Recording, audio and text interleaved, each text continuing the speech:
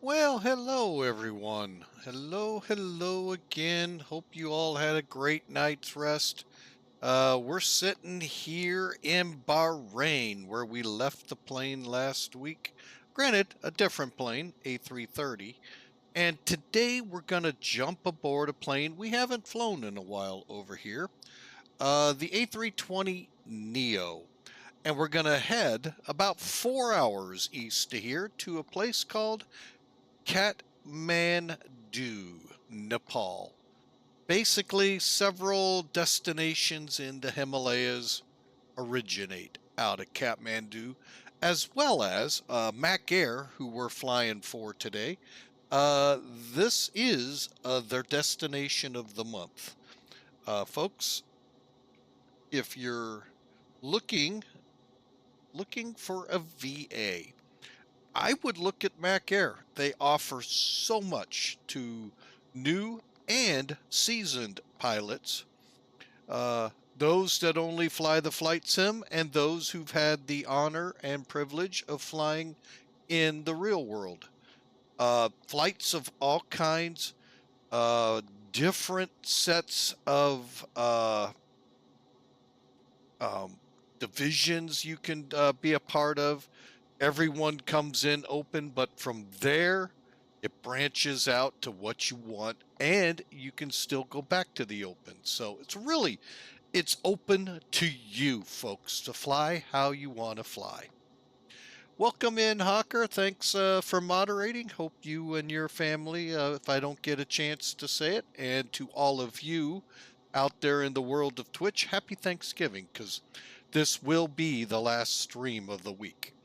Uh, Tomorrow work, Thanksgiving Thursday, working Friday, Saturday. So this will be it, folks. And we're going to land in the destination of the month, like I said, for Mac Air. So, gonna be a fun run. And if you're interested at all in them, check them out here and decide for yourself.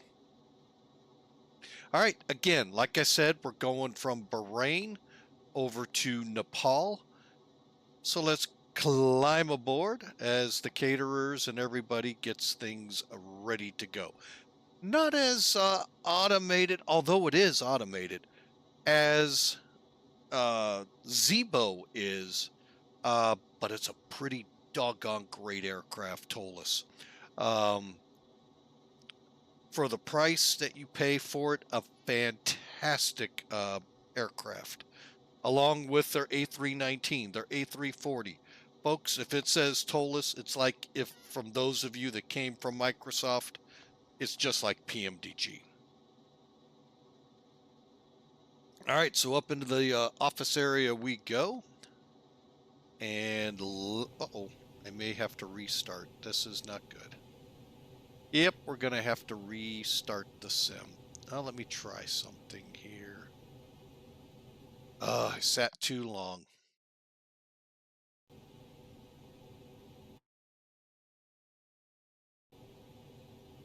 All right, hang on a second, folks. Quick interlude, restart here.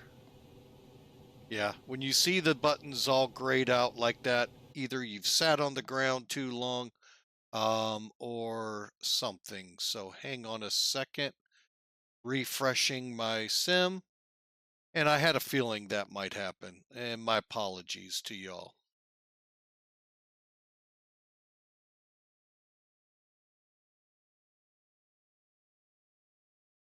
So, I hope you all are having a great Tuesday. That's never good here when we have to restart the sim right at the beginning. But it's better now than going, oh, what are we going to do for the next so often? Um, all right, and as you saw, we are setting the clock. However, we're flying with real world weather, and I really didn't check the weather in Kathmandu. So, and we're also about 3,900 to 4,000 feet above sea level. As prefaced, we are going to be at the foothills of the Himalayas. Or better yet, just say at the foot. Places like Lukla and Paro come to mind out of here. So, all right, this will work out perfect because by the time we come out of the break, we should be back up and running. I say cautiously. So hope again y'all have a great Tuesday going here. It's starting to get a little chilly here in St. Louis. Pushback What we failure. expect. Aircraft appears to not have any steerable gears.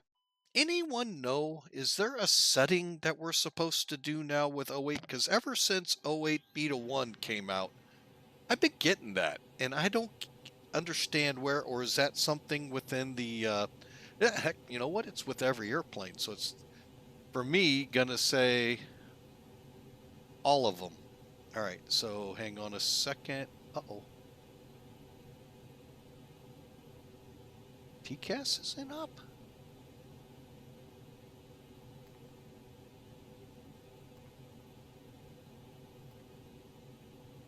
Oh, you know what? Let's try something. Just, may have to do a clear failures.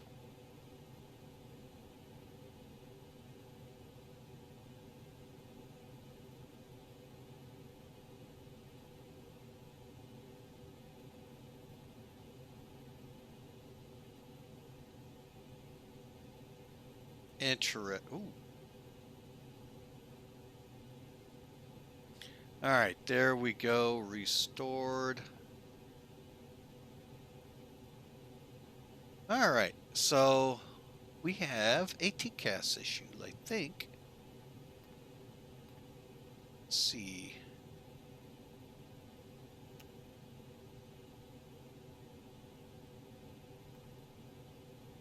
All right, I'm not sure what's going on with this.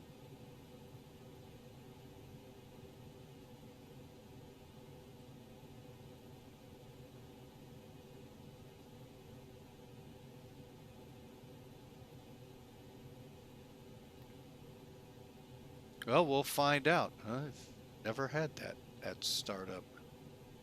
Had a few other things, but that's a new one. Okay. Yeah, we'll go ahead and go there. All right, so let's see here. How's it looking now? Oh, much better. Much, much better. Okay.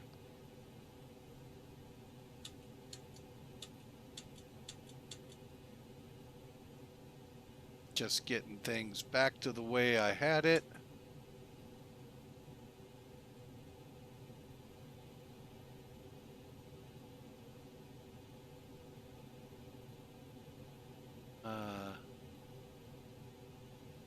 Okay. And all right, there we go. All right, so we're back to where we were.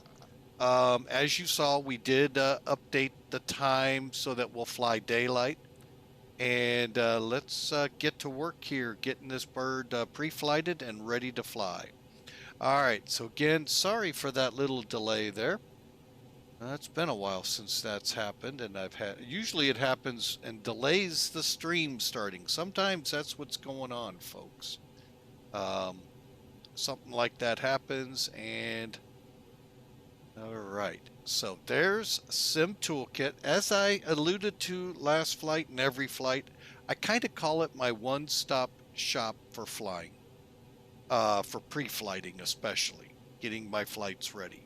So we'll just come right in here, load, and go. Bear with me 1 second here.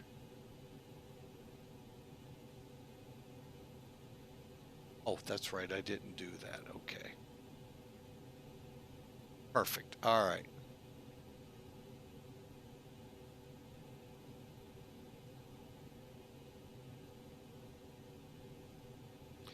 All right, Barrett, thank you for the bearing with.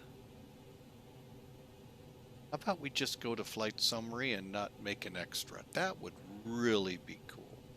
All right, let me bring up our flight here in good old NavGraph as well, getting things back to setup.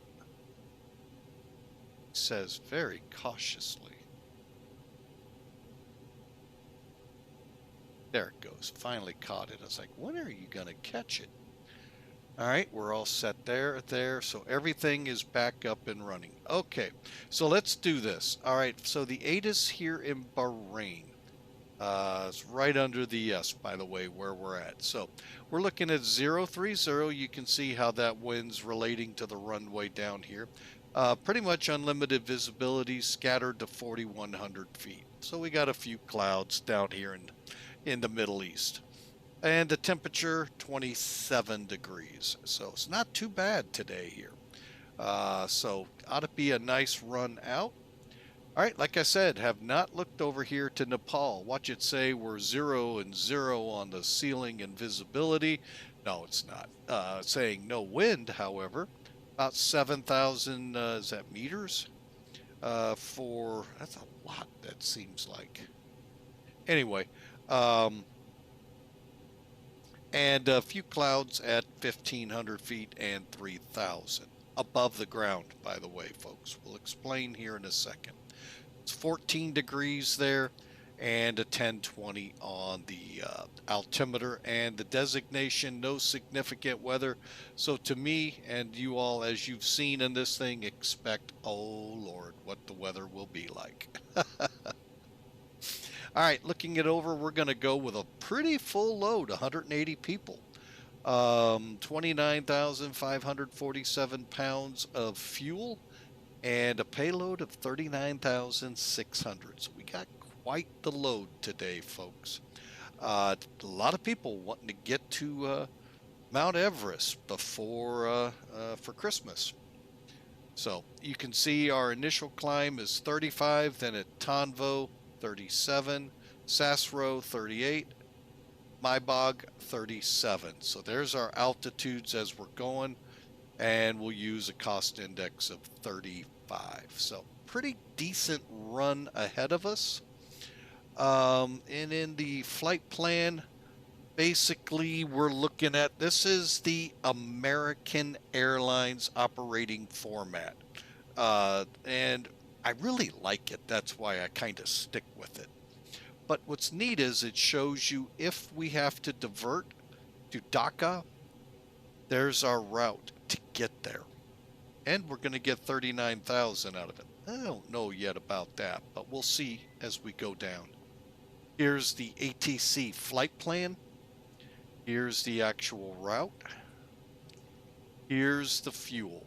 All right, and this is where we're going to find out. Our alternate is actually 412 miles. So yeah, flight level 390 is definitely a possibility. So, but here's our fuel breakdown, and all looks good. So I say let's get with it, shall we?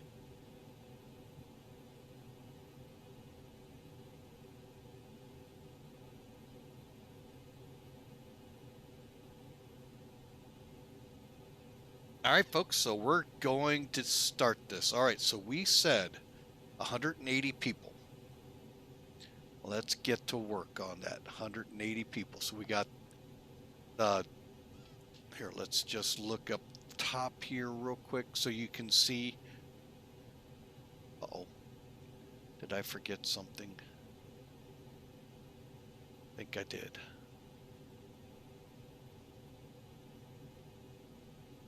All right, yeah, I did. These guys.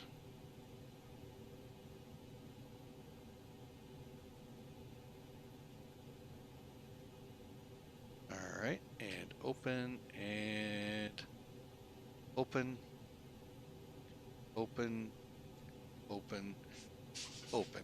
This was the automated system that I've just now kind of put the kibosh on. So when we look outside, everything's at the plane moving in.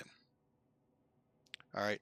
Yeah, we could try to go up to the jetway, but they're not working. So we'll just You know, we're just going to have to load them the old-fashioned way, walk them up steps. All right, so let's get down here and get after it now. Now you can see everything that's open. Let's go to the next page, put in 180. Hang on a second, I just need a cheat sheet here to make sure.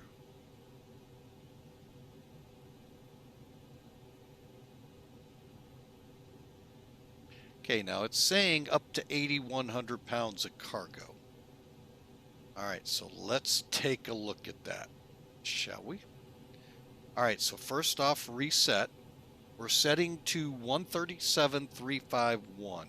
We're already, whoa. Really? Oh, there we go. 351. We're at 372. Guess what, folks? I'm okay with that. All right, it just took a second for it to, don't, hang on a second.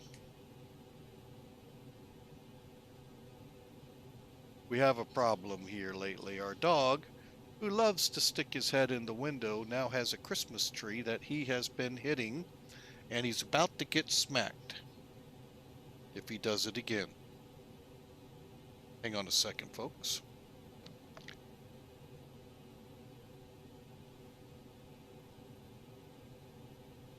Okay, sorry for that, folks. I'm sure the 150-pound Mastiff will listen to me.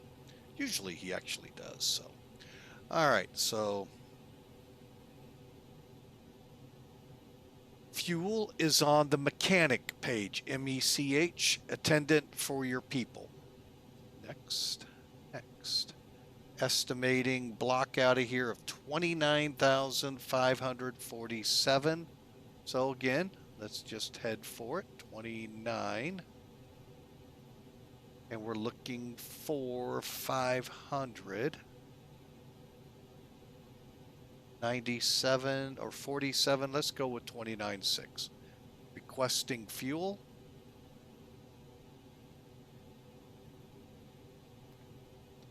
Stick our head out again. Look at that. Here comes the fuel truck in, folks. Right through all the stuff that's there. But again, some neat stuff that Toliss adds in.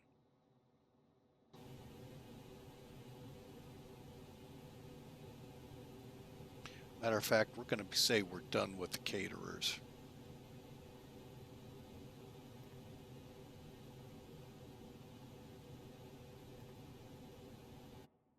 Yeah, they're loading, unloading. Okay, cool. All right, so let's press on, shall we? Let's see, though, when we reset, how that did. And 29.6, our estimating takeoff is 166,390. Okay, not bad.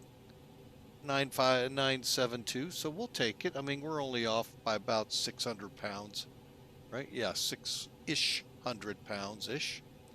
And so we're good to go loading-wise. All right, now let's get right into it. Okay, so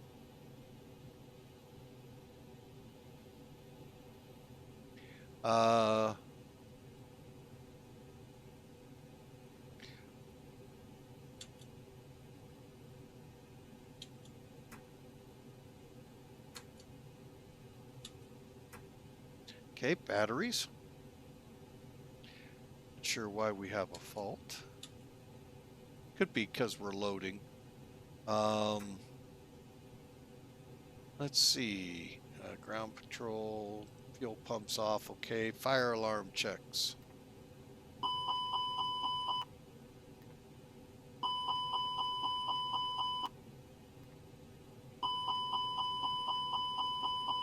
All right, and while we're waiting on fuel, let's just do the cockpit lighting.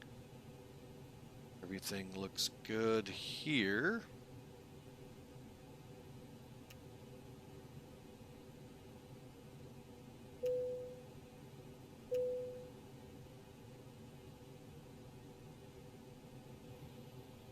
And here.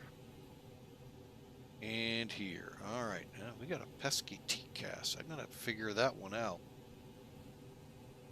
All right, so let's pull that off. Arm the emergency lights.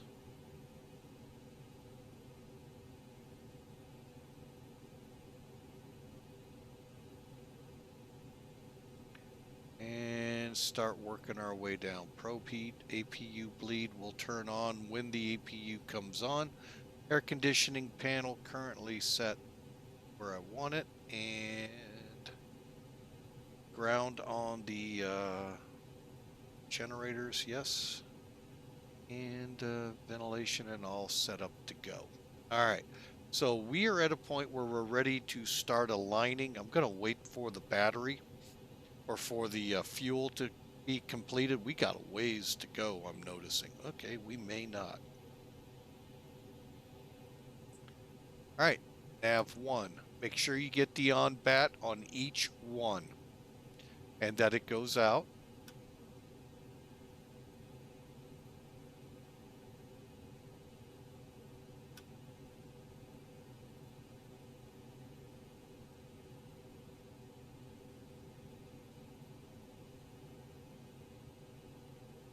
That's really kind of bugging me. Why do I have a fault? Okay. Strobe lights set to auto. Nav lights to 1. Seatbelts on. And no smoking light on. Emergency lights on. Checked all our lights. Landing elevation set to auto.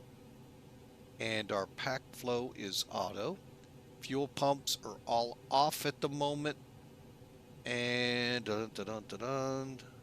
engine fire checks have been completed, and our radios 3 is on, 1 and 2 are on. And while we're at it, properly set for VATSIM. Okay.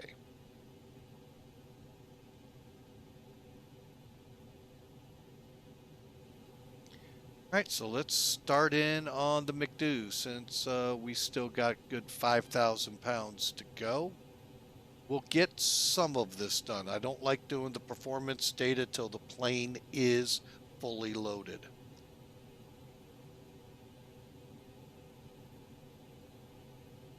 Okay, engine, we have CFMs. Our nav data is good till the 29th next week.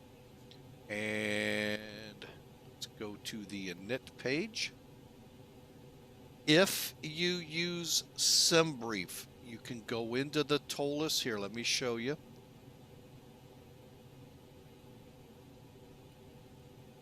ISCS, go to sound and add-on accounts.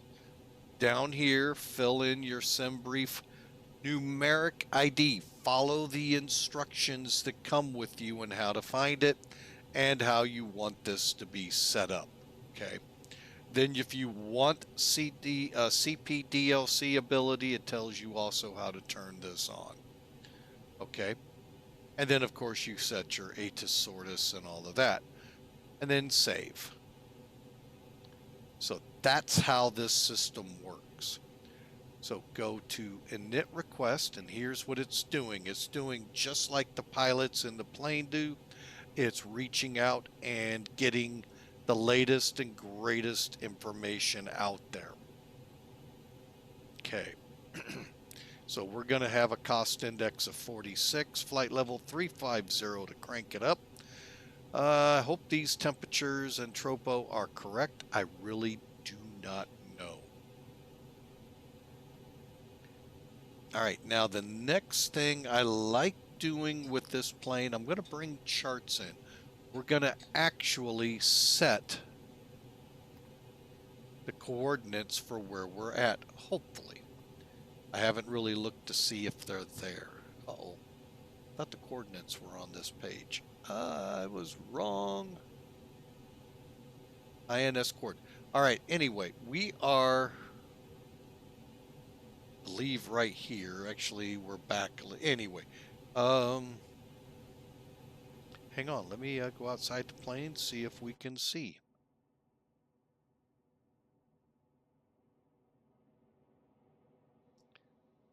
Okay, so we got end of a runway there and a taxiway just after. Okay, we're almost full. As a matter of fact, we're just about there.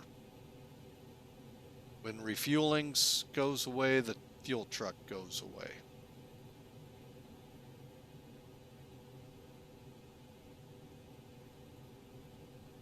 There goes the fuel truck. Now I'm kind of curious. Okay, that's good. All right.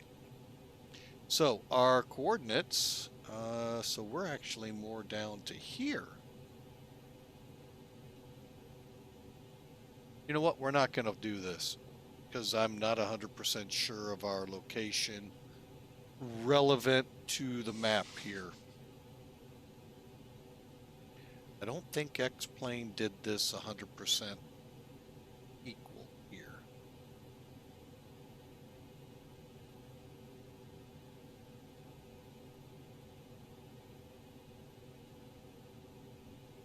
Yeah, I'm going to just go ahead and align on the airport reference, which it will do here in a moment. Then I'm going to go to the wind page, request. There they are. And check my phases. Okay, so for now we're good to go.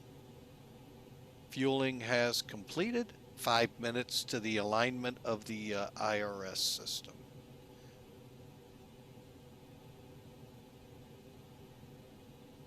Let's go ahead and turn over that APU.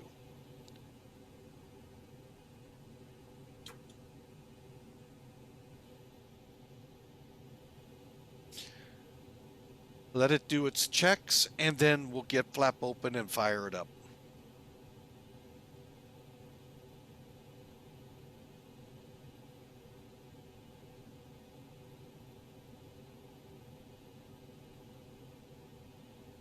Flap open.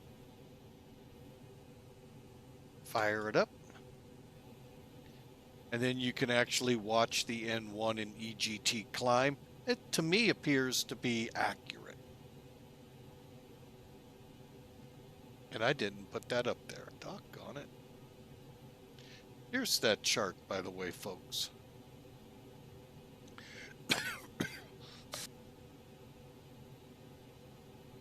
Sorry for coughing in your ears there. All right, so see how I'm saying how it way down here? That would put us in one of these, which doesn't look the same. So I'm kind of glad we didn't. We'll just go with where it put us.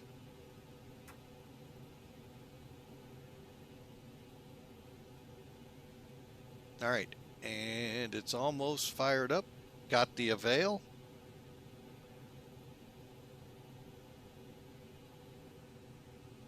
And APU bleed on. The packs should go away. And we should be golden here. Right.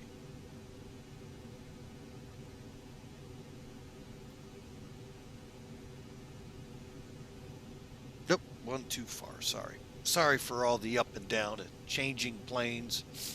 Always got to remember where you're at on the screens. Okay, so we're now ready to do the performance portion of this. Now we can do this a couple of ways.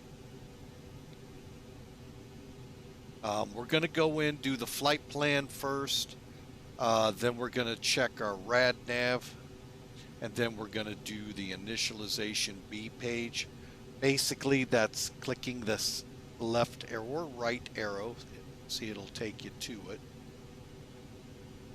So either way, and then we'll do the perf.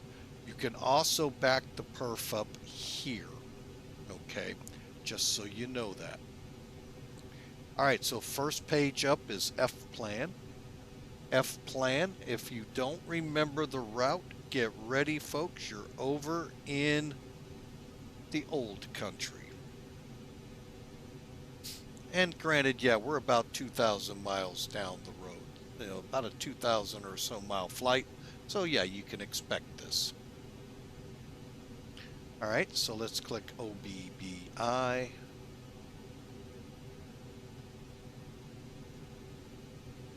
Departure. Now we're scheduled 30 right. Let's see if there has been any changes.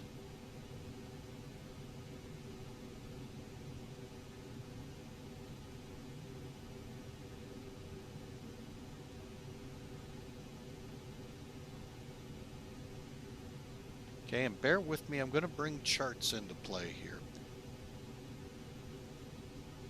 All right, so let's get back to the flight. Really isn't saying much other than we're 360 at 10. So obviously that is going to favor the 3 zeros. And this is 17 minutes old. See how this, I mean, I love this program, folks. It's just so helpful in a lot of things. 17 minutes old. All right. Check one other thing behind the scene.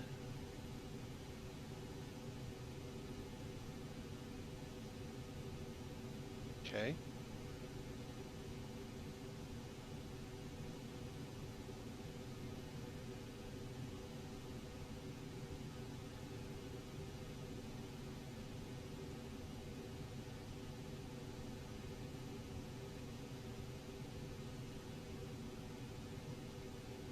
All right.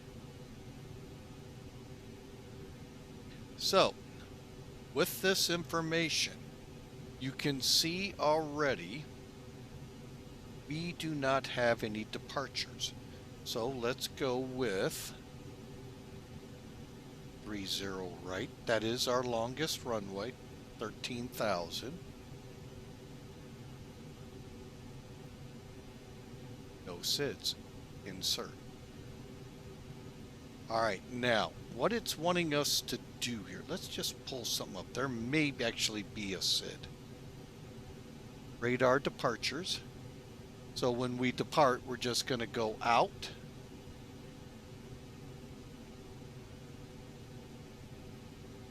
We don't actually have a departure fix in that direction.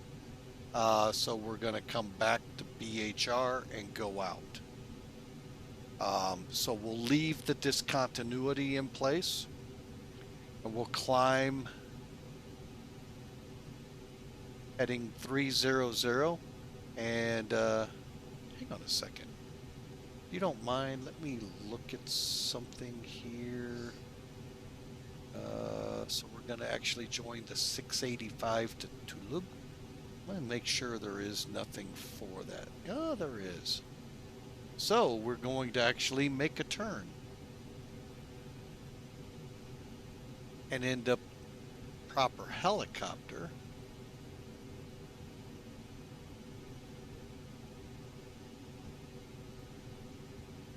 All right, we don't have anything I can see for jet. Wait, there it is. So there we go, 345. So we'll be basically turning to 345 and then we'll loop our way back to join the routing. And our initial climb, 4,000, unless we get instructed or don't have ATCs. Switch that. All right, so that's all good. GPS is aligned. Okay. Now, with this done, let's get rid of charts for the moment.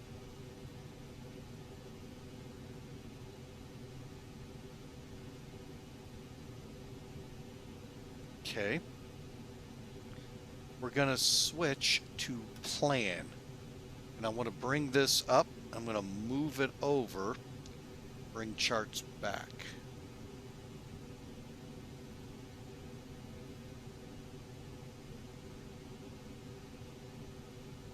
And what we're going to do is walk the flight plan. Okay, so how do you walk the flight plan basically? It's on OBBI 30 right. It's going to go out to 1500. And then it's going to go to Bahrain. And then it's going to walk its way out. Look. And what we're looking for first are discontinuities up here as well as here, and routing looks good mileage wise, but still we want to make sure nothing skews drastically out of here. So we're going to walk our way, and you just saw a step climb right here at TONVO. Be another one coming up here in a moment.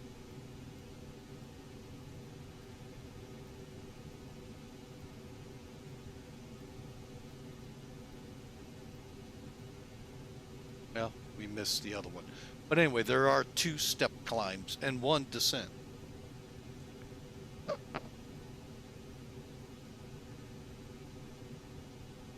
All right. Pushing SMR. That is the end right now of the flight plan.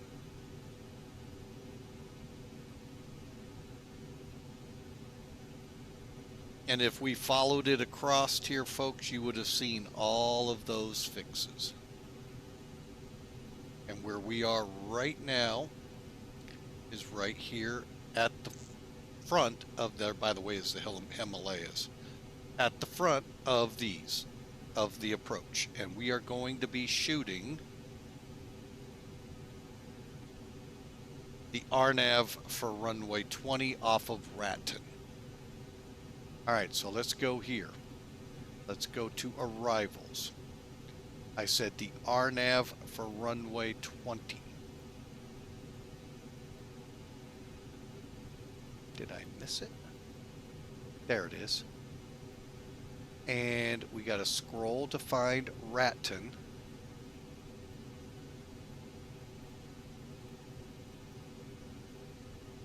Do we actually have an approach? SMR.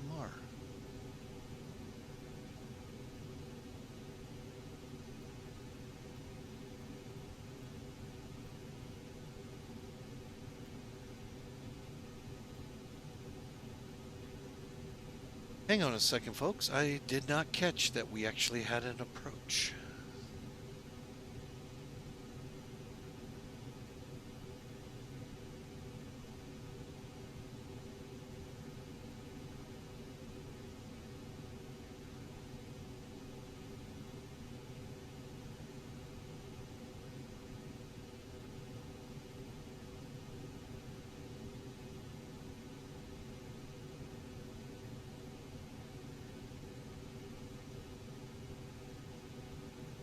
Okay, just gonna kind of go through them because I'm not seeing it.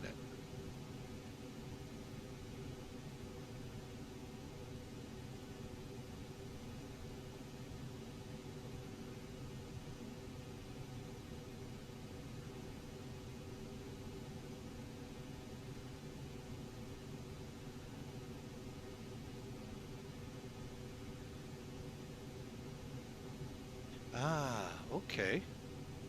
So if I do that,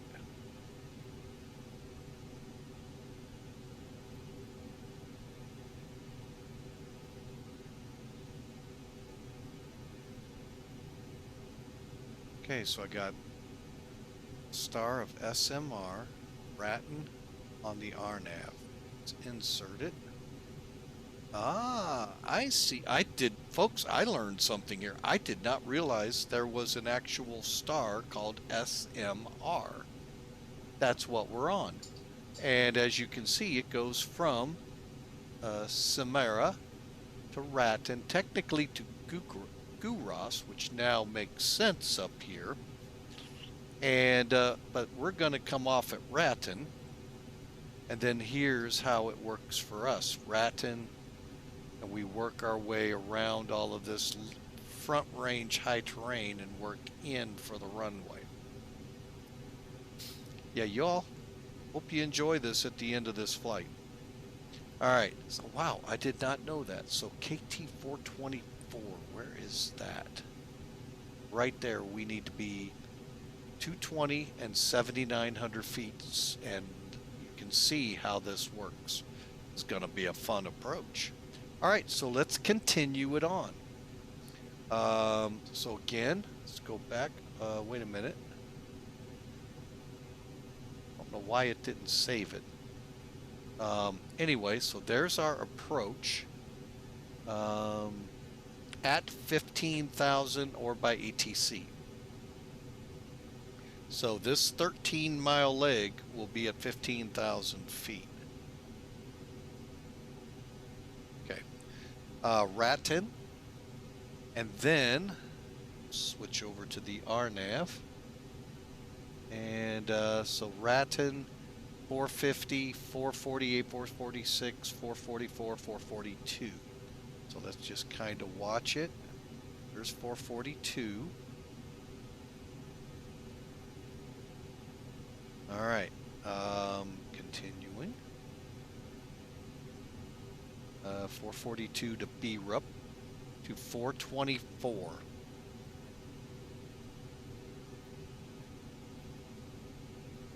Okay. 424, 422, 421. We're going to dial down to get a better look at this. See how this is working, folks? A lot like what we've done in a lot of other places where we're going to be turning tight to line up. I mean, it is looking fun. 419.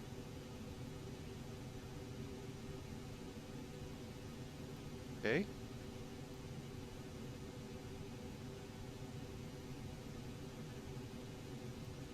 And then we're on the missed approach.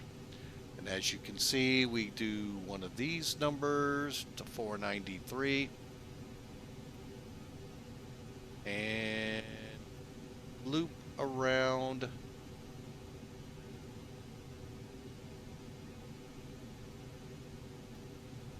CC79 go down. As we work our way all the way back out to here, to Danif. And that's where we then, ATC will tell us what to do. Okay, if we continue on now, what you're seeing is the actual flight if we had to go to Dhaka to divert. And I'm not going to fill it in. It's there. We can fill it in if it looks like we're going to have to. All right, so let's go back to the beginning there. So there you have it, folks. That's the route. Hey, Bad Attitude, welcome aboard. Sorry we couldn't work out that Zebo stuff last night. Just a little too late at night for me, but hey, welcome aboard. All right, so there you have it, folks. That's our trip plan today. And I'm just resizing things in case I need it in the future. Nice, nice to hear. All right, so we got the flight plan in. Again, we're leaving the discontinuity in. We're going to actually turn.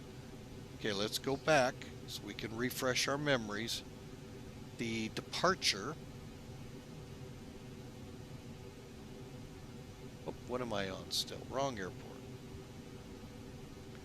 Radar departures. We'll go ahead and plug that in here. So as you can see, folks, we're going to take off and turn to a heading of 345, head out, and we'll loop back in and either come in at BHR or out here headed out to sea. We'll see how this all works. Or loop back and come in over the runway, who knows. But we'll see. All right, next up on the hip parade, RadNav. Okay, everything's frequency-wise looks good, of course, and that's in case we have to come back in and shoot an approach.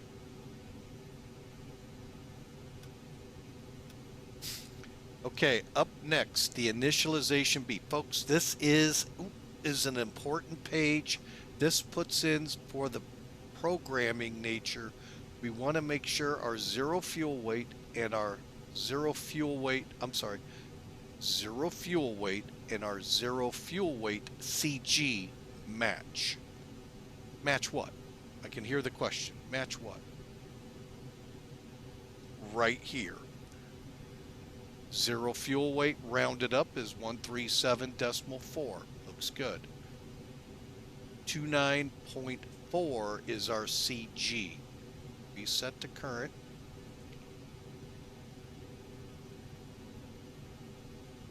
All right, so what we'll do is slash or diagonal 29.4.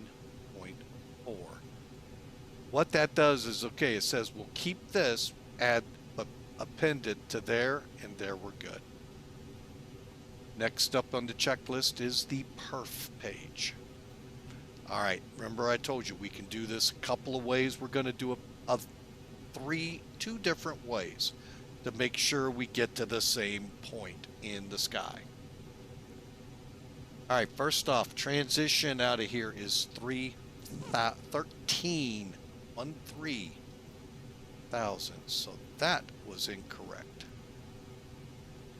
I am just going to check, but I'm pretty sure Black Box probably does not have that page. But you never know. He surprises me from time to time.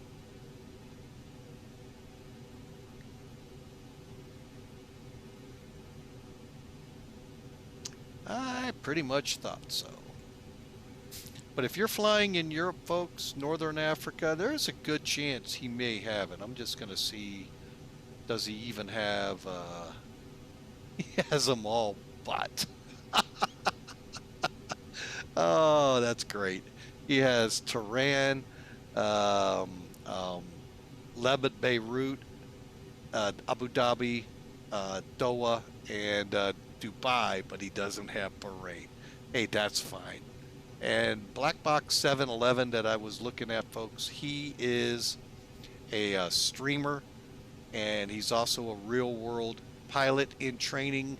He was an Airbus pilot. Now he's in training. I'm not sure if they told me A350 or 787, but he's upgrading, and that is always awesome to hear.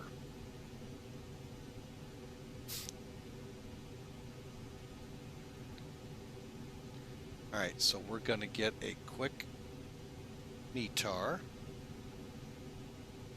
to work from. 4 minutes old. Okay, so the winds are now 0. Let's try something.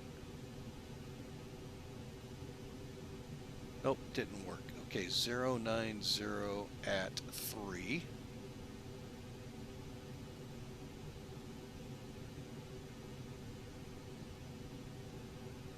Ooh, now that is starting to make 1-2s maybe the better preferred runway.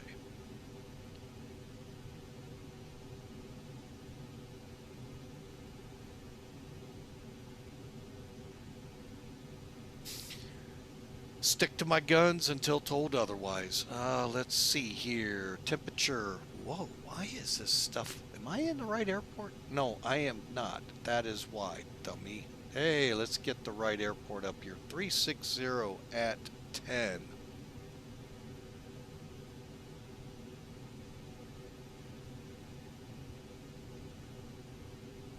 All right. Temperature here, 26. And 1017. Now, I cheat here, folks. I hate to say it, but I do. I'm sorry, I'm not up on this, so I cheat 3003.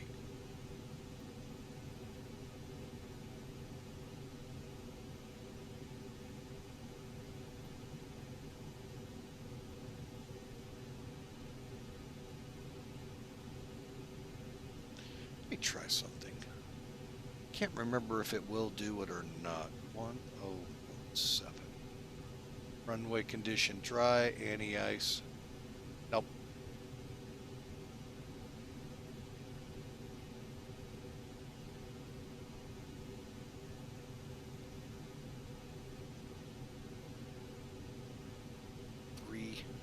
Dry. Everything else looks good. CG.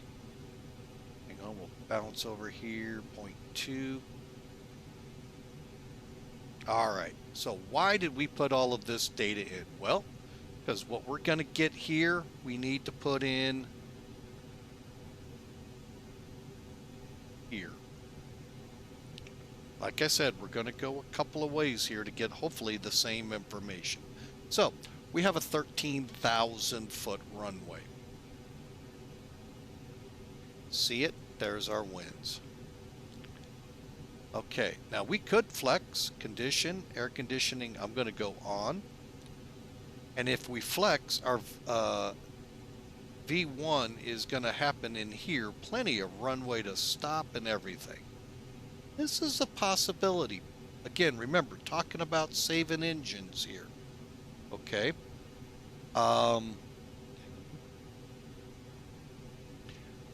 Now, we've got the data here. Looks pretty good. Let's try Toga. What the heck? That's full power. Compute. We can see the different scenarios now. Flaps 1, if we wanted to, we could switch the configuration to whatever, folks. So 115, of course you'd expect it to go a little quicker because we got more power here. I'm going to flex this one. So we'll compute. All right, so we see this information. Transfer it over to here. Uplink TO data. Now you could plug it in right here. But let's anywhere. Huh, that's interesting. Nowhere to put in here if the runway's wet or contaminated. I just noticed that. Sorry, folks. All right, so let's revisit. Hang on. It may be 5,000 feet now. Nope, I'm showing 13. Okay. All right, so we'll uplink. Now, fill in your information here. We know 1017, so it's 360 diagonal 10 for the mag and wind. Okay, that didn't work out right. Did I only put a 1?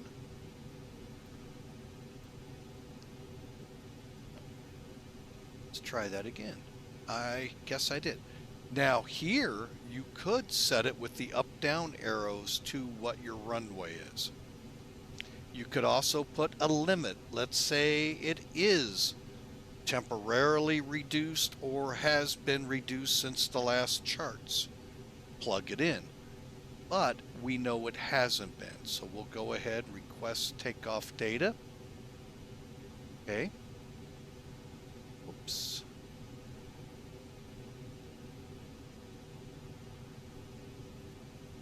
All right, and let's receive it. Flex. Okay, so we're going to flex to 69 at this QNH. Winds, dry. How's our numbers looking up? Pretty much. Insert. All done, folks. So, as we look at it, we have a flex of 69. Flex 69. We could put a V1 at 114 to 154. Plenty of room still to get stopped. Rotate at 154, 156, up 0.5. There's our flap setting and our trim, which is the horizontal stabilizer factor. Forget what the T actually stands for. So there you go, folks. This aircraft is now ready for action. Pretty much. I'm going to go ahead and do a couple things here real quick, like close our A doors. You can also request de-icing. I'm going to also head up top. We're on the APU so we can come off external power. Turn our fuel pumps all on. Got a few more checks up here and then we're ready to go.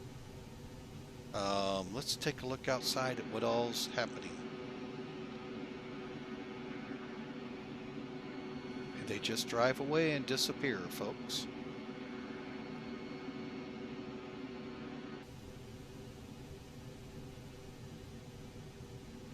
While we're at it, let's go ahead and get the back door closing.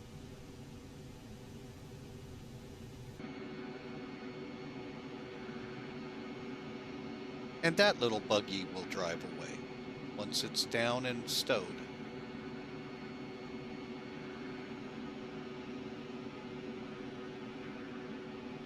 I think well done animation. Just the right amount, folks, for the situation.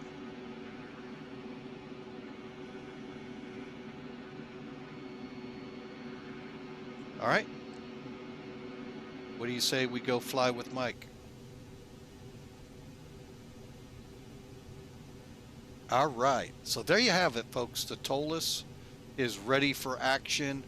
The only things left to do is altimeters. Okay, so we got to first switch this one back. 1017 is good.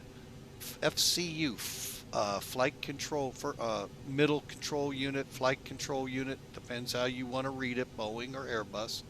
Flight directors are on. Make sure I'm going to go ahead and turn my LS and constraints on. Now we're going to set arc on both. You decide what you want it at. Oop. Range wise, I'm going to drop to 20. And we already know it's 345 on the heading. We'll see. So dash and dot. Okay, first also make sure your VOR or ADFs are set. Dash dots mean managed, so whatever the computer says is what it will do. Clear that one. Okay. And then we come to the elusive altitude. I think it was 7, wasn't it? 4,000. Okay. I don't think we have ATC, so I will double check, but I'm pretty sure we don't.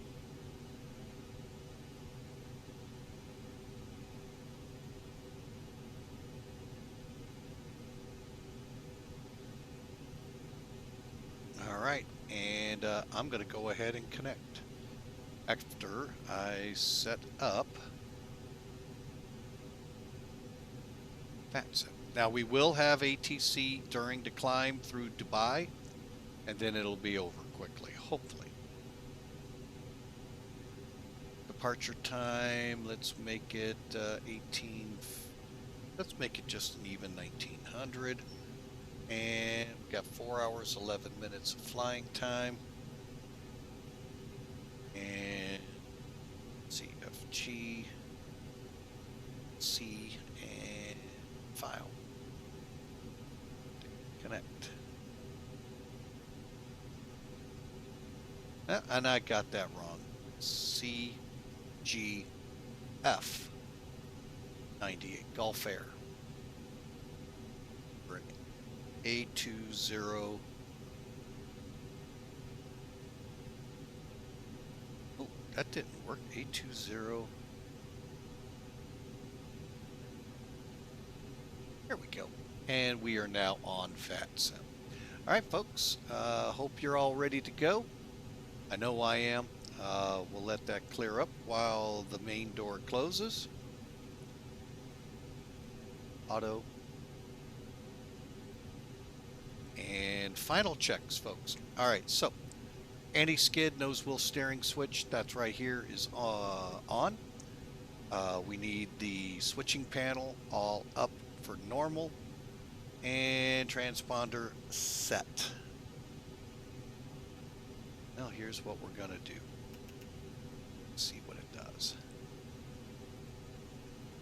Oh, everything's good. You notice that. So obviously it reset, and I think we are ready, folks. Let's take a look outside. All we have are chocks to remove and get ourselves pushing back for a 3-0. So we'll push facing south.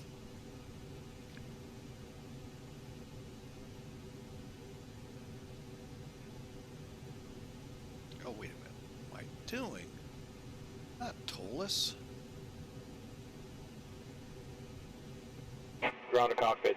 Please show me where you want to go.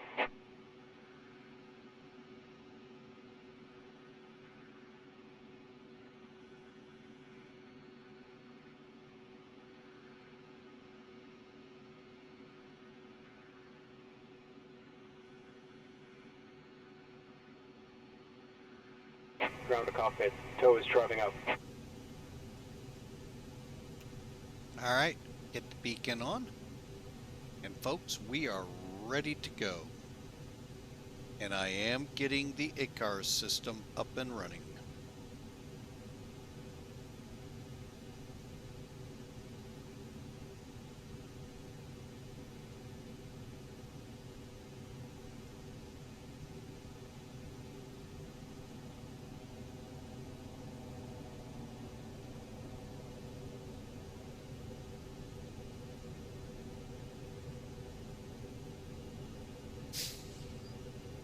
All right, I'm just, while we're waiting on him, I know we're not going to see it yet at Mac Air. Okay, all doors and hatches are closed. Ready to connect. Cleared to connect. While we're at it,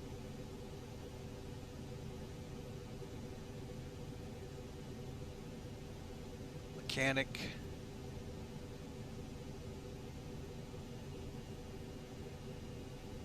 There we go, folks. We are ready to push. All right, I hope you all are having a great day. Thank you for taking time out this Thanksgiving week, those of you in the United States. Appreciate you being aboard. Let's push this thing and get some flying done.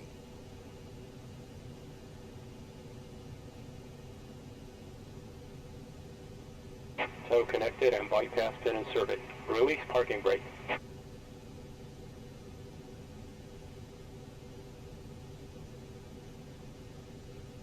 Brakes released. Starting pushback, and you may start engines.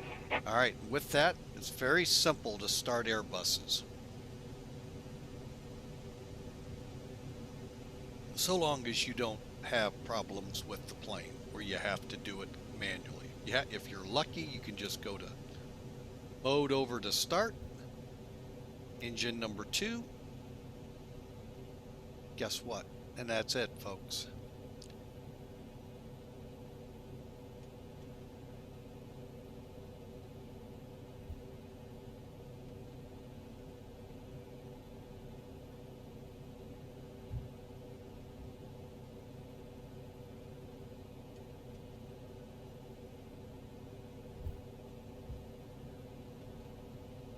Just waiting for the light off, folks. You'll see it with the fuel. Let me blow that up. When the fuel shows pounds per hour or numbers, then we're getting ignition. Boom, there it is. And you can see now the EGT and the N1 blades are spooling up.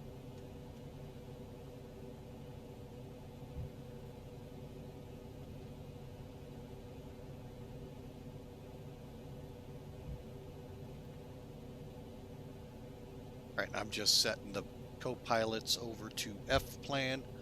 And folks, we are just waiting to get pushed back. Again, thank you for spending the time. I know I went in a lot of detail there. But you know, sometimes that's a good thing for people trying to learn these planes. So I hope you got a lot out of it. Hey, if you're new to flying with Mike, hit that follow button. If you're over on our YouTube page, smash that subscribe and give us a thumb up. Try that again there, Captain. Click that thumbs up. Operation complete. Set parking brake. Brake set. Disconnecting tow. Stand by.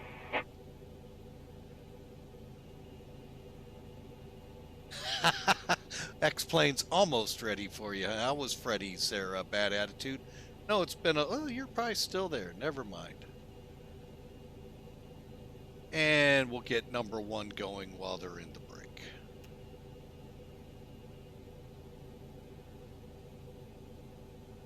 Okay, release him so he can get into the cooler air while we wait on engine 1 to spool up. If you didn't notice, as soon as it says ignition, that's when we get the fuel reading and N1. Tow is disconnected and bypass pin has been removed. Hand signal on the right. We'll see you next time and have a safe flight. Thanks for flying with Mike. Better pushback.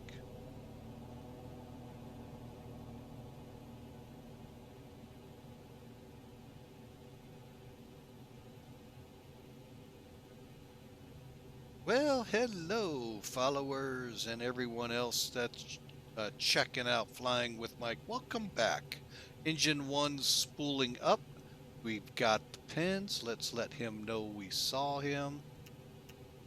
And let's get this thing going. We're waiting for the words avail up top here. Should be around 1819 on the N1 percentage.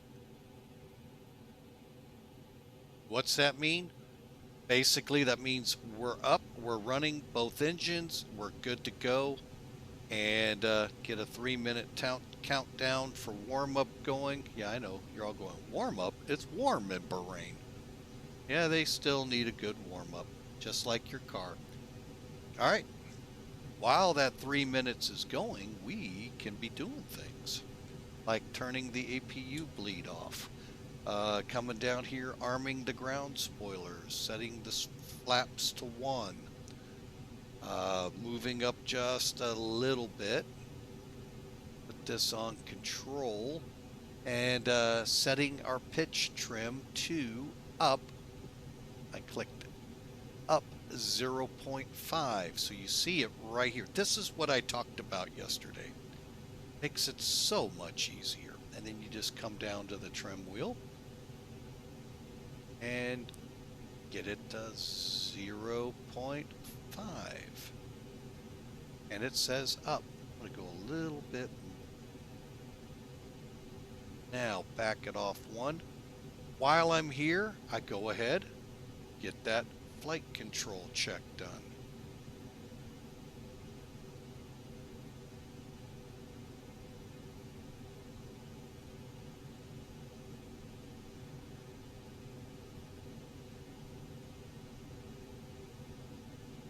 Okay, everything's looking good. Centering right, like we did not have for part of the flight yesterday. Ended up being a loose nut behind the wheel issue.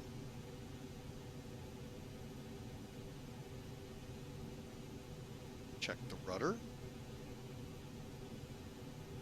And of course, they'll do this while they're taxiing, but while we're sitting here waiting on the 3 minutes, why not? All right. Stow and deselect. Okay, we're at 2 minutes. All right. Let's get up top, get the APU shutting down. Let's arm the slides. Flight attendants, arm the slides, please. Yes, you can do that here. Click the button. Whether they do it or not is another story. It's there, though.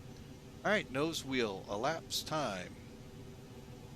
Nose wheel steering's on, elapsed time, run. And we're 30 seconds away.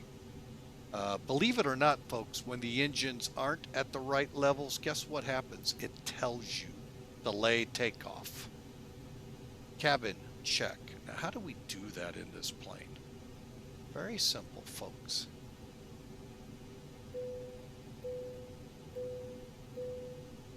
All right, and we are ready to go. Do the test. 3 minutes. Kill that. Timer's on. Let's go.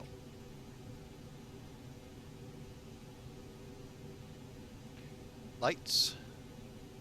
Roger. Taxi to runway 30 right. Gulf Air 98. All right. Now, it's a fun place to taxi. I'm going to let you in on a little secret. Get ready for a back taxi. All right. Terrain on, which for a lot of the flight will not be needed, and also the weather radar. Let's go here, turn this on, get that going, and are we gonna back taxi? Let's get all the way down to Victor. All right, so we're going to just keep going straight.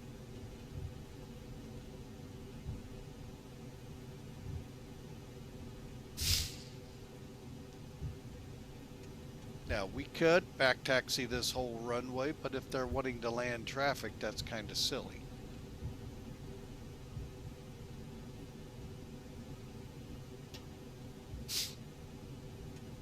All right, so again, I hope y'all enjoy the flight. We're about an hour and 15 minutes is when we'll get rolling here into it for a 4-hour and 11-minute flight, roughly.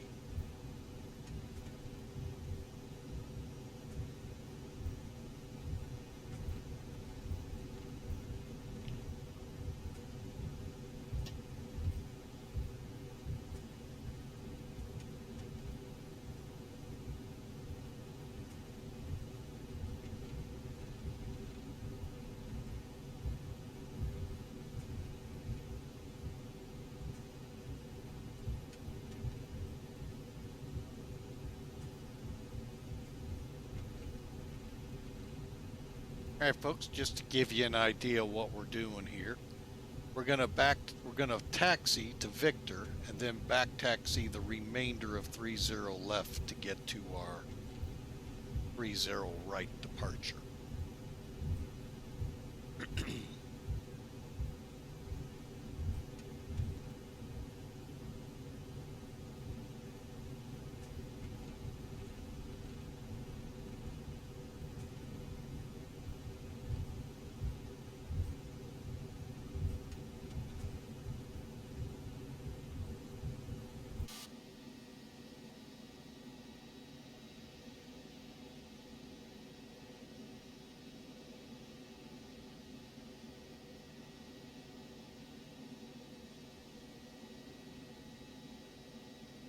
All right, and we are going to do our takeoff checks.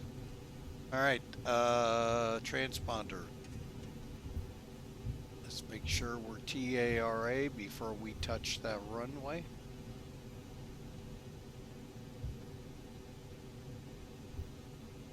We are, and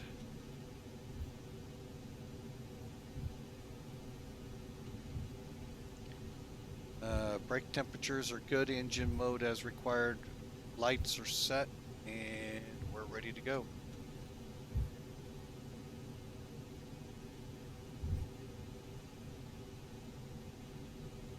Bahrain traffic, Gulf Air 98, back taxiing 30 left for departure, 30 right.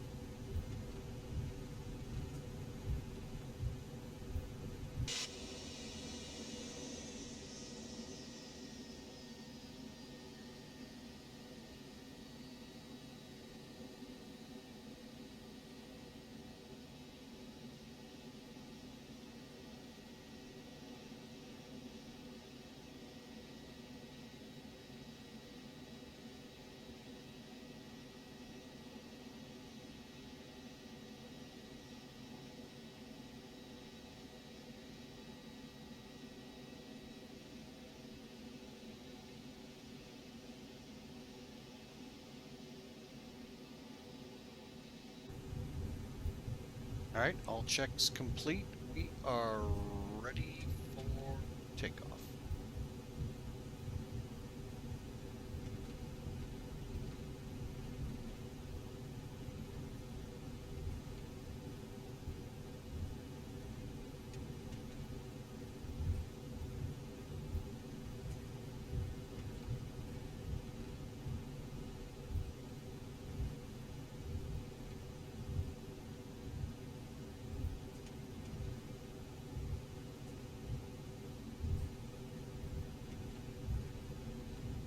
All right, we are cleared for takeoff, folks. No one's chimed in.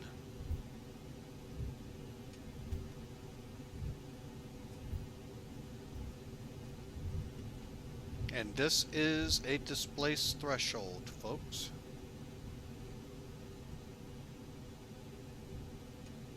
I don't remember seeing anything off the end of the runway, but that doesn't mean anything.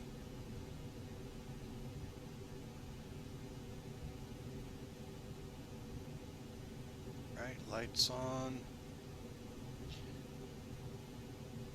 Timer. And here we go. 50.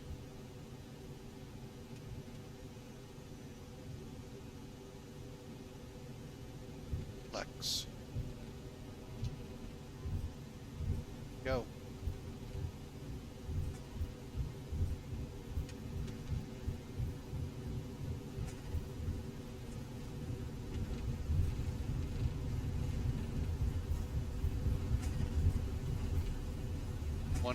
Airspeed's alive. And good.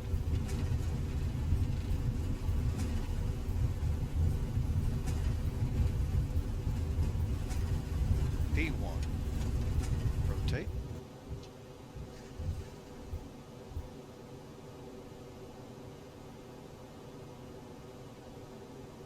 Positive rate, gear up.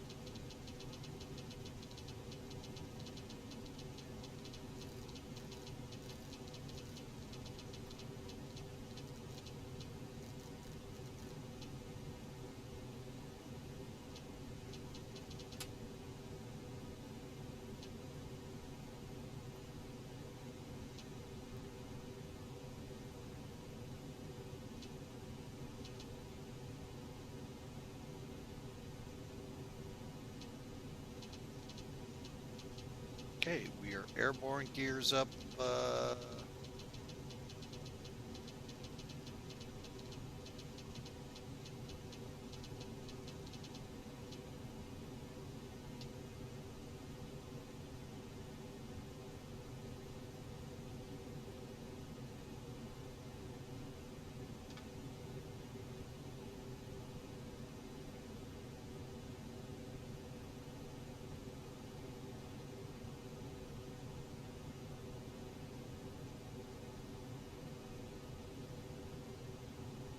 Okay, flaps are up, spoilers disarmed, and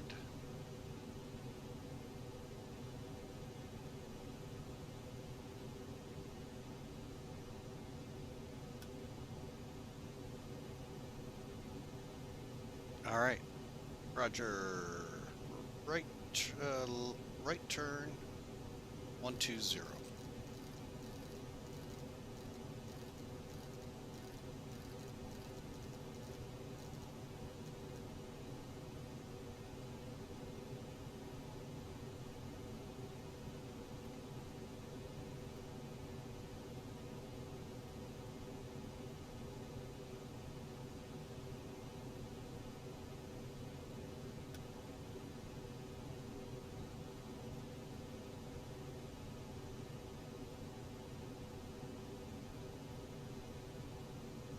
Roger, continuing.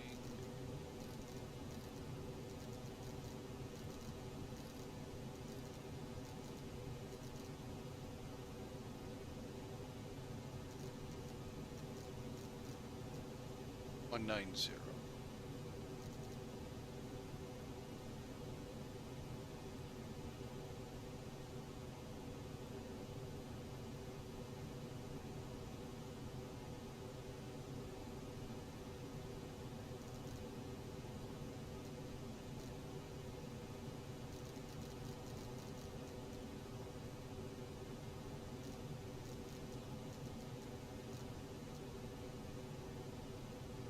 Okay.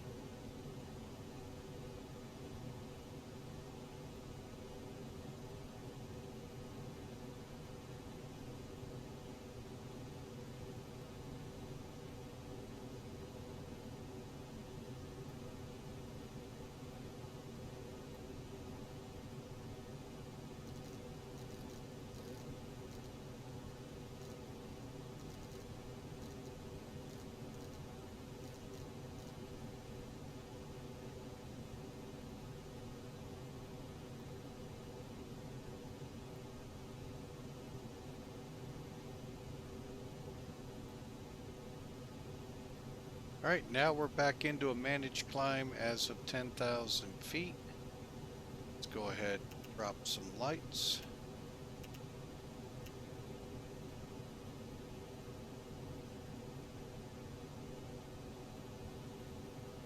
And double check. Okay.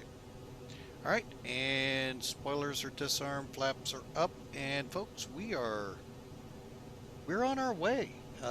Currently shows 5 hours, 12 minutes. Watch that number come down drastically. It won't even take us that long to get it down.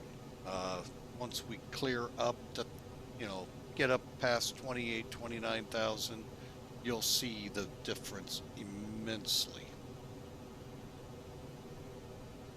But again, thanks for flying with Mike. We sure appreciate having you aboard. And just looking here, he says cautiously. Come on, goes.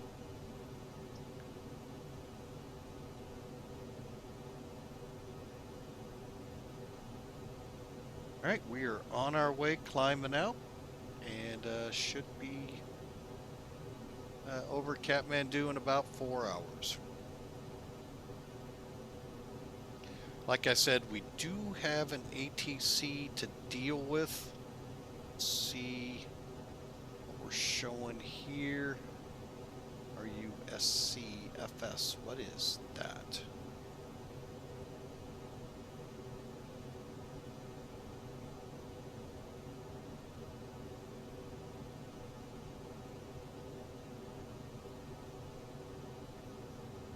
Bear with me a second here, folks, while I try to track down what this ATC is we have besides Dubai.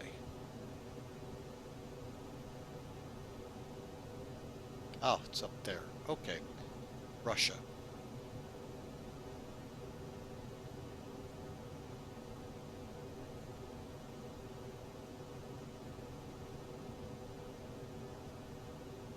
Alright, so frequency, we are looking to go to OMAE Center at 13215.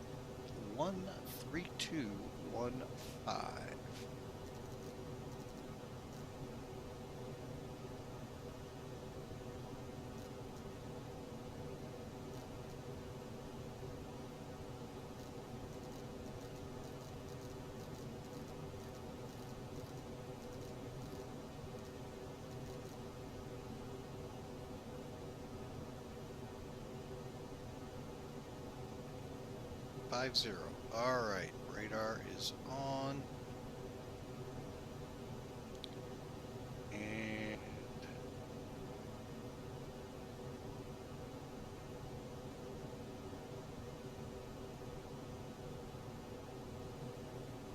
alright, we're getting over do they come into play here?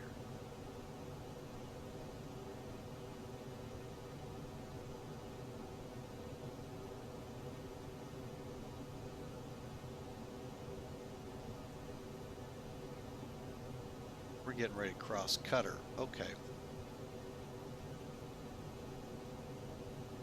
All right, trying to figure out the land mass ahead of us as we are above transition.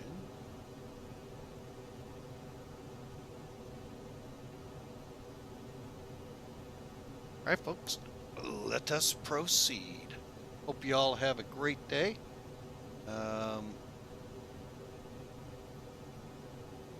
We'll start working our way that way. I'm going to open up our view here.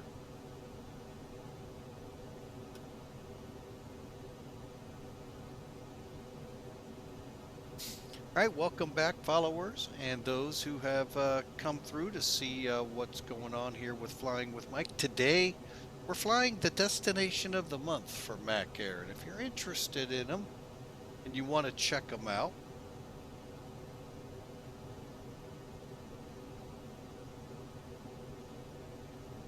second, get some windows here easier to get to.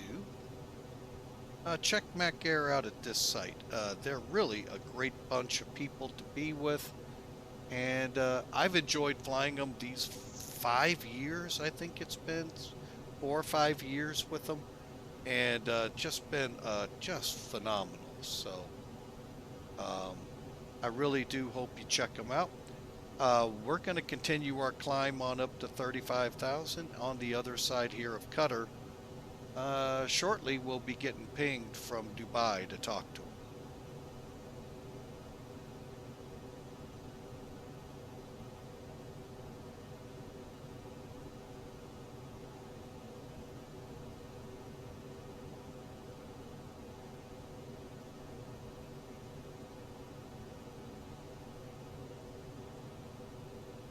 And if you're not familiar with Qatar, there's a big military base here now. Central Command, all of that good stuff. So Al Uweeb, I think it's called, or something like that. It's been a while since I don't even know if it's in X-Plane, to be honest with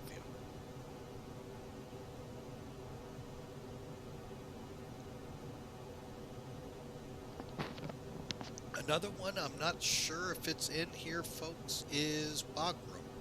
The old Bagram Air Base over there in Afghanistan, along with JBAD. JBAD, though, was a Afghan airport to start with, like Kandahar, but Bagram, we pretty much built. So I'm not sure if that is still in the databases or not. Bear with me here, folks. It's kind of big.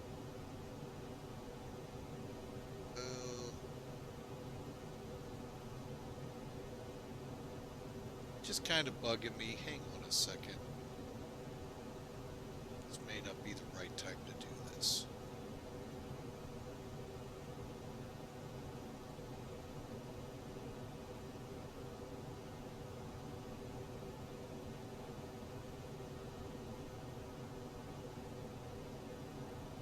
Just been one of those things, you know, just you look at it, go, I'll fix it before the next stream. I'll fix it, and you forget. So yeah, I just wanted to get that fixed a little better so it looks better on the screen. All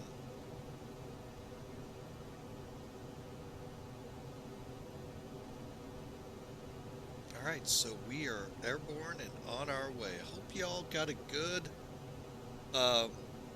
understanding how simple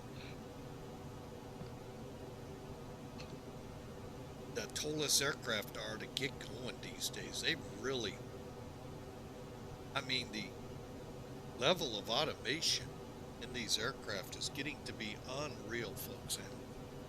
And if you by chance happen to have been watching yesterday when we raided Iron Condor,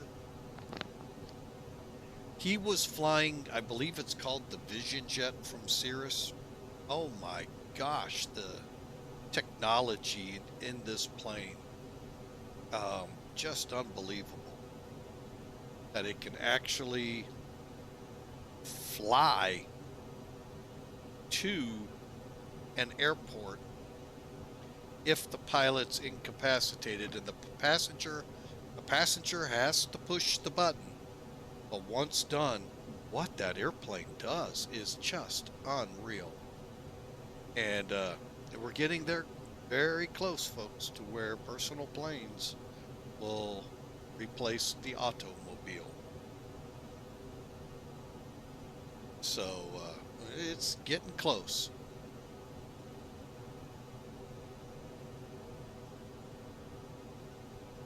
The visionary movies out there like Back to the Future and many back into the 50s and 60s of flying cars.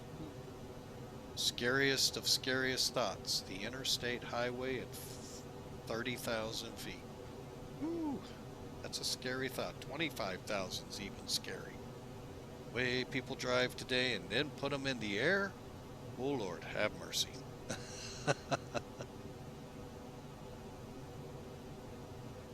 right, I'm going to go ahead and kill LS.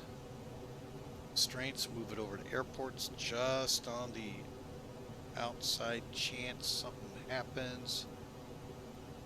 We have an ability to look and find airports suitable for the aircraft. Doesn't mean they can handle a passenger, but the airport would be suitable for an emergency landing.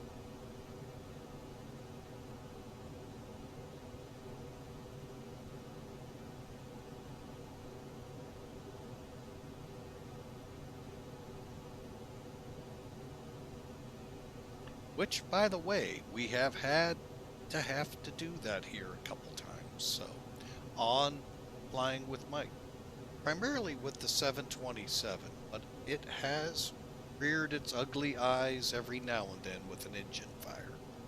So, you never know. All right, so Kaplan's behind us. We're going to for SIS, and we should be getting pinged here within the next couple of minutes beyond the VATSIM controller, and then from then on I don't see any, but that doesn't mean any could come up between now and Kathmandu. So I am going to sit back, kind of relax myself like I tell you all to do, enjoy the ride. And as you look at the clock, we've gone from 5 hours and 12 minutes to 3 hours, 39 minutes in the span of approximately 17 minutes. So that's pretty good in my book.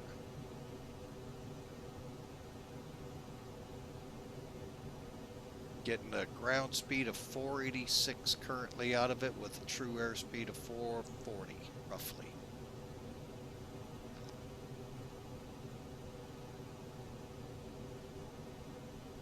And a pretty good push by the winds at 252 at 7.7. And if you're not sure where I'm looking at this, folks, right here.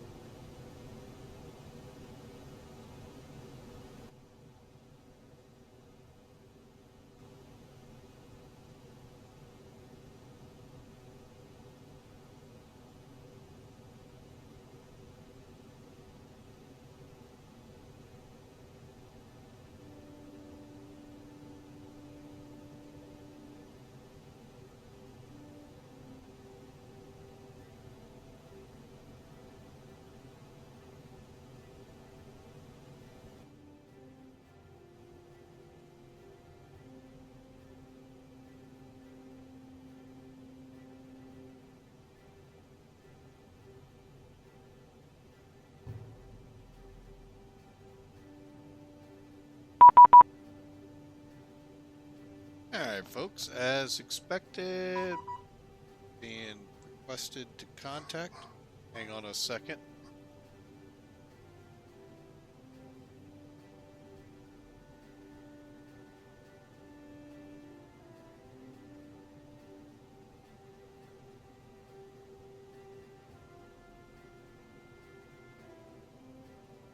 All right, folks, let me head over here and talk to Center.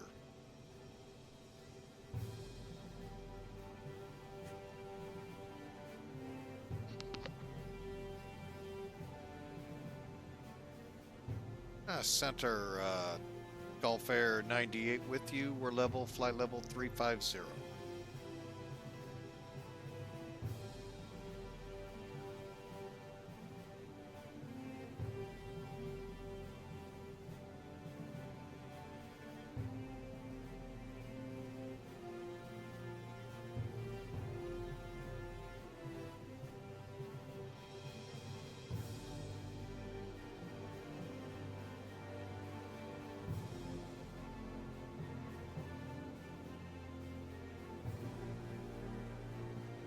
Three, 250. Okay,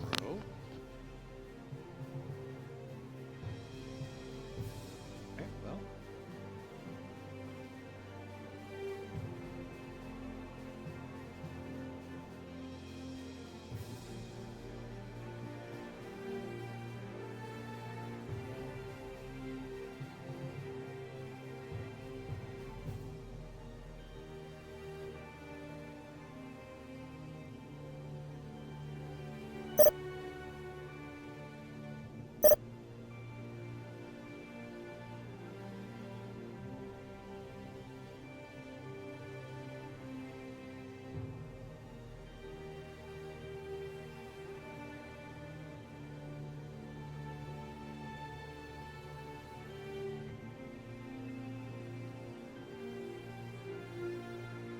Dive.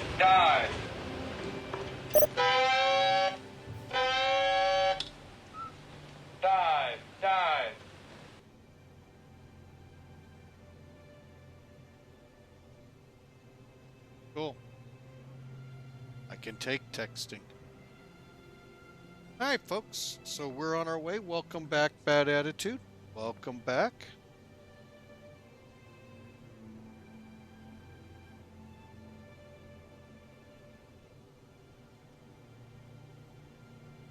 Just got into Dubai Center Range. Don't know exactly what the heck they call them. It looks like UAE radar, but I don't know.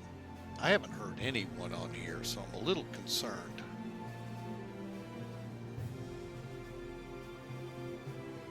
But everything's showing like it should work.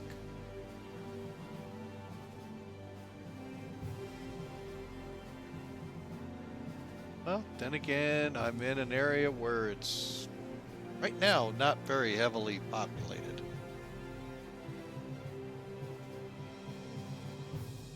Let's see if I hear these. What do we got? 3 on the ground. Well, they're inbound. They were inbound. And we get 1, maybe. We'll see.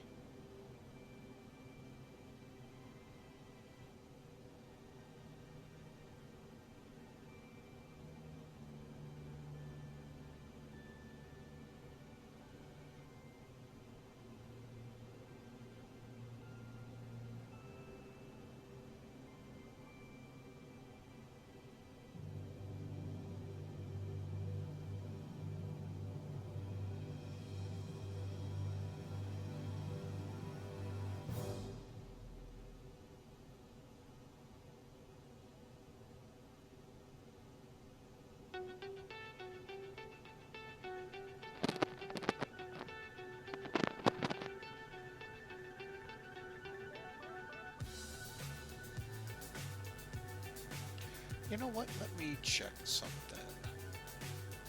Haven't done this in a while.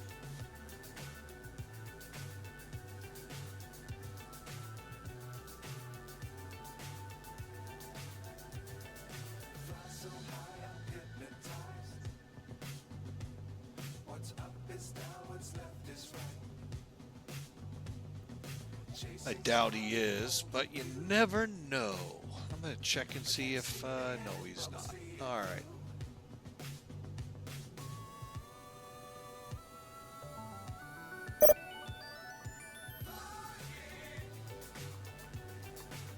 Oh, we get to go direct GEVIV. Let's see where that is.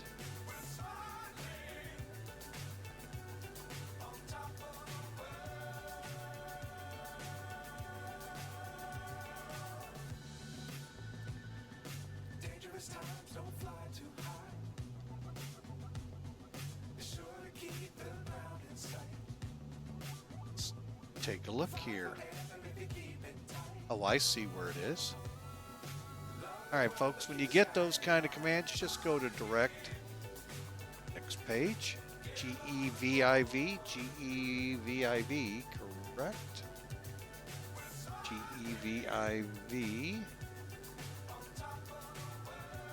Insert. And the airplane will begin to roll.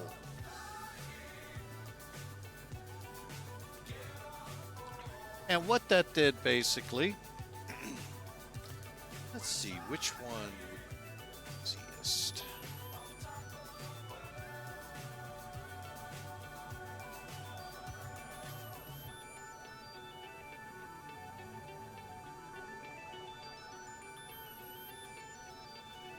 All right, I'll kind of show what he did, and I don't know how much that's really gonna save us. Here, let me get some toolkit.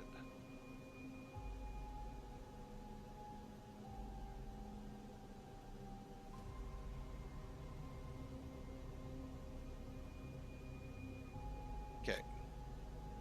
All right, so you can see where we are here, folks. Right just before Alnev. So he's cut the corner here. And then we'll continue on up the peninsula this way to TONVO, where we have a step climb to 370, then out into the sea there. So he cut off a little. It would have been probably better to either hit here or further up. Oh, wait, we got more. Hang on. Another message. UK VAK. UK. Haha, he caught it.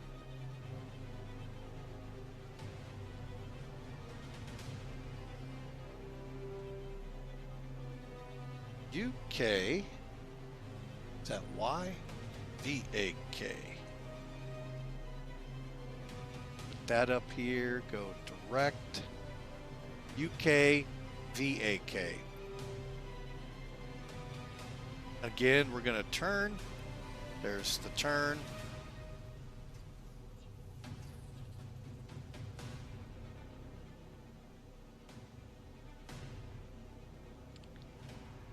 All right, and there you go, folks. Now you can see how that worked out.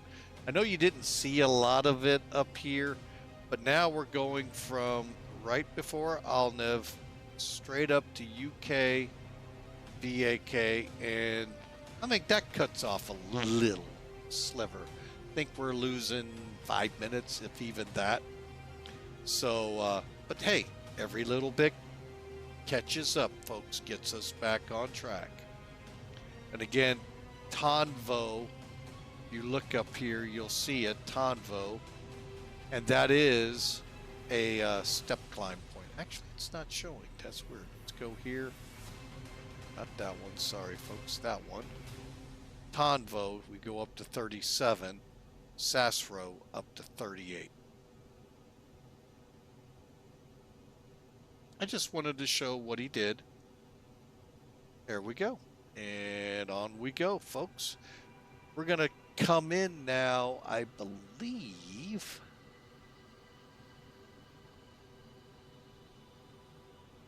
Now, let me look at some toolkit on this. We're going to overfly Dubai International. Just so y'all know.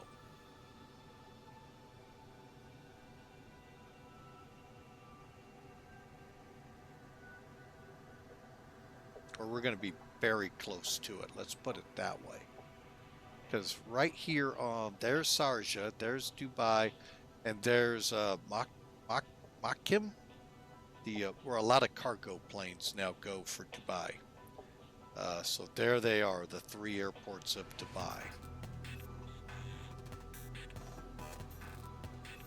Oh, wait a minute. MDW, isn't it?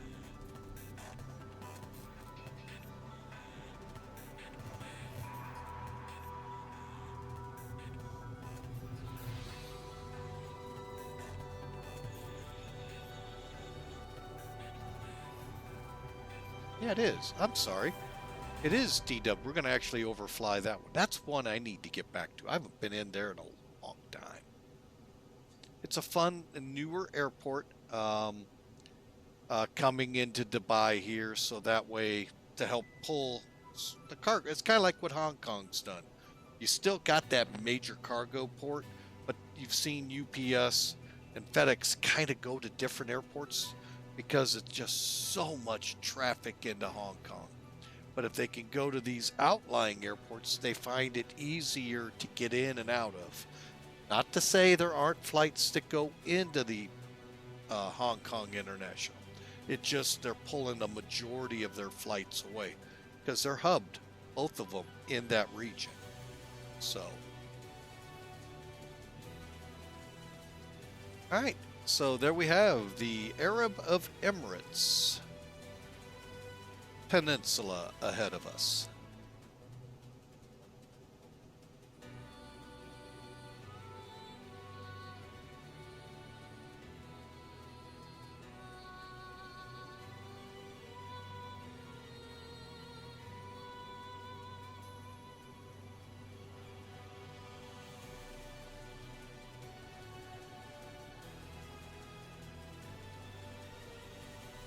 Yeah, it looked like my laptop had locked up.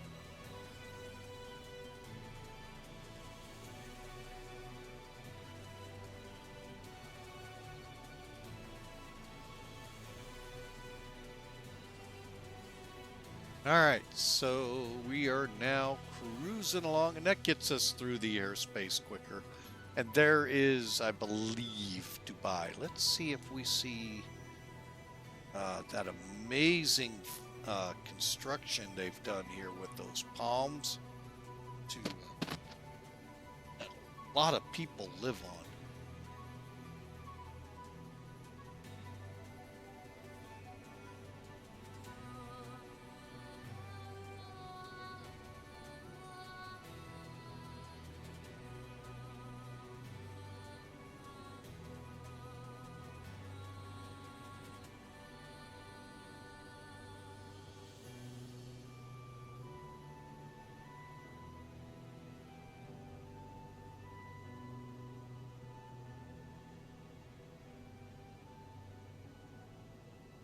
Yep, there's one of them right there, folks. Another one.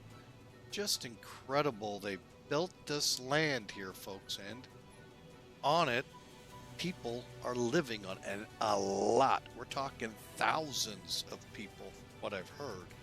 Just incredible to think 40 years ago, folks, this was desert. Flat out desert to what it is today.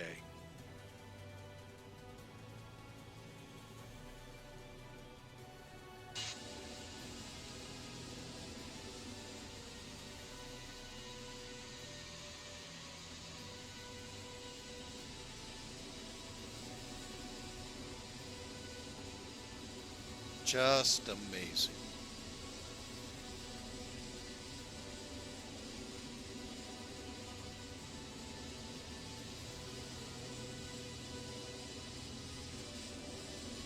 Okay, and there's that cargo airport. These are the cargo areas. They have a lot of airlines do also find their way here. Dubai's up here, Sharjah, which was the old cargo relief airport, up north of it. So, I mean, it's just amazing.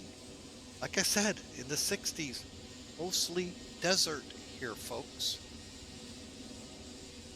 And today, megalopolis. I mean, just gigantic.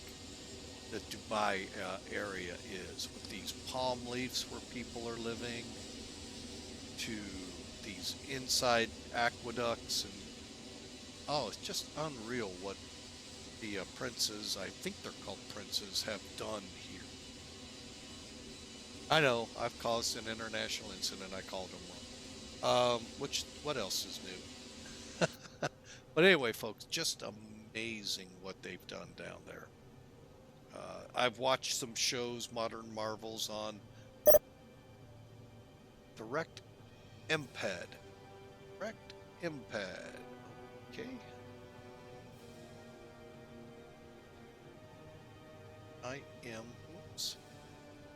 IMPED. Alright, folks, let's show you how we do this. Let's do it from the right level. Alright, so, direct MPED insert. And it's not gonna be, it's a little bit of a turn. Yeah, we are getting a pretty good turn out of it. So, let's see what that did.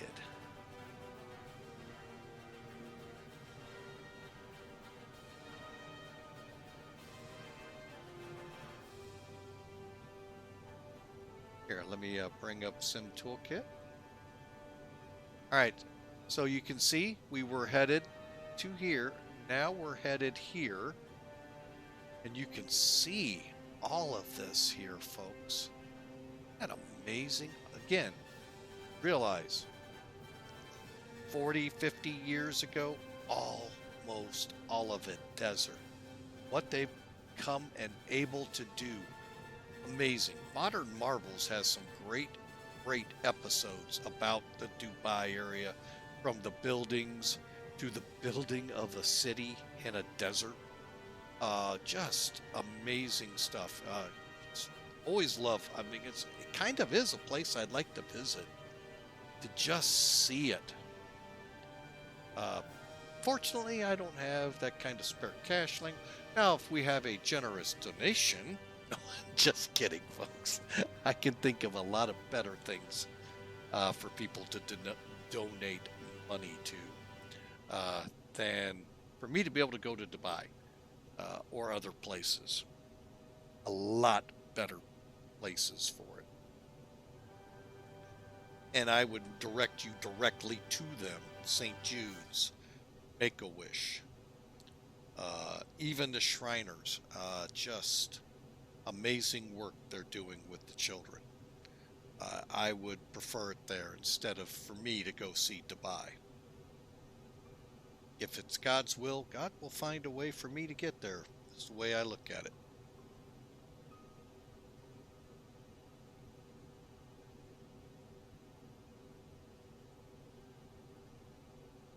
Just simply amazing. It just amazes me, folks.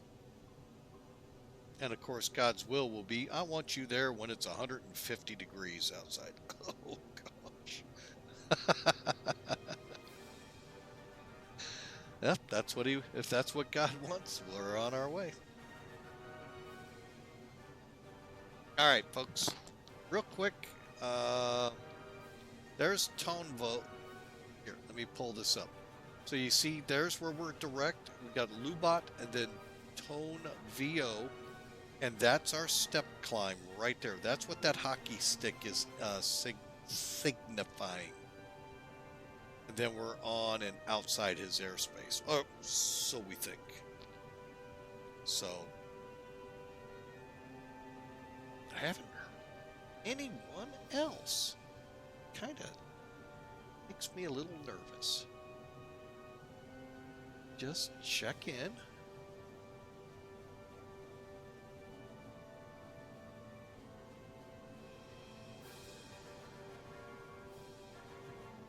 Well, just may not be ready to talk yet.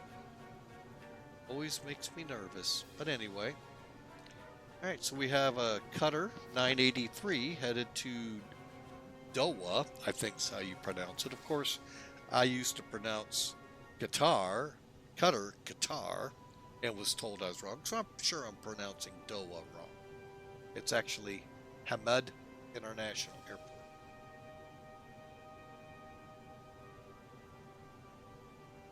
But right at the edge of UAE radar is when we should come off and be climbing to 37,000. And I have been remiss with my passengers.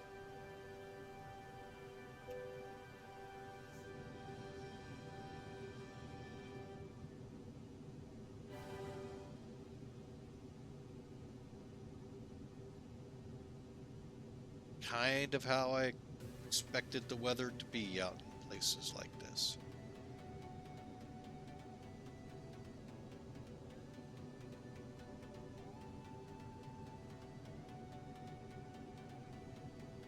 Just clear, hot but dry.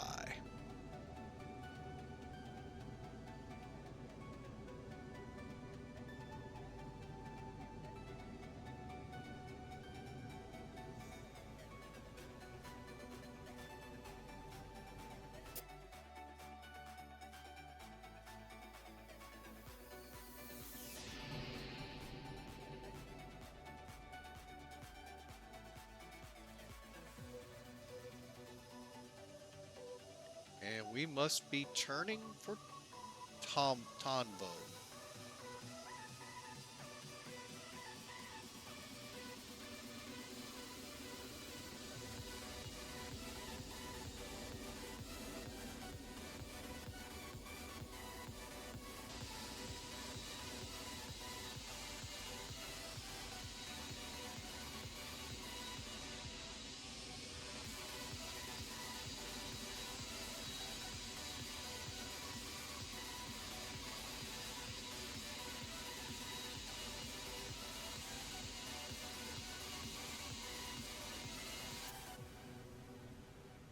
And then it looks like nothingness. Let's look out the side here. It's pretty much just haze. All right, folks, we'll kind of stay quiet here as we await our handoff to Unicom and our step climb to 37.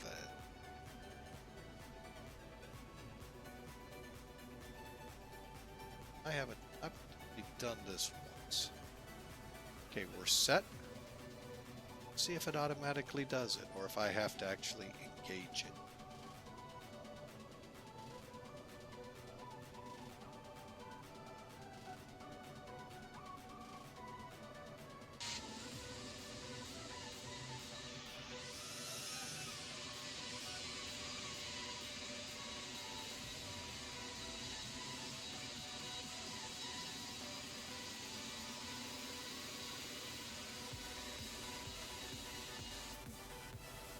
All right, we are setting up. Is that called Fushero? Jera?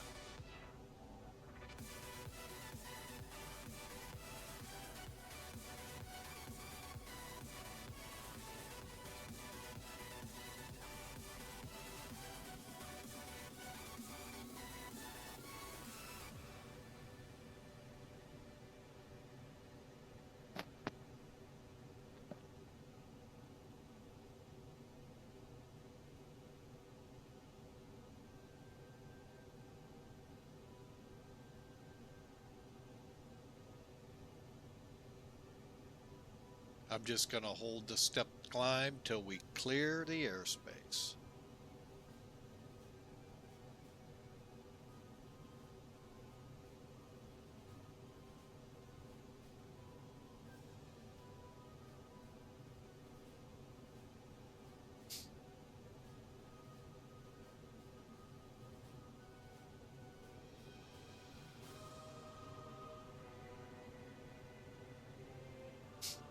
And it's telling us to step climb.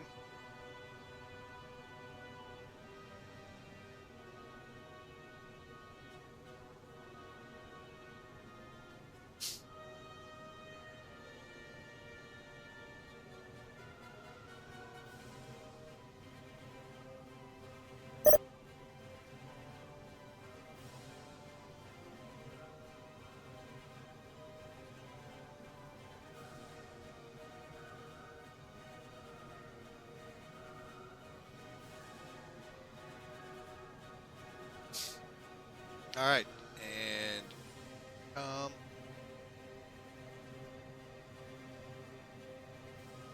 we go.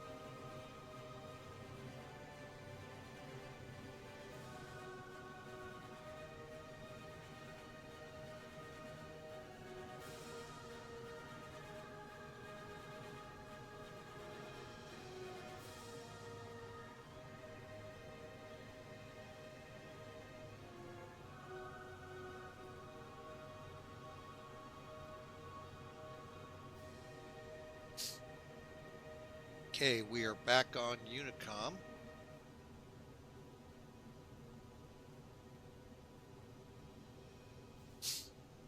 And away we go. Oh, that's our top of climb. Sorry about that, folks. I'm trying to what is this one? Okay, top of climb. All right, and we are back out. Now we're out over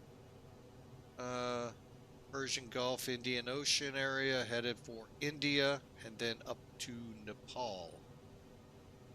So currently 3 hours out. So enjoy the music, folks.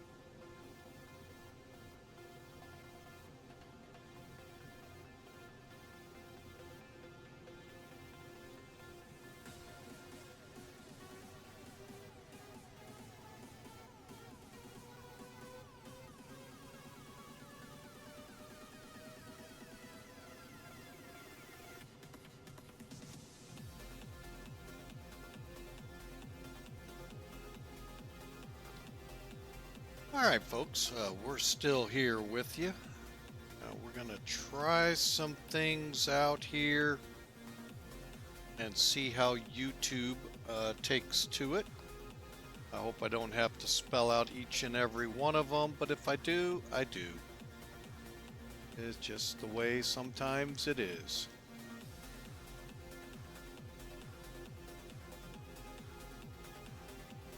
All right. Oh, where is it?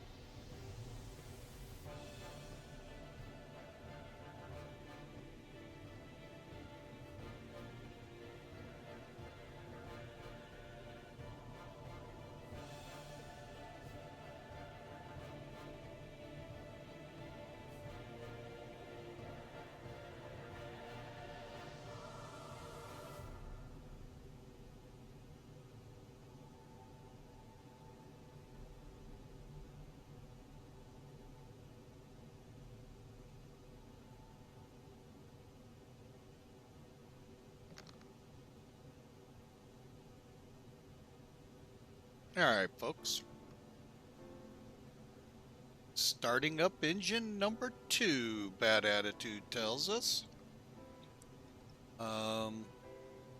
I just wrapped up getting things going here. So hopefully approaching Nirvana will like what I've got going. May have to just go back and have it, you know, going across the screen from Spotify. I'll have to go back and find how to do that. But anyway, they deserve the credit that is due them. So that's why I am painstakingly trying to get it to them so that way we can enjoy their music.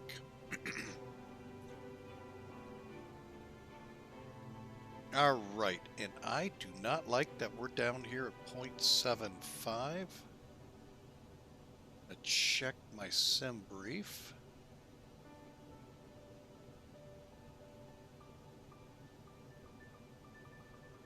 What should our Mach number?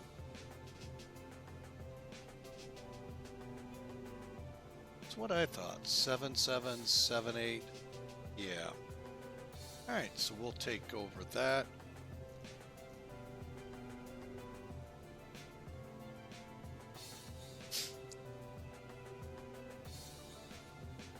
And of course, we're going to check our predictiveness. Make sure we're not going to go in the red here. Predict.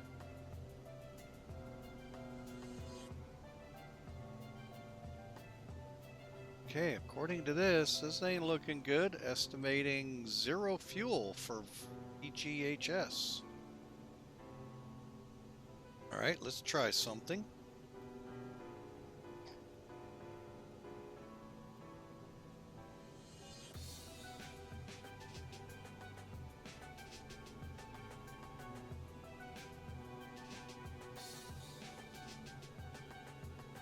How much fuel do we need to get to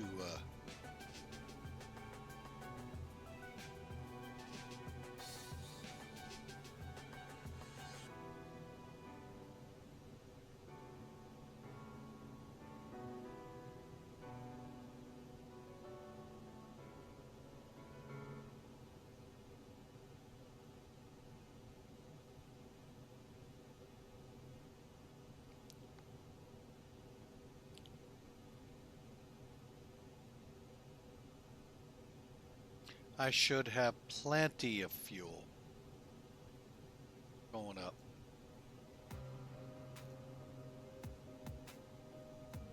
Yeah, we should have. Yeah, this is not reading right.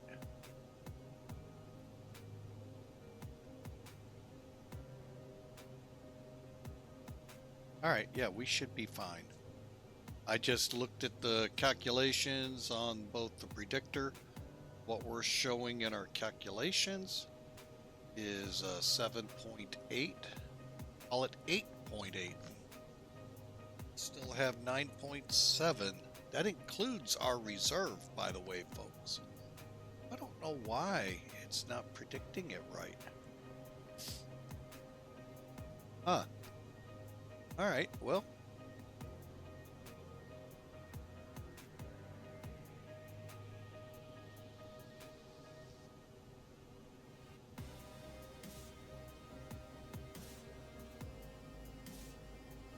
Picking up a whole 3 minutes here, folks. I'm going back to managed. Yeah, we're only getting 3 extra minutes out of it. So sometimes, you know, that 3 minutes, it just isn't worth it. And I'm really concerned why the fuel prediction isn't going.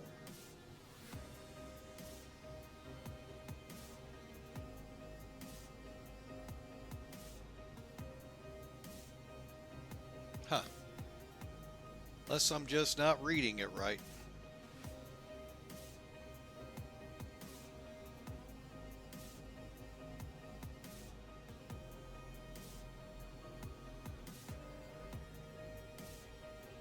All right, folks. So, again, made mention. Yeah, we are going to Nepal, destination of the month for our friends at Mac Air. But what I didn't make mention of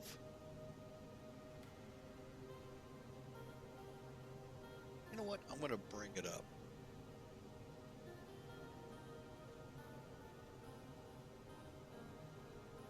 Hang on a second, folks. Just trying to get it set better. No, we got time. We got time to fly here. Well, he says that. There it comes. All right.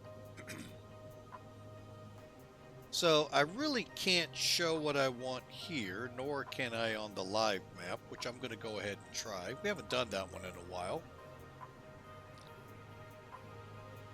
All right. Anyway, it's this little area over here where my cursor is. That's what we're going to talk about, but as you can tell, we're not going to get in. It's called the country. You can barely read it here, Bhutan. B-H-U-T-A-N. Some of you may know where I'm about to go, what all of this is about.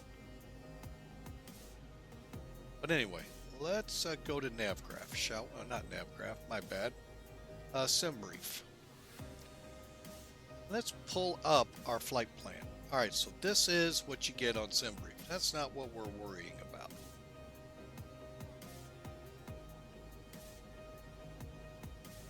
All right, Bhutan is the place where Paro is. Paro is a very extreme approach airport.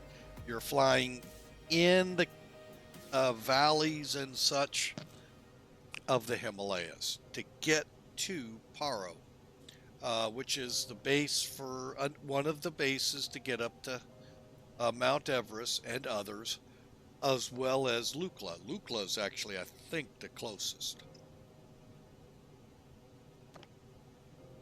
But a handful of pilots are qualified to fly this approach. I think the video said 24 pilots out of Bangladesh and maybe Kathmandu. I don't know if the two are connected or not. That's all that's qualified to fly this approach. So, ever get the chance, look up videos first. Watch the real guys. It's an amazing run to make. But Paro is, I don't know if you can see it in here.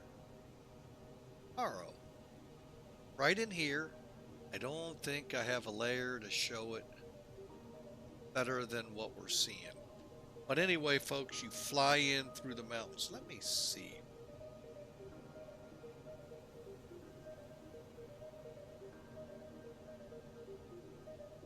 I'm gonna check something with charts.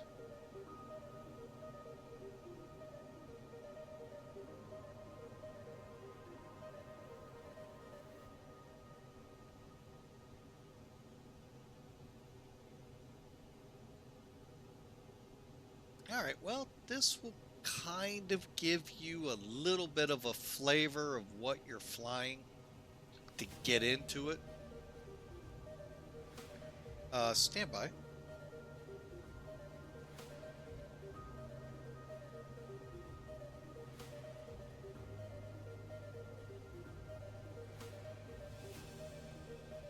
Okay, notice minimum safe altitude. Okay, right there.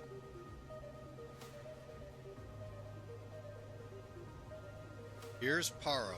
Runway goes like this. Coming in from this way, you're flying the river. Kind of are doing the same coming in from this route. You end up down this way, and there's a monastery right about here. And you hang kind of a quick little zigzag to hit on the runway. Folks, this is one of those airports that's, I highly recommend you give it a try once. VQPR, the last time we flew it was in Zibo. We will be flying it here in the future. We're in the vicinity, why not? Kathmandu and Dhaka are the two airports they fly out of for Paro. So you can guarantee we're gonna fly it.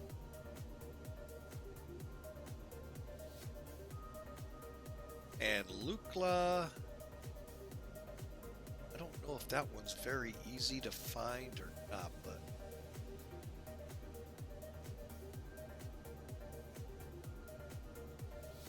I'll be honest, I've never actually flown up to that one. But anyway, Lukla, I think this is it right here. Yeah, here's Lukla.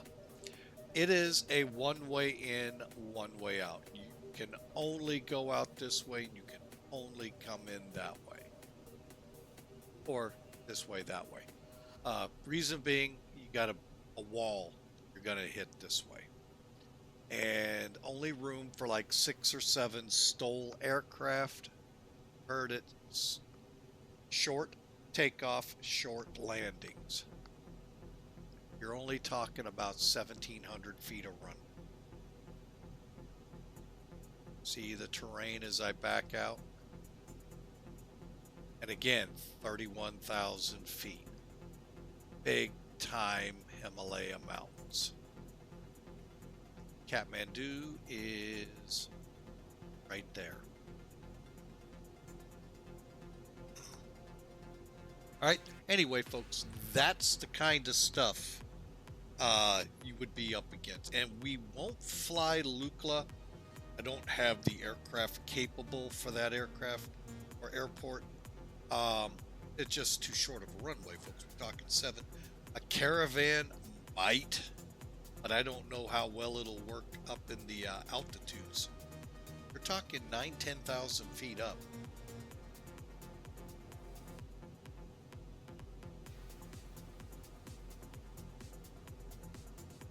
So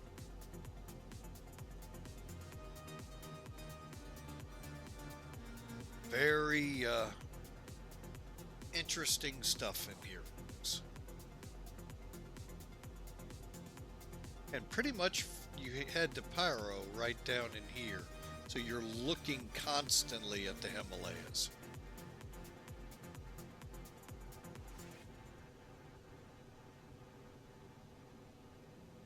All right, so there you go, folks. There's what you can tell is going to happen.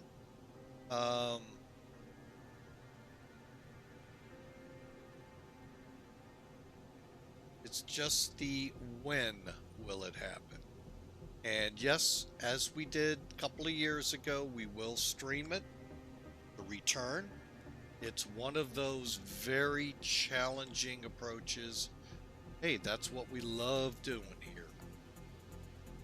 Who knows? Maybe I'll be the 25th pilot qualified. No, thank you.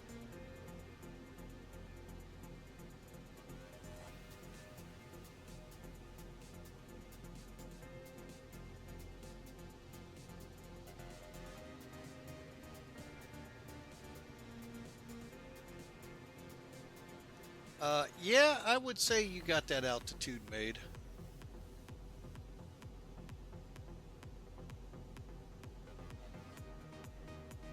And Bad Attitude's telling us, so he has a restriction at or above 5,000 feet. And he is currently at 14,000 feet. So, Original Godspeed, how are you doing? Doing great here on our end. And yes, Beta 3 has released. It is now out and for your enjoyment. I really haven't seen any difference between the two, but I don't know what the changelog shows on it yet. Guess I could wander my way that way.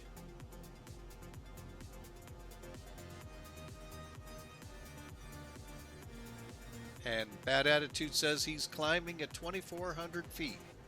So, yep, you definitely had that beat. Let's see. XP12 update. Let's see what we got with this release. Did we stop putting releases out?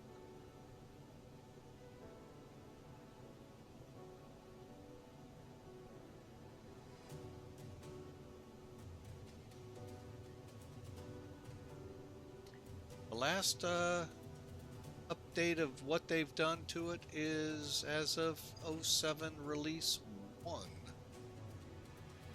We're way past that.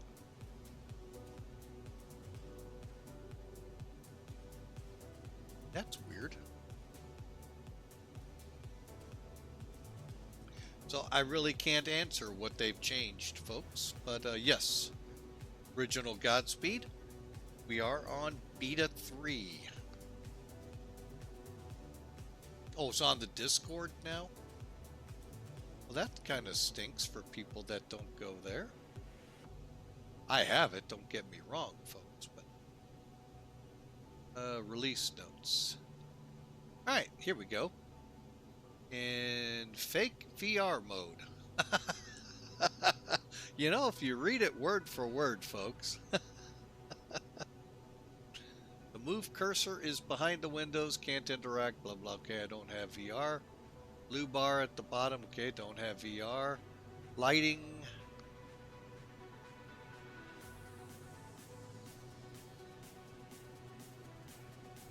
Lightning strikes glitch.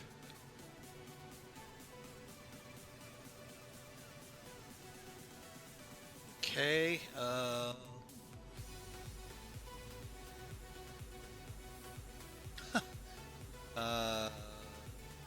guess this is a fix, the default MD82. There's a reason it's called the Trash 82. Fails to draw fuel from the center fuel tank. Engine quits. Oh, when wing fuel runs out. Well, out of fuel? Well, the usual outcome is crash. X-Feed left-right causes op engine shutdown in AirSim 3D C560XL. Okay. And Planemaker can't select none for tanks. Interesting. Wait a minute, there's more. Ground power avail to be synced with the sim. You know what? Let's just do this. I don't know. Can I do this? Let me test something here.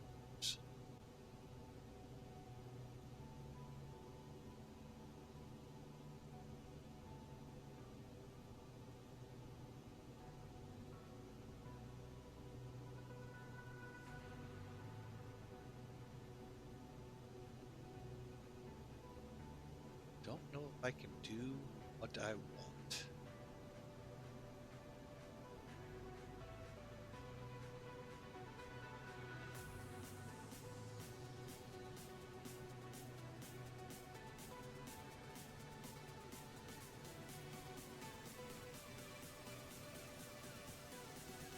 Oh, that's just never good.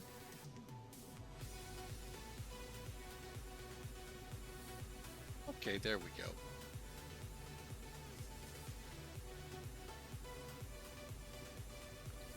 Not the most ideal remedy here, but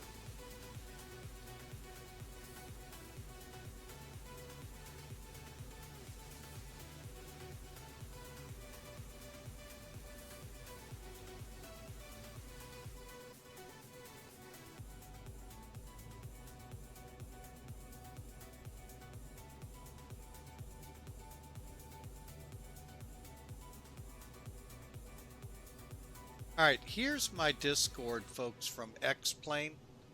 So you can kind of see, if you're able to, what changes occurred. So, again, fix fake VR mode, fixed fake VR window, lightning strikes, CDU2 data refs may be truncated. And it kind of gives a little bit more than what I was saying.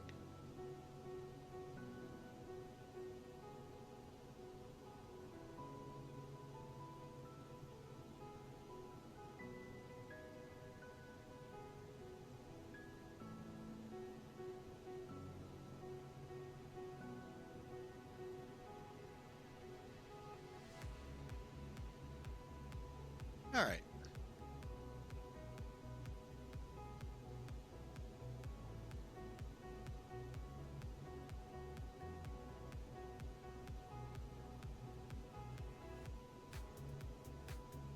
Hope that helped out.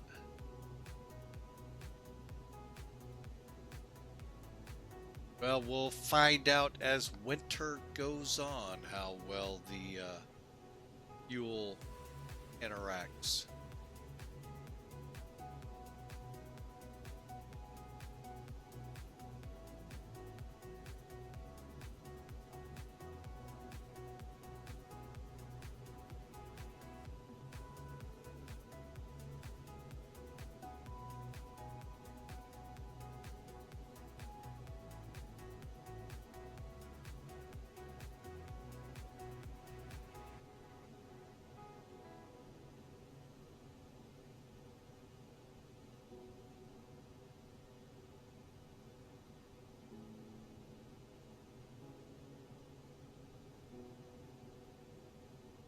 All right, but yeah, there was the, that's weird that they don't do that on that website anymore.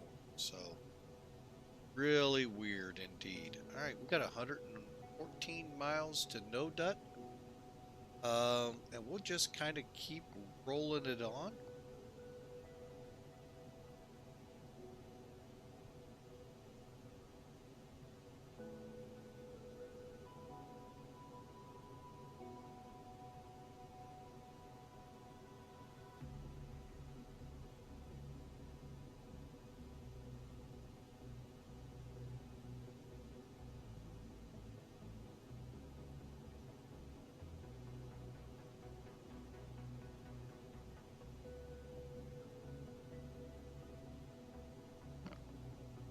All right, folks, so hope you've all enjoyed. Elfin Leroy, look who is in the house. Welcome aboard, sir. A320NEO action headed to Kathmandu.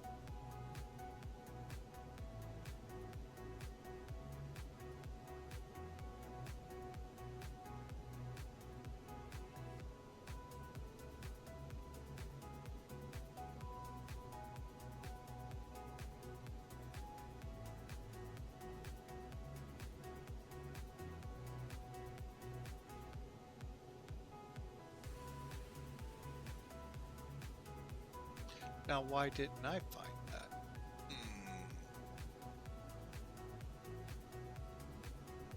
It's a conspiracy over at X-Plane. Dun, dun, dun.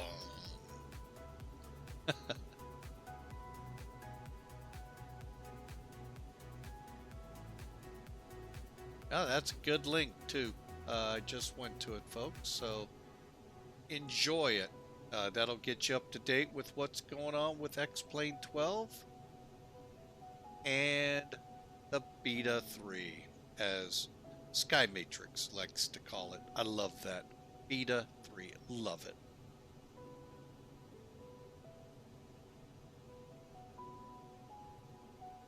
And they're back.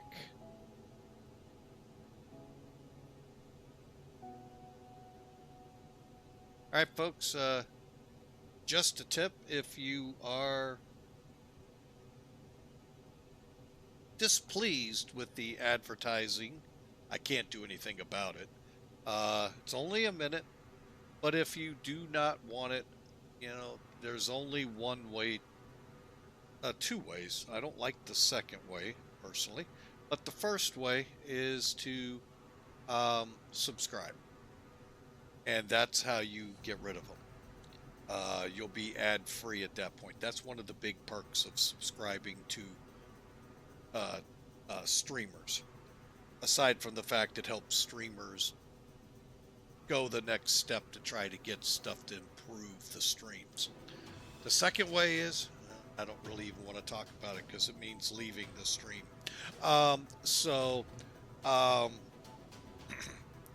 Unfortunately, it is an evil I can't control, and Twitch, rightly so, deserves to make some money out.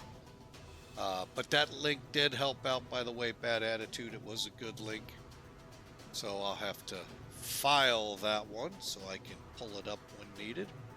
So, but that's how you can get to ad-free viewing here at Flying with Mike, and with just about every Twitch affiliate partner out there.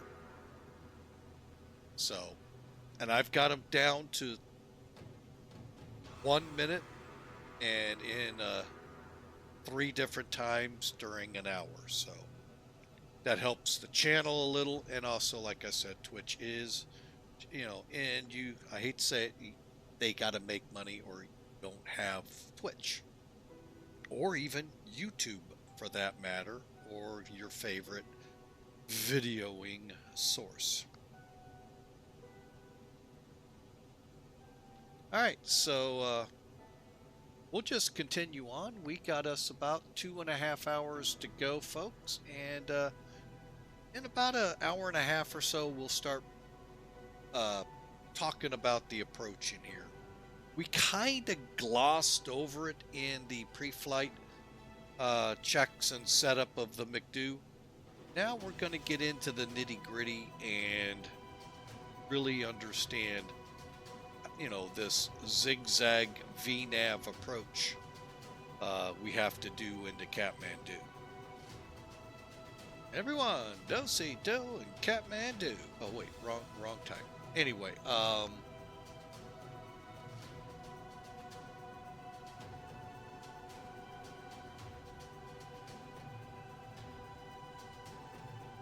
yeah, you all knew that had to be coming at some point in the stream.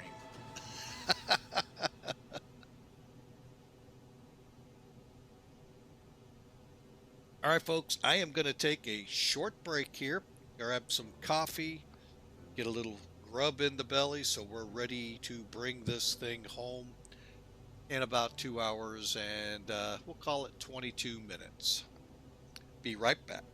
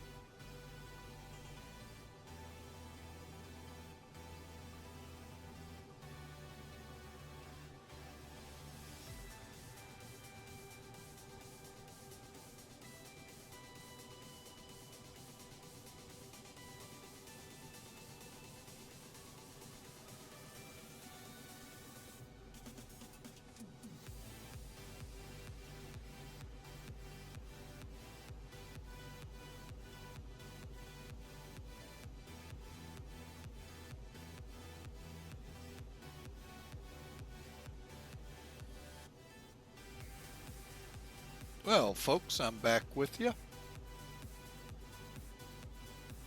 We're about 5 minutes closer. So kind of enjoy the music here. And we'll see what kind of trouble we get into. But again, thanks for taking some of your time out this holiday week here in the United States.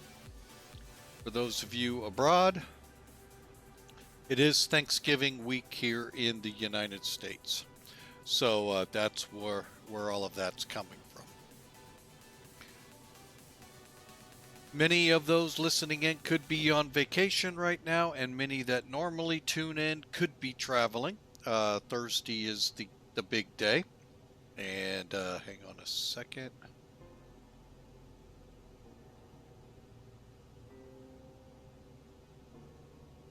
There we go. So, again, thank you for taking time out. Thanksgiving is a big celebration here in the United States.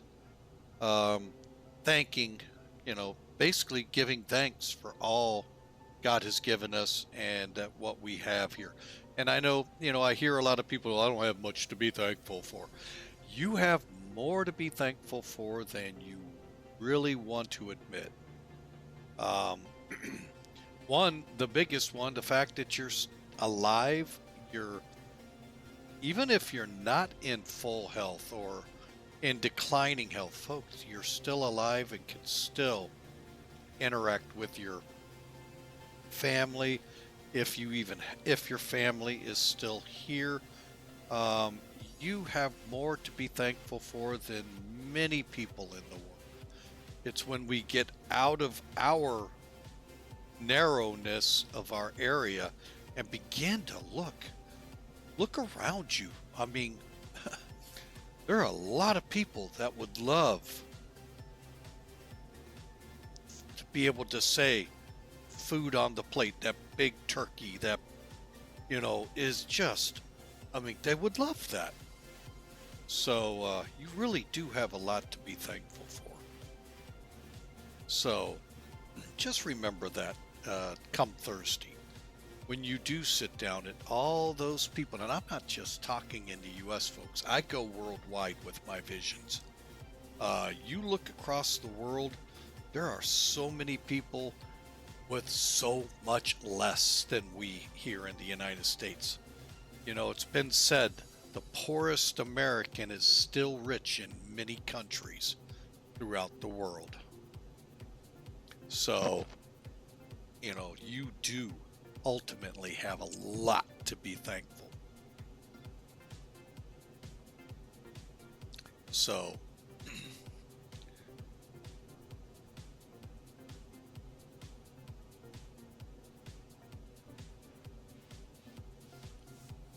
that is, and now unfortunately this will be this week's end in streaming.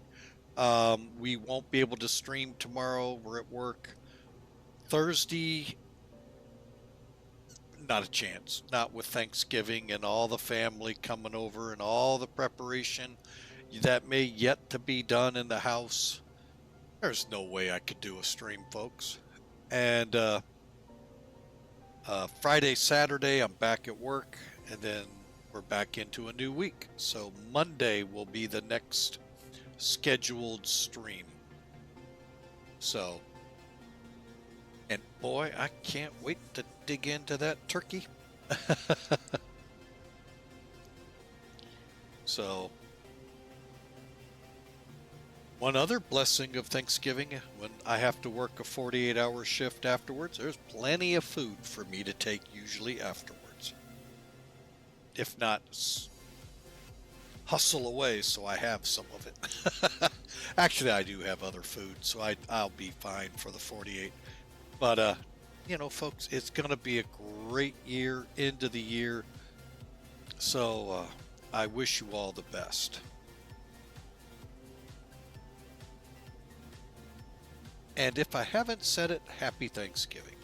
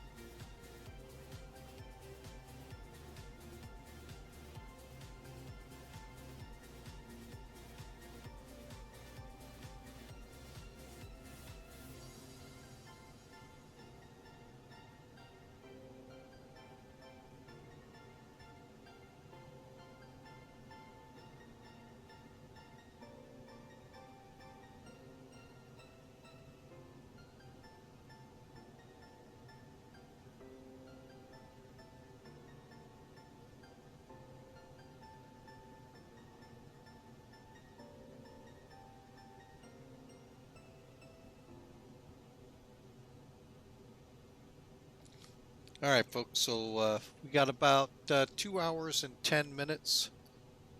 I am going to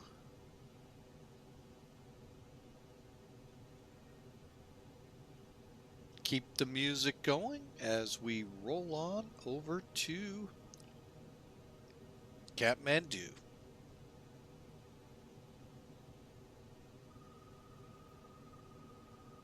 Believe it or not, we are getting close to the Indian coast.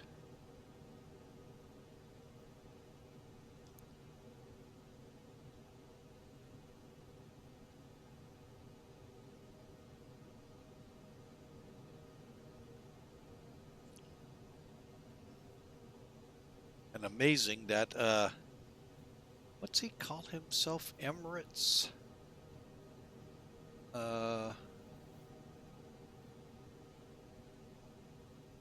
Oh, UAE radar. He's still online, folks. He's been going strong now for almost 7 hours.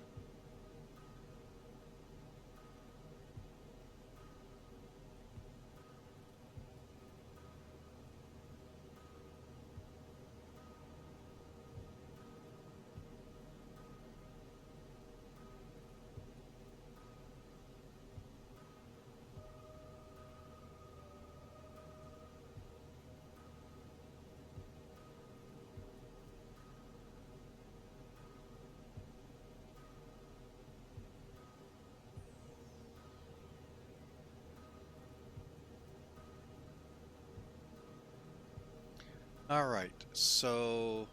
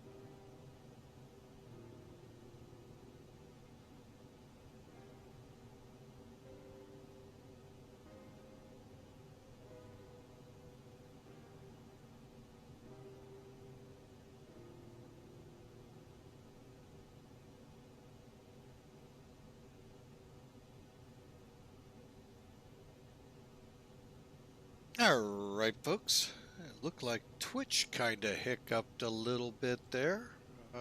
Watching the ad run on my laptop, and looked like it locked. And that's a little trick I see they do to make you click, and all of a sudden, oh, I'm in the stupid thing. Oh well, like I say, about every 20 minutes or so they run for about a minute. So again, way around it, subscribe. But I know this time of the year and any time of the year could be a very rough time to be able to fork over a little bit more money for that. So, but we do appreciate the thought. But if you can't, we would love that you would at least follow us. That way you'll know when we go live and you can be a part of the stream.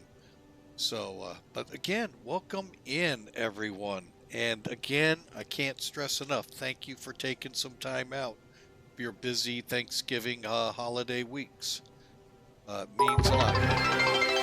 And Hawker 125 in with a bit. Just gained 25 bits. With 25 bits on the table. Thank you, sir, so much for that. Much appreciated, and thank you, sir. And if you don't know, Hawker 125, folks, interesting, hang on, I'll just put it in here and you all can read as well. he just streamed yesterday. It's been a while since he's been able to stream. And he has been a moderator. He's you hear him quite a bit here. But he has also obtained a Hawker 125 400 fuselage that he's working to convert into a flight simulator. He's got a long way to go, don't get me wrong. But if you want to keep up with him and the project, head over to the website there and, you know, give him a follow, and he would be much appreciative of it, I'm sure.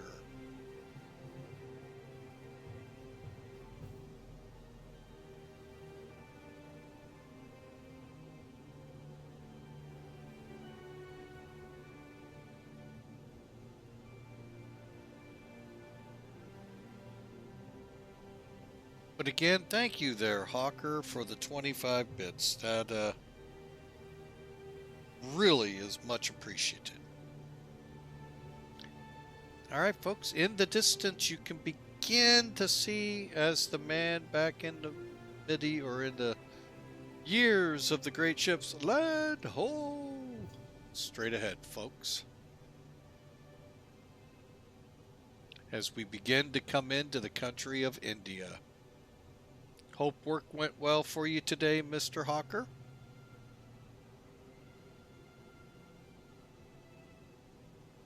Keeping those skies safe for us all. Oh wait, you let me fly, so forget the skies being safe thing.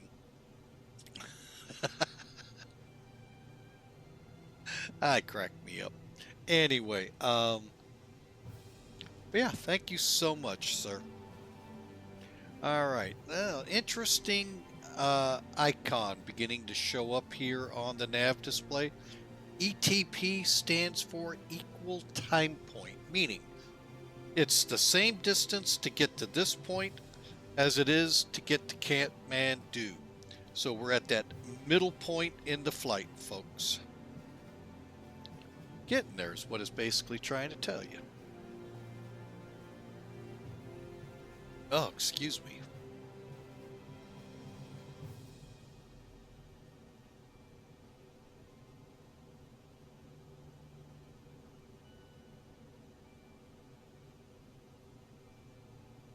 All right, I am going to do a system check here on the plane. I should have done it at top of climb, or at least at the step climb point, but we're going to get it nonetheless. All right, what is a system check in this plane? Basically, each of these buttons down here actually refers to a system on the plane. For instance, engines. That gives you, and we'll just kind of blow them up here. All right, and then we click this button here, which actually says all, but the sun is telling you, I can't see it. There it is. All right, so we're just kind of going through and making sure all the systems are functioning as they should be.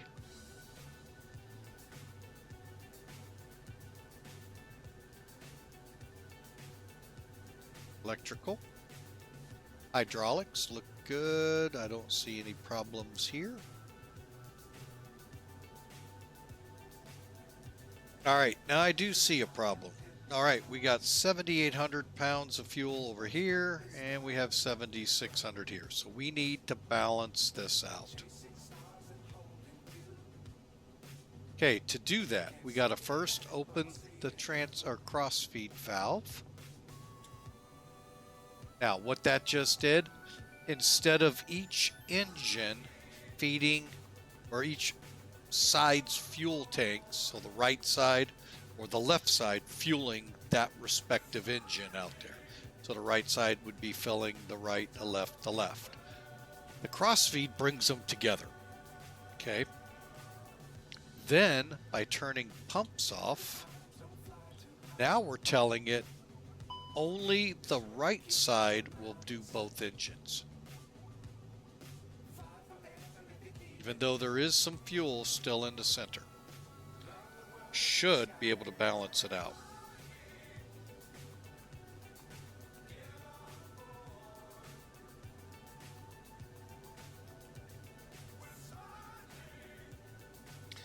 I did it backwards, folks. Stand by. Let me get back down here.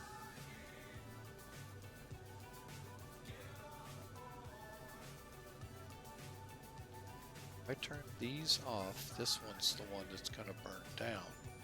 So I actually got to do it the other way. Turn these off to allow this one to burn down. Had to reverse my normal flow here for some reason.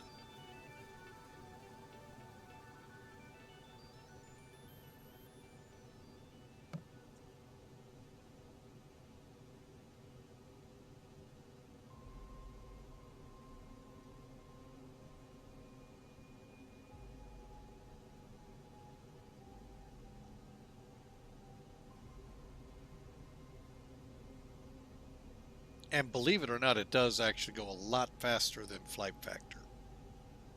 But you got to be careful, because usually if you go more than 5 minutes, there's another overarching problem that could be at play that is not detectable.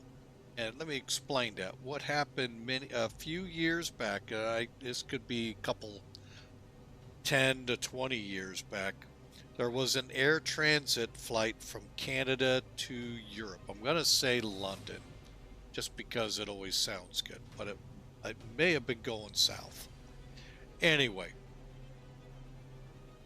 en route, all of a sudden they got a fuel imbalance alert, and they went in and were doing exactly what I'm doing.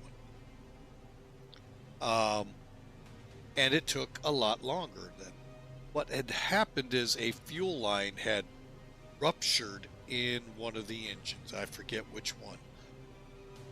And if you all are familiar with transatlantic flying, you really do need all that go-go juice. And they ended up on the longest unpowered glide, basically, in history. An A330. It could have been a 300, but I thought it was a 330. I gotta turn these off now. Okay, hang on, let me check. I don't want to get ahead of myself here, or I'm gonna end up in the same boat. Okay, 76, cross feed off, and we're balanced. Okay. Anyway, so they ended up gliding over 180 miles. I forget flight levels and all of that, but 180 miles. Ultimately landed safely. Landing in an unpowered flight is a good thing anyway. And granted, they dug the heck out of Lodge's Air Base in the Azores, big time, but they landed. Roughly 180 something mile glide. They ran out of fuel, folks, over the North Atlantic. Now, a couple things that came out of the accident investigation. The aircraft was fueled properly. They did the proper procedure to achieve the, to correct the imbalance. Problem was, they said, took more than 5 minutes. What they actually had happened, this is a big maintenance issue too. Like I said, the fuel line ruptured, causing it to spew fuel. And the fuel they transferred was great, but they lost even more fuel in keeping it with the cross feed on. The ultimate cause of this was maintenance used a different type of separating piece on the engine to keep the hydraulic line and the fuel line separate, and it bust. The hose actually came free and was either the hydraulic line was smacking it or the fuel line was smacking it, wore into it, broke the fuel line, which then caused all that precious fuel to go out of the airplane. Didn't help it's at night. Welcome to a lot of transatlantic flying. And subsequently, the aircraft glided 180 miles to the Azores. Welcome to ETOPS. If you've all flown the Atlantic two-engine aircraft, you know about ETOPS. It went the distance. The pilot kept speed on the plane. I think I would have too. And landed way above landing speed. Hence the need for heavy braking, which blew tires and dug into the runway. It was pretty, the pictures of this is pretty amazing, but he stayed on the runway, because if he didn't, the end of the runway is a cliff into the Atlantic. So, very interesting event.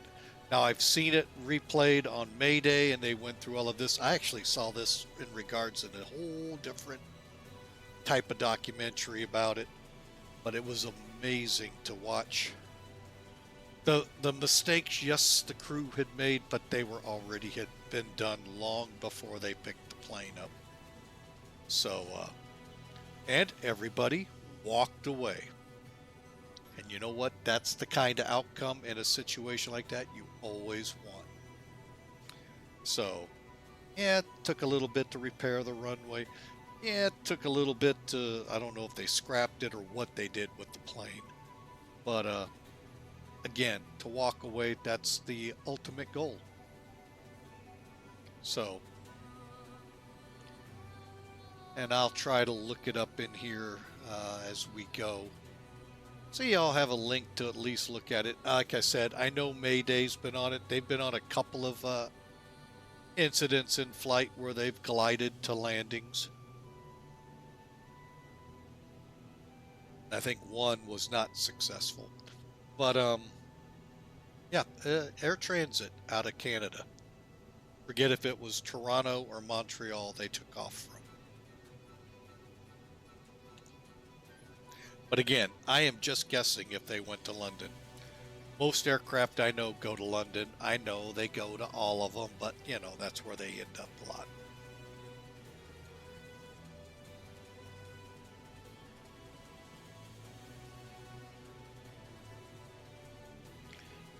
The most interesting gliding incident was a glider.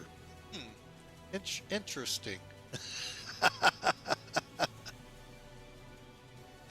I like that one there, Bad Attitude. I'm sure this has got a real incident behind it, but it is kind of funny to hear, oh, an incident with a glider is the most interesting one. Gliding. That is something, though, I've always wanted to do, though, folks, is go up in a glider and, you know, you have as much time as the winds aloft will give you. Gimli cry. But yeah, we've got a place right here north of us that the gliders go out of. I would love to try it. My luck, I'd run out of time and land in someone's field.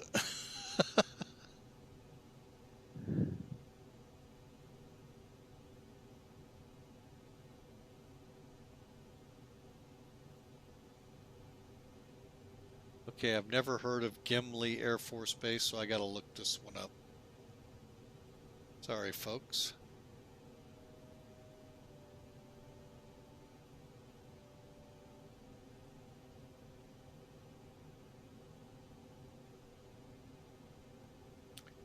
Royal Canadian Air Force Station. Ah, okay. In Manitoba.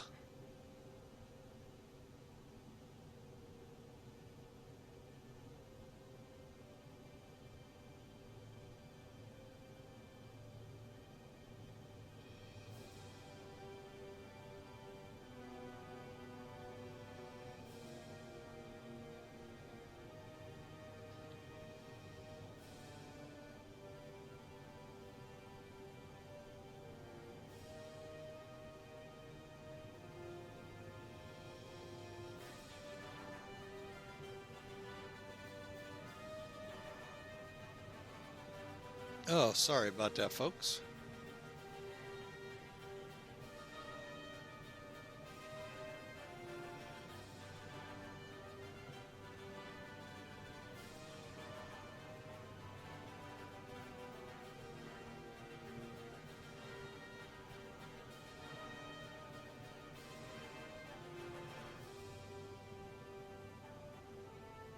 Well, what I'll do is give you the wiki version, which I'm sure will have others for this air transit into the Azores.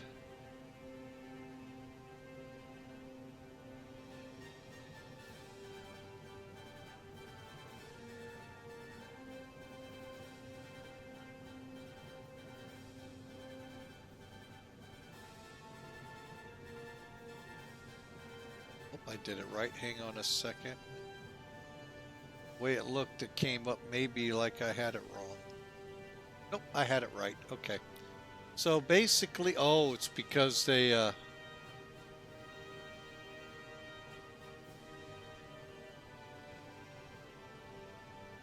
that shouldn't cause, wait a minute, if the aircraft is using pounds, Air Canada used kilograms, you should have more fuel than, it had to be the other way around. And they loaded it in pounds, and then that way you would end up light. Because believe me, I've been loaded in kilograms thinking it was pounds. And I was way overweight in the truck.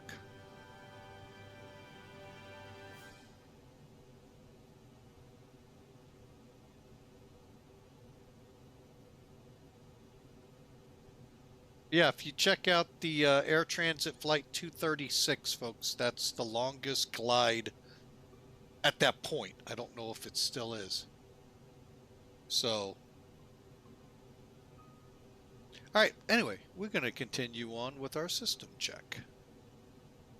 All right, we'll just click all. All. That's comfortable in the back.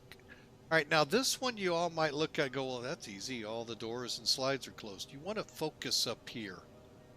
These are the tanks in the cockpit that the pilots use when an emergency erupts and they got to descend rapidly. You want to make sure you have air. Okay, and here's the hydraulics, or the flight controls. Again, an interesting note on here, folks. You notice GBY, BG, and so forth on here.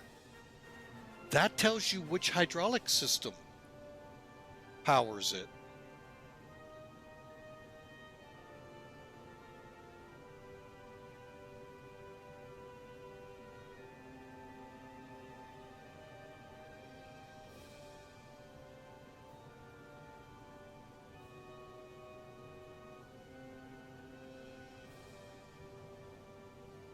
Hang on a second here, folks. I hope y'all aren't experiencing an issue with Twitch. Where are you, mouse? There you are. Oh, running away from the cat. Got it. Anyway, I was having troubles with mine, so hopefully you all didn't either. You're gonna be able to do a Denver to Oakland to BLI. I know those letters. Why is it not coming to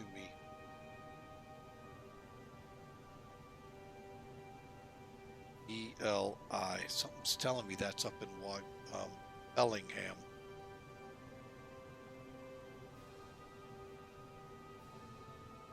Wow. I still know that one. Holy mackerel, Bellingham. Allegiant goes there.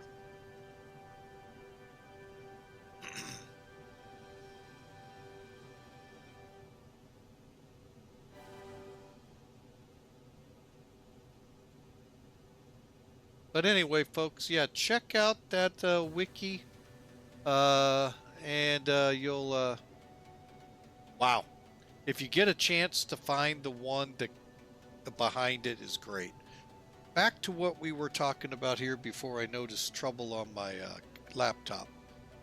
This tells you which hydraulic systems power what flight control wise. So For those of us who drive airport fire vehicles like myself, sometimes it's nice to know when they call a hydraulic problem, what do they have?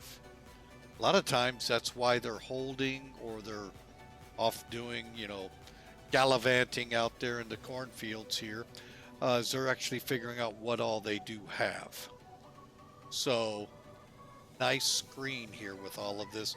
Be nice if we had it in the trucks connected to them, but, yeah, it'd be tough.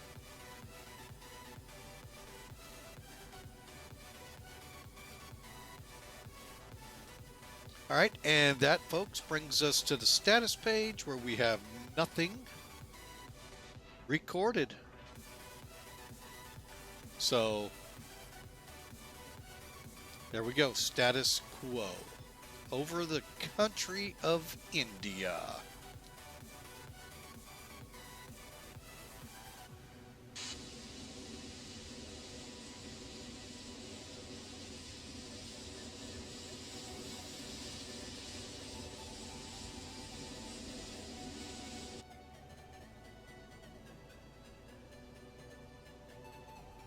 Actually, don't need that one on. We got seatbelts off.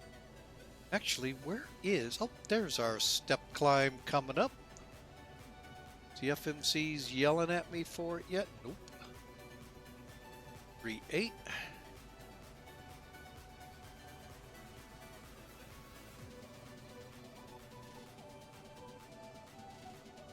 All right, so we'll be going up to 3-8,000, and then I forget how far after that, then we start back down to 3-7 and round it out. So again, hope you all enjoyed. Been a great run. Hope some interesting material has come out. Yeah, that's 767 getting loaded wrong. Oof. I know that feeling the opposite way where I'm too heavy. So, why can't we all be on pounds? I can hear y'all go, why can't you all be on kilograms?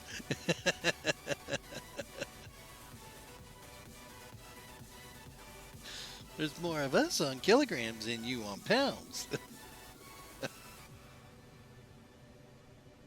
Oh, man. All I can say is I can remember in high school and even probably middle school back in the mid-70s, this country talking about going to metrics. This country still talks about going to metrics. Some, 50 years later?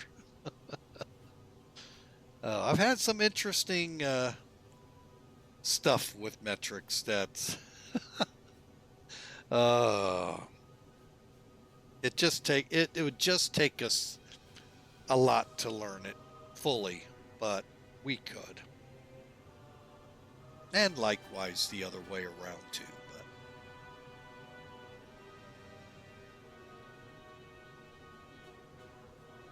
All right, so we are over the country of India, folks. Staring down about an hour and 42 minutes of flight time still.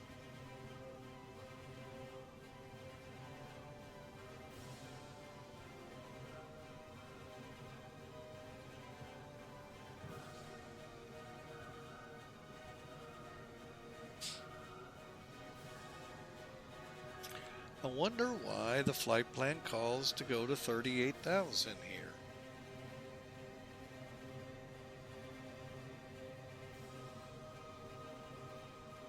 Is it because that leg to the northeast is there predominant even numbered? This is interesting that they're calling us up.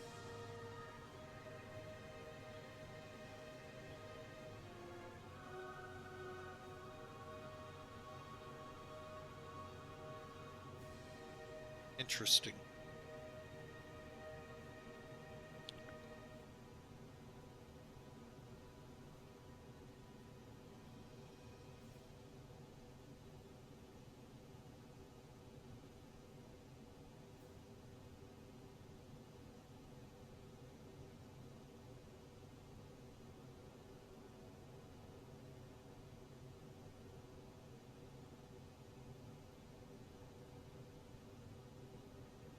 And again, folks, if you ever do find yourself out here in the Kathmandu, Dhaka area, folks, it's worth your time to make a run on Paro in the 737 or the Airbus 319-20 and have some fun.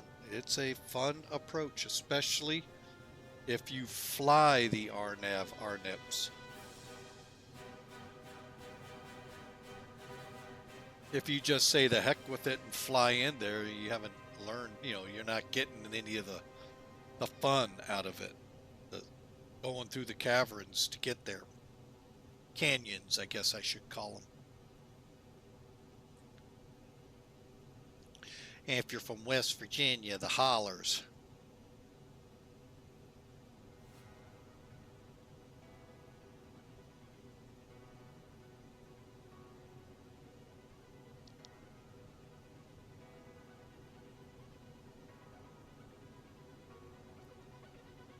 Not really sure what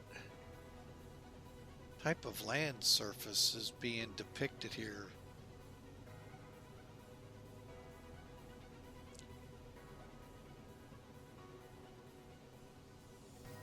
Kind of looks like a big old dry lake bed. Well, this is supposed to be like fog.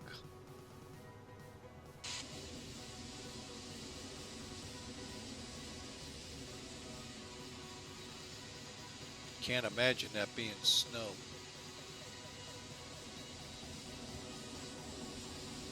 Not down here.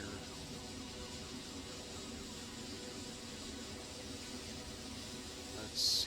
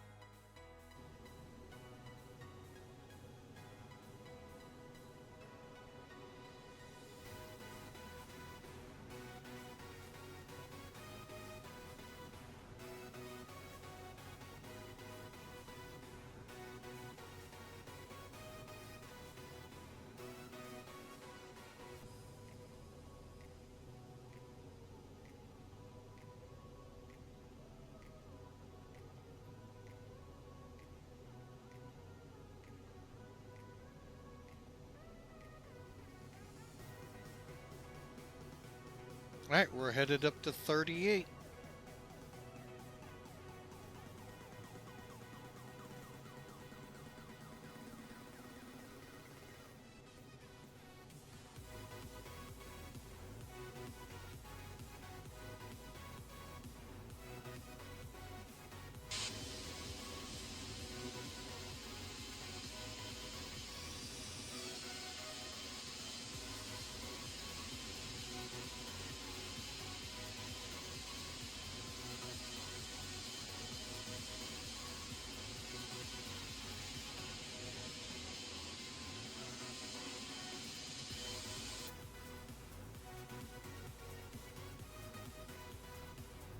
Just kind of curious why they stepped us up to 38 to step us down. Which one is it?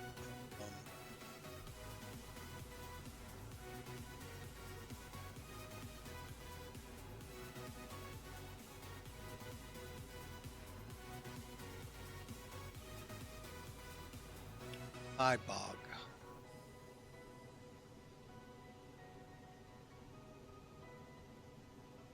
shoot, that's just the next fix. We're coming back down. That's really weird. Huh, I wonder why.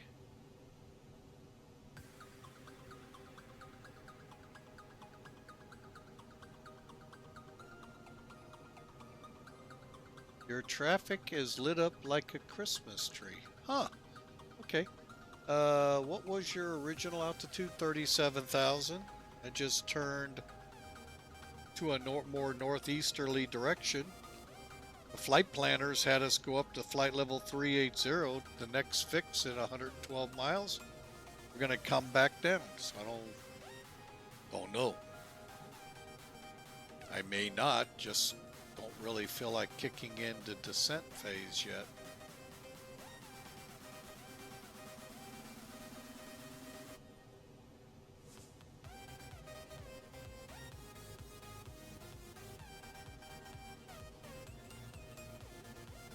Just interesting how flight planners do that.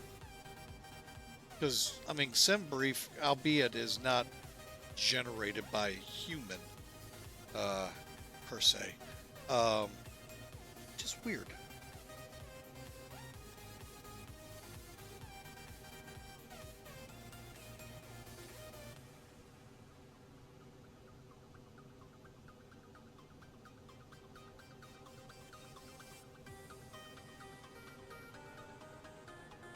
And we should, by US standards, which I am over India, should be an odd. So should be an odd altitude anyway, but oh well, you know, we'll play along. Just went up, but we're gonna stay up because I don't want to initiate descent yet.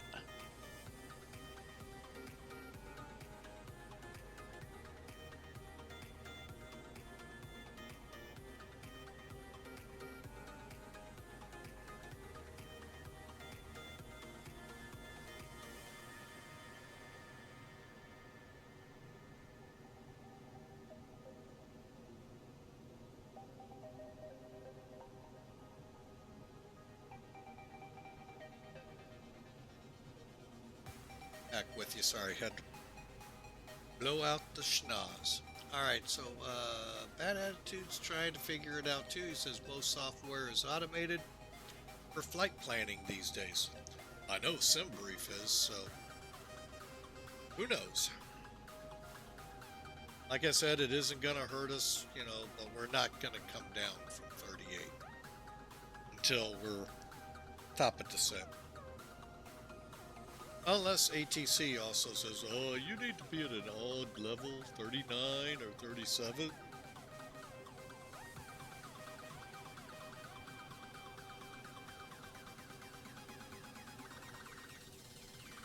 So, we'll kind of play it by ear.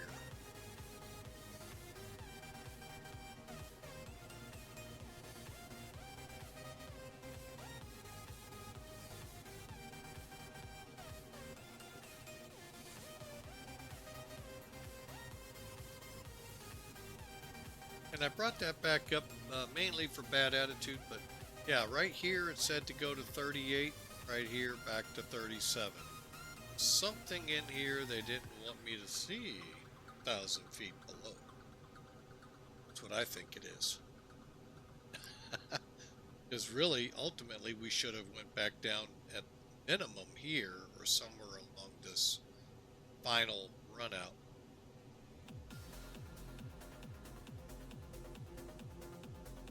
But anyway, it is what, you know, proverbially, it is what it is.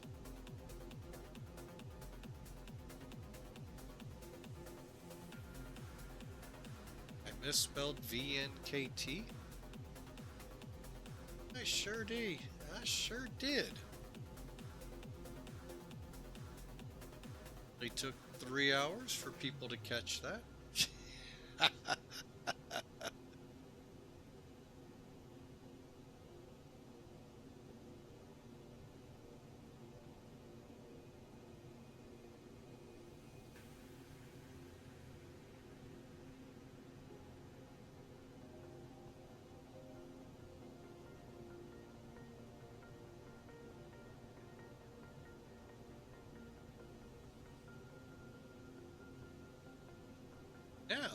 should look.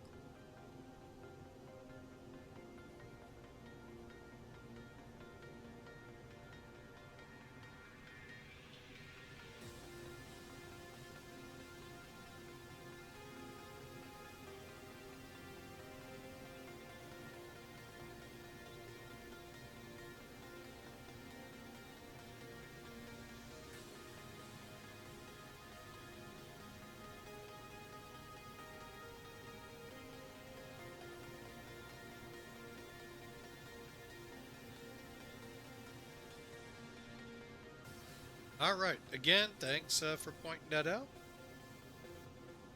Yeah, you can see there's the top of descent, but don't let it fool you, folks. We're not descending for approach, but it would kick us into the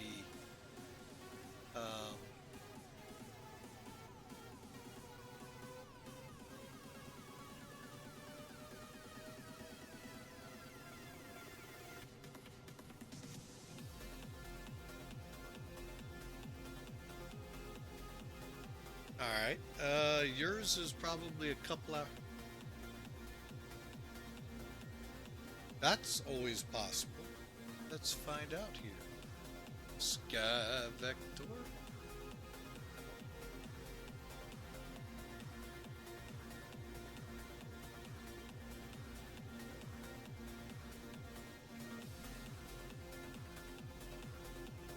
Hard to tell.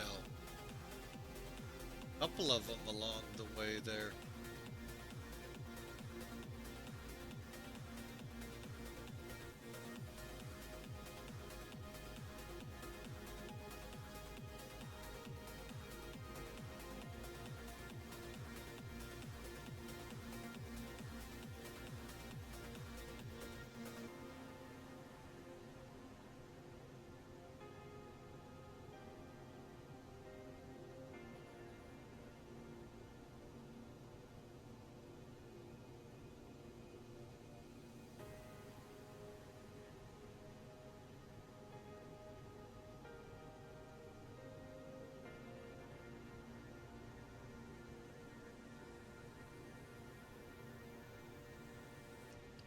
All right, yeah, let's see.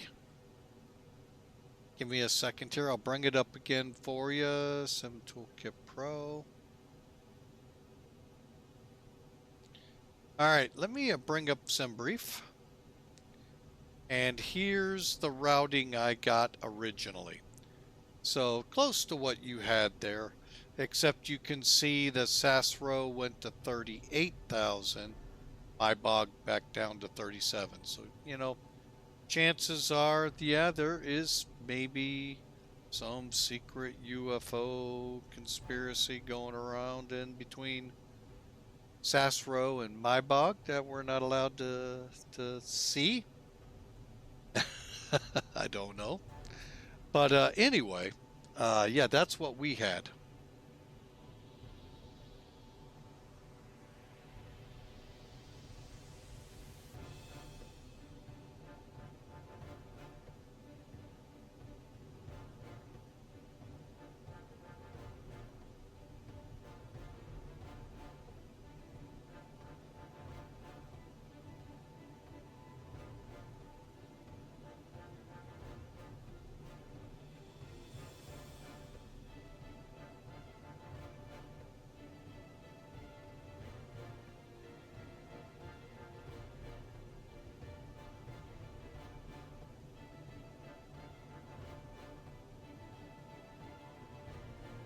I don't know. That's just are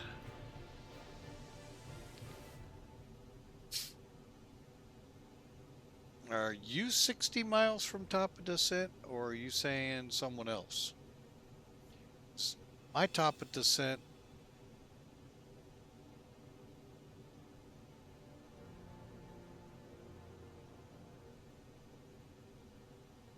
Oh, yeah, it's saying 37 miles here. Let's get past that first. Got a long way to go. Nice.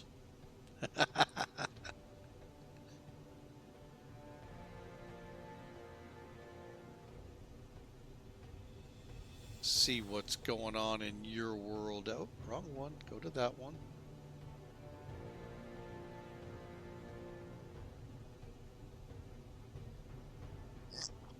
Oh, excuse me, folks. Wow.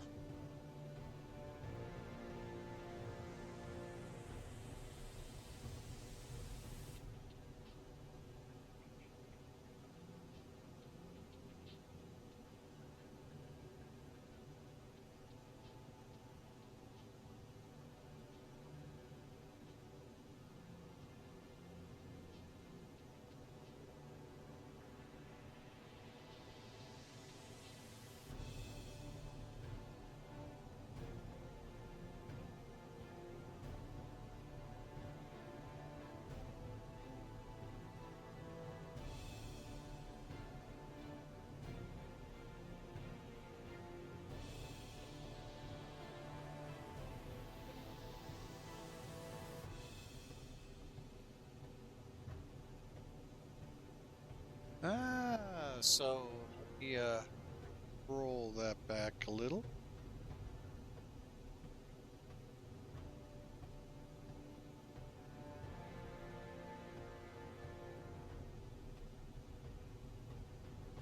So 60 miles-ish out of top of descent, then on to Oakland, then Bellingham.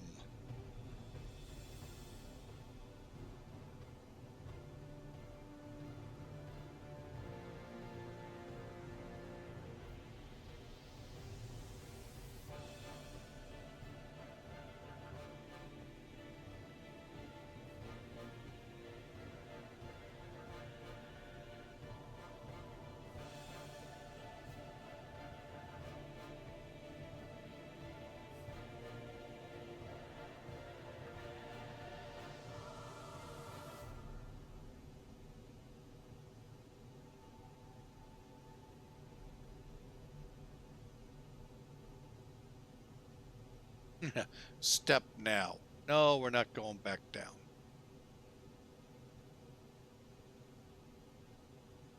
All right, folks. So we now stand about an hour and 20 minutes out of Kathmandu, Nepal.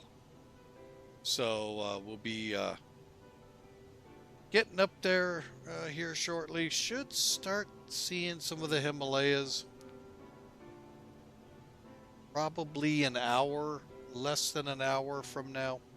So let's just enjoy the ride, enjoy the music as we cruise on up to Kathmandu.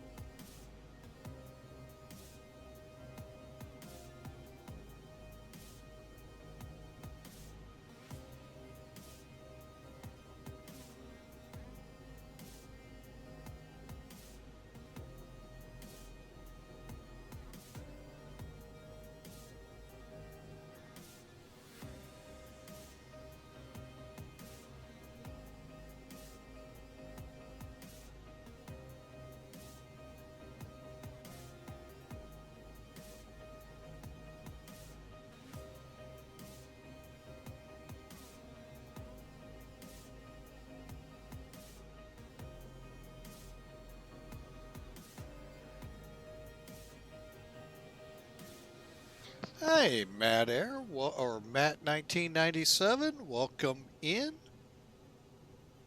Hope your day's gone well.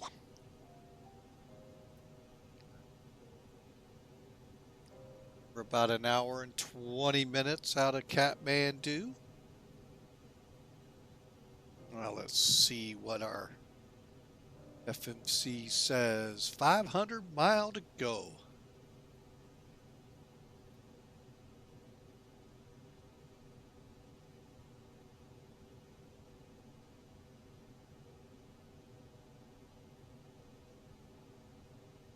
About 550 miles to go to the real top of descent, and we're going to double check. You started your descent. Awesome, bad attitude.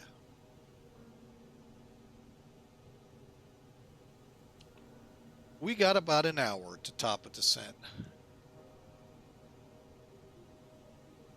Cruising along here at about 487 knots over the ground. Beautiful in the fact it's sunny and 70, or no?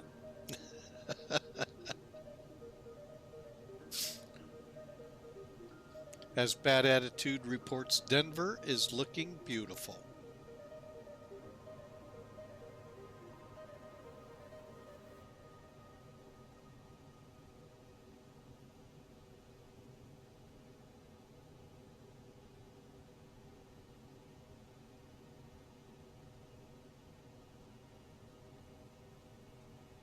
Wow, it actually is a beautiful day in Denver.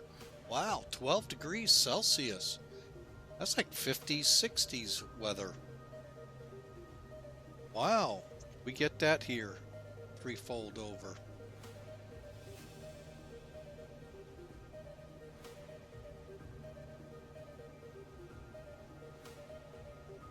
Well, we'll see what we can do for you. Bad attitude put up. Hang on a second here.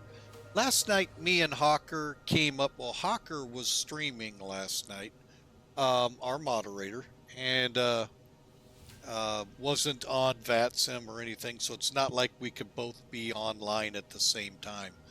But he'd like to definitely see more of that. So, we'll look into it. I think there may be a tool we might be able to use in that to where, because, there are times I just don't want to be on VATSIM. But there are times I have to be VA requirement or other requirements requiring it. So, but that was fun last night. It's the first time the Cirrus actually behaved for me. And probably the last time. No, just kidding. So, but yeah, we'll definitely look into it. Well, that was Matt, that Matt 1997 that put that comment out. My bad. Attributed it to the wrong person.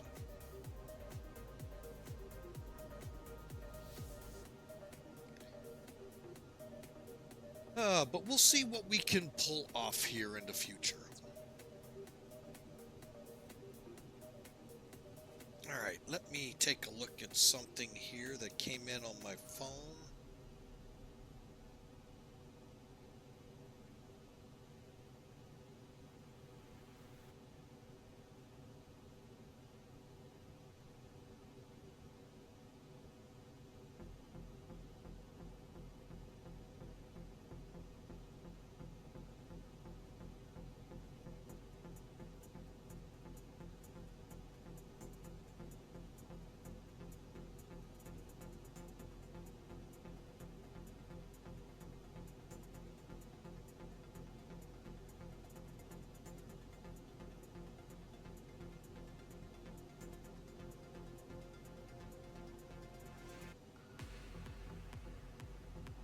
Got a couple notifications out of YouTube. I just want to make sure. Okay.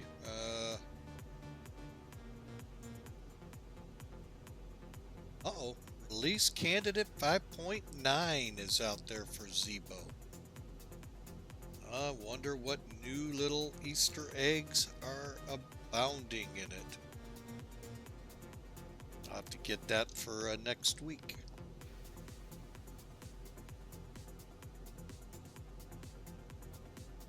Or I should say for our next Zebo run. I don't know when that will be. But anyway, next week, folks, while I'm thinking about it, our Discord channel just came up in chat. Folks, feel free, click on it, join our Discord channel. What I want to do, and I've done this several times, and I get very little response. Hey, Original Godspeed, by the way, welcome into the Discord channel. Give me a second here, and I'll get things going here for you once I've seems to be hard to find anyway.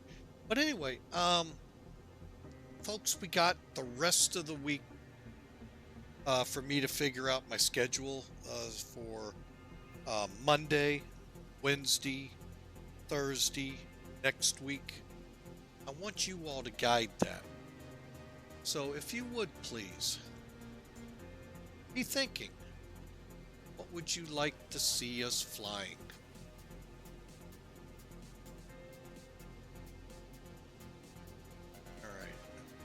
Add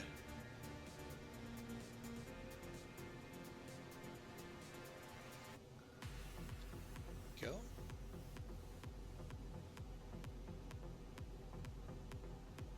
All right, we got you onboarded there on it, and you should be good to go. Welcome in again, and again, folks, we'd love for you to come on over.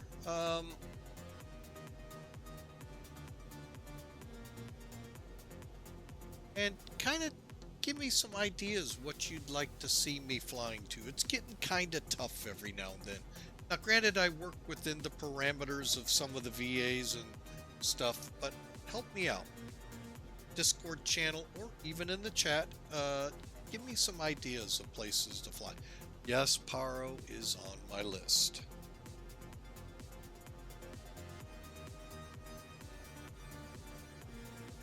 Matter of fact, you know what?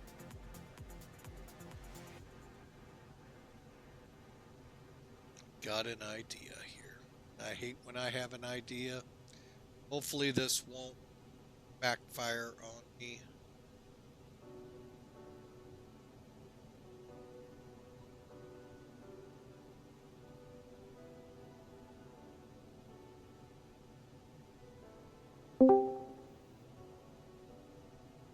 All right.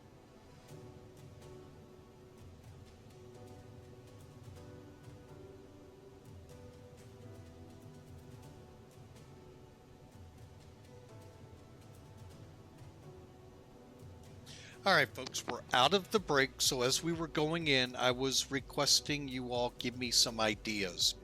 Places you'd like to see us fly to next week. Flights, I'll be available as I think right now, Monday, Thursday, or Wednesday and Thursday. Yeah, I had to think my flights, my work schedule. So give me some ideas. Oh, Matt Air, that is a good one. CRW, Charleston, West Virginia. Adding that one, that's a really good one. In X-Plane 11, was it 11 or Microsoft? FSX had a huge incline on it. Let's see how, I don't know if I've been there. And ooh, that's a good one. See what we can do with that.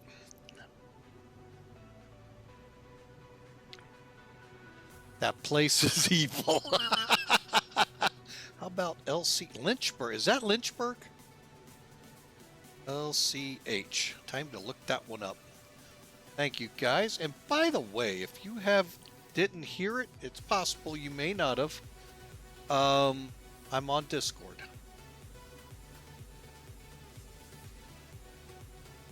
Lake Charles. Ooh, Louisiana. We've been there, but boy, we could go back again. Lake Charles. Envoys. You mean to tell me Southwest does not fly in here?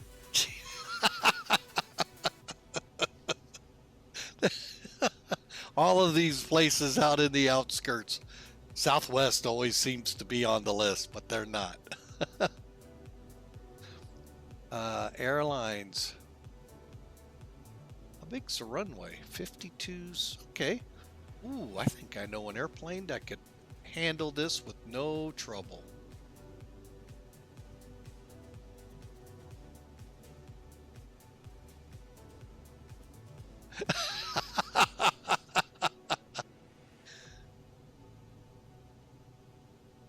It demands respect. Oh.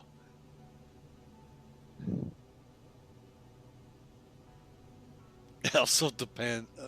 Yeah, that's true. You know, when I drove the truck, come about November, about this time of the year until about April, it's always snowing there.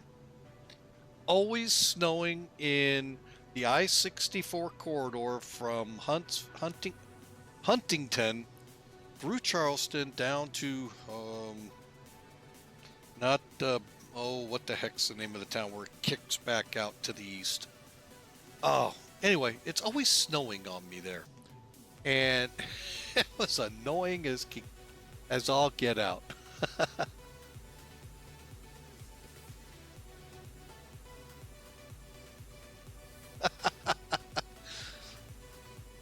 Significant weather. Oh, can't remember the kick out point. Oh, Beckley. I mean to tell you, it always snowed on me there. I could never get through I-64 in the wintertime. And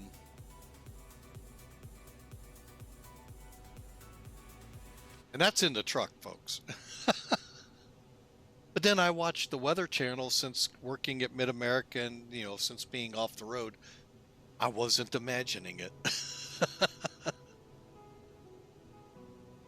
So, but yeah, that is two good places, Lake Charles and Charleston, West Virginia.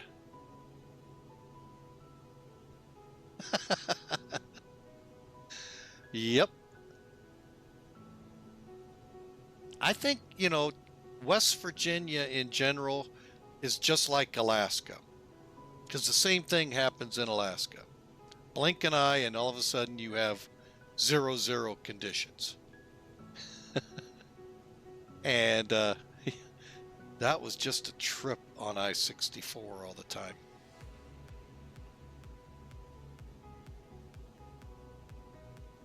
But I am going to put these to work. Let's see. Where is my flight schedule?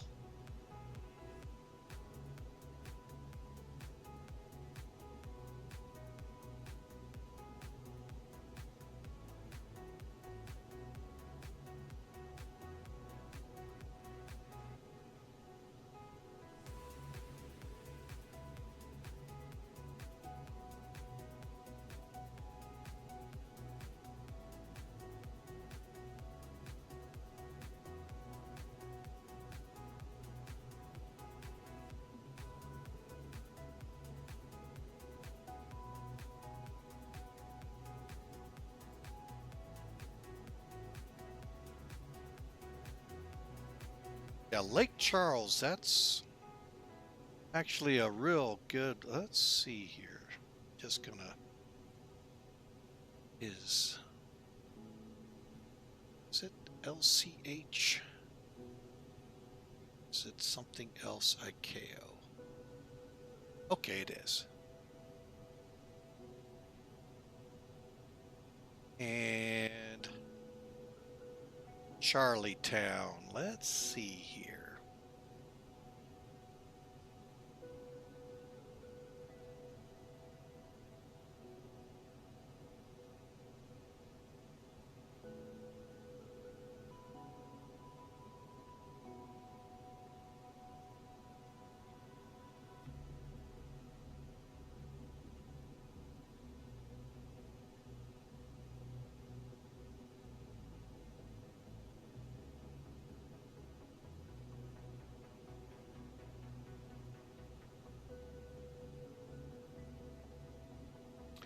Jaeger Airport.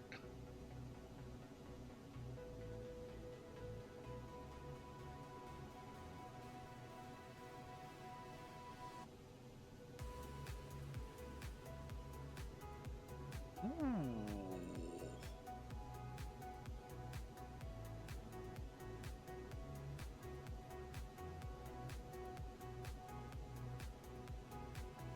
This may be my first time. All right, let's see here.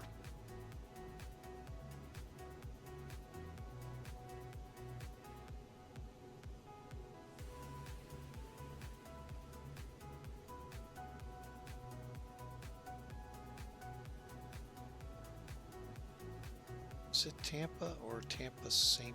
Pete?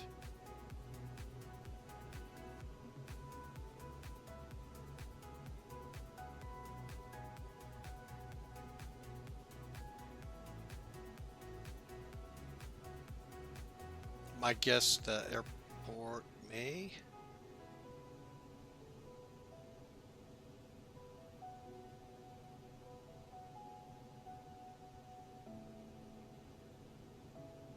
XY. Okay.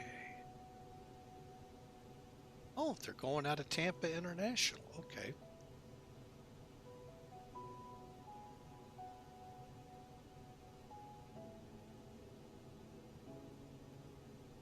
All right, got them lined up, guys. Thank you so much. That actually helped a lot.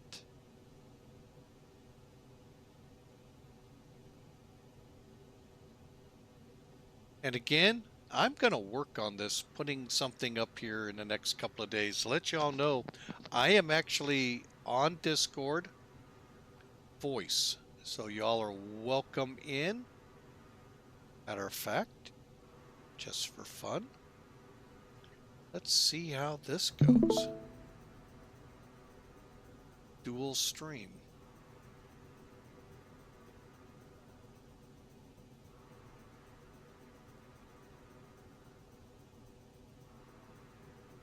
ASE. I know the. Hang on a second. Let me look it up. Sounds familiar. I'm pretty sure I have.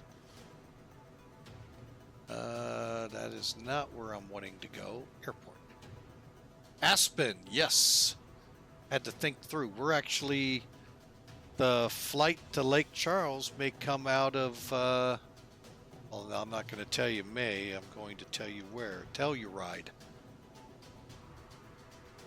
So, but yes, I have flown Aspen. That's fun. Now, if I can get some better scenery, not that X-plane's bad, what airline? From Telluride to Lake Charles?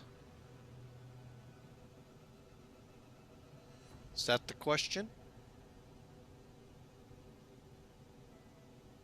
It won't be an airline.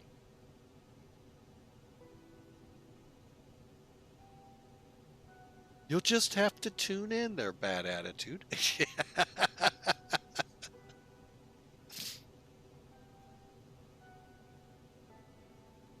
But I can tell you this, what's going to go into Charleston is going to be Breeze. I'm not going to tell you where from.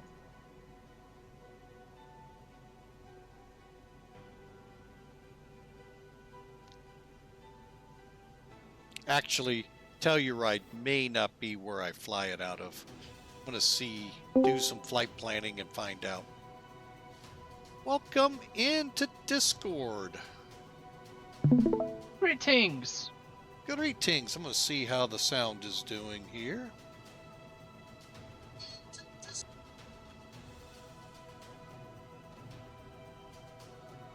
A little loud. Kind of turned that down a little. I haven't really done a good test on this yet. There we go.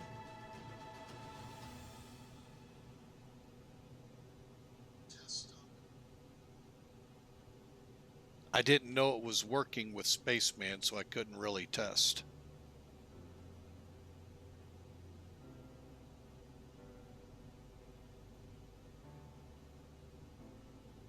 So how is it, Mr. Bad Attitude?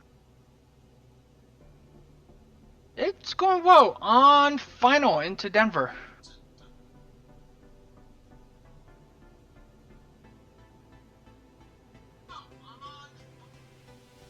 By the way, another great 2 airports to try. Hang on, getting my pad and paper out.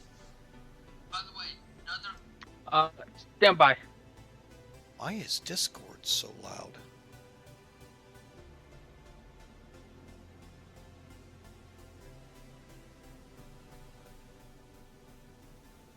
Maybe that's what I gotta do. Still working this out with Discord. My volume level didn't do anything.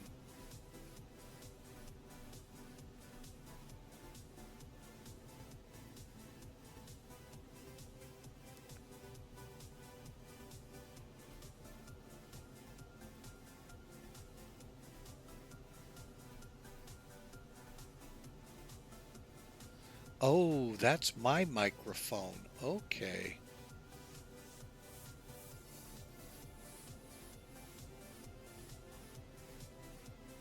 Oh, so I have to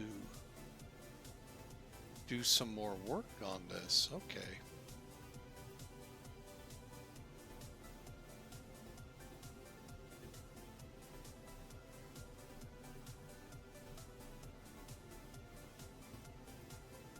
On Discord. Okay. All right, we'll try that. See if that's any better. You still there, Bad Attitude?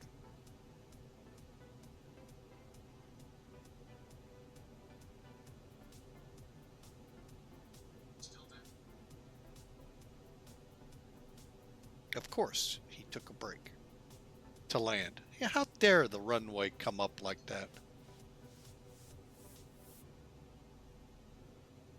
I tell you, you know, these airports these days.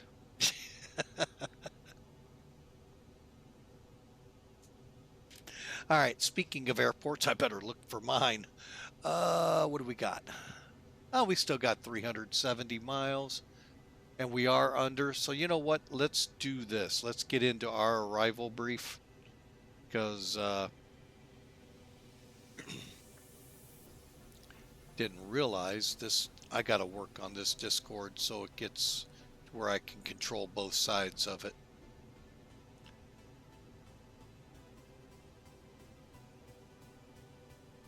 A lot of work to do to try to get this up here and running. That was a terrible landing. Hang on a second. I want to try something here. Go ahead, say some more things. I'm trying to work out some things. So are you ready for the next airports? Turn your volume down, see.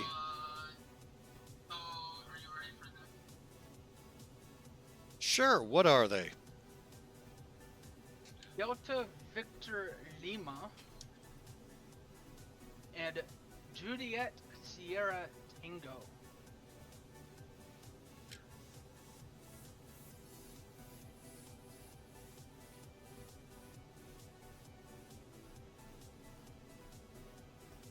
Hey, hang on, I'm listening here real quick. I'll tell you my thoughts.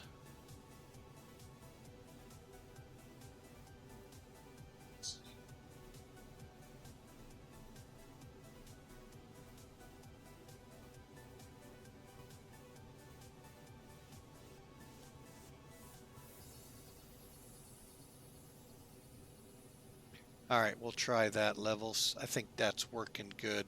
Don't want you to overpower the stream. So DVL, that's Doubletree, isn't it? Nope. I know that one too. Devil's Lake. Devil's Lake. Oh yeah, we're gonna have to figure this out for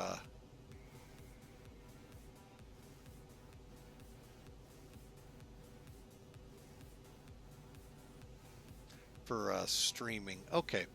Oops, I didn't mean to do it that way. Hang on a second. Click. All right, so Devil's Lake. Where is Devil's Lake hiding? DVL.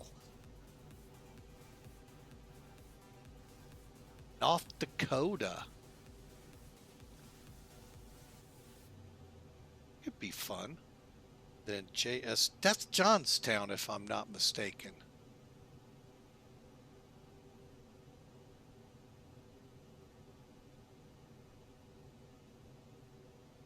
Yeah, Johnstown, PA. Two other good airports. Yep, we'll get those all in the lineup here.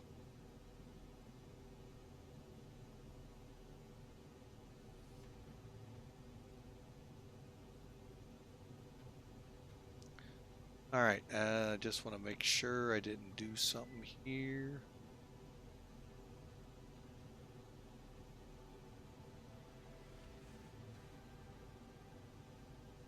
Yeah, there's got to be a way to do this universal. I'll figure it out. All right, let's get into the arrival brief. So I got those written down. I've got Charleston, West Virginia, Lake Charles, Devil's Lake, North Dakota, Johnstown, PA. All, amazingly, something tells me your CRJs go there, Mr. Bad Attitude.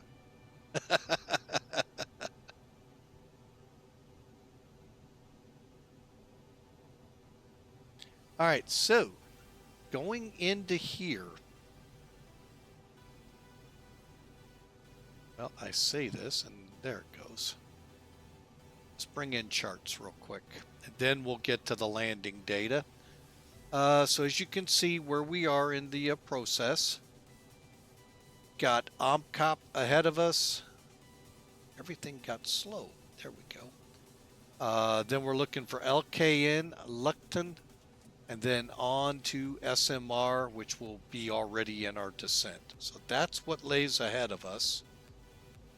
And we've got a commercial break, so that gives me some time. All right, for our viewers that are subscribers, you're getting a good look at the start of the brief here.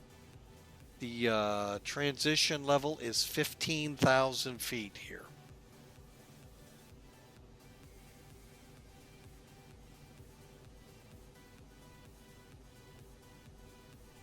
All right, we're back. That was a quick break. What was that all about?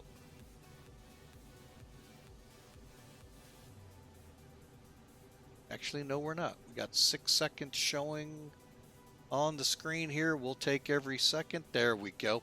All right, so up on the screen here, folks, we're going to come in over Samara, over Raton, and that's where we'll start the initial for our RNAV through this lovely little maze of hills, high hills, into our runway here.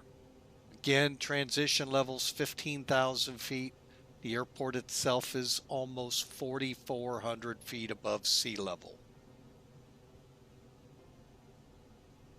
And our ATIS is 127.0. You know, I'm going to try that because I'm thinking all of these updates I've been getting with XPilot may have something to allow me.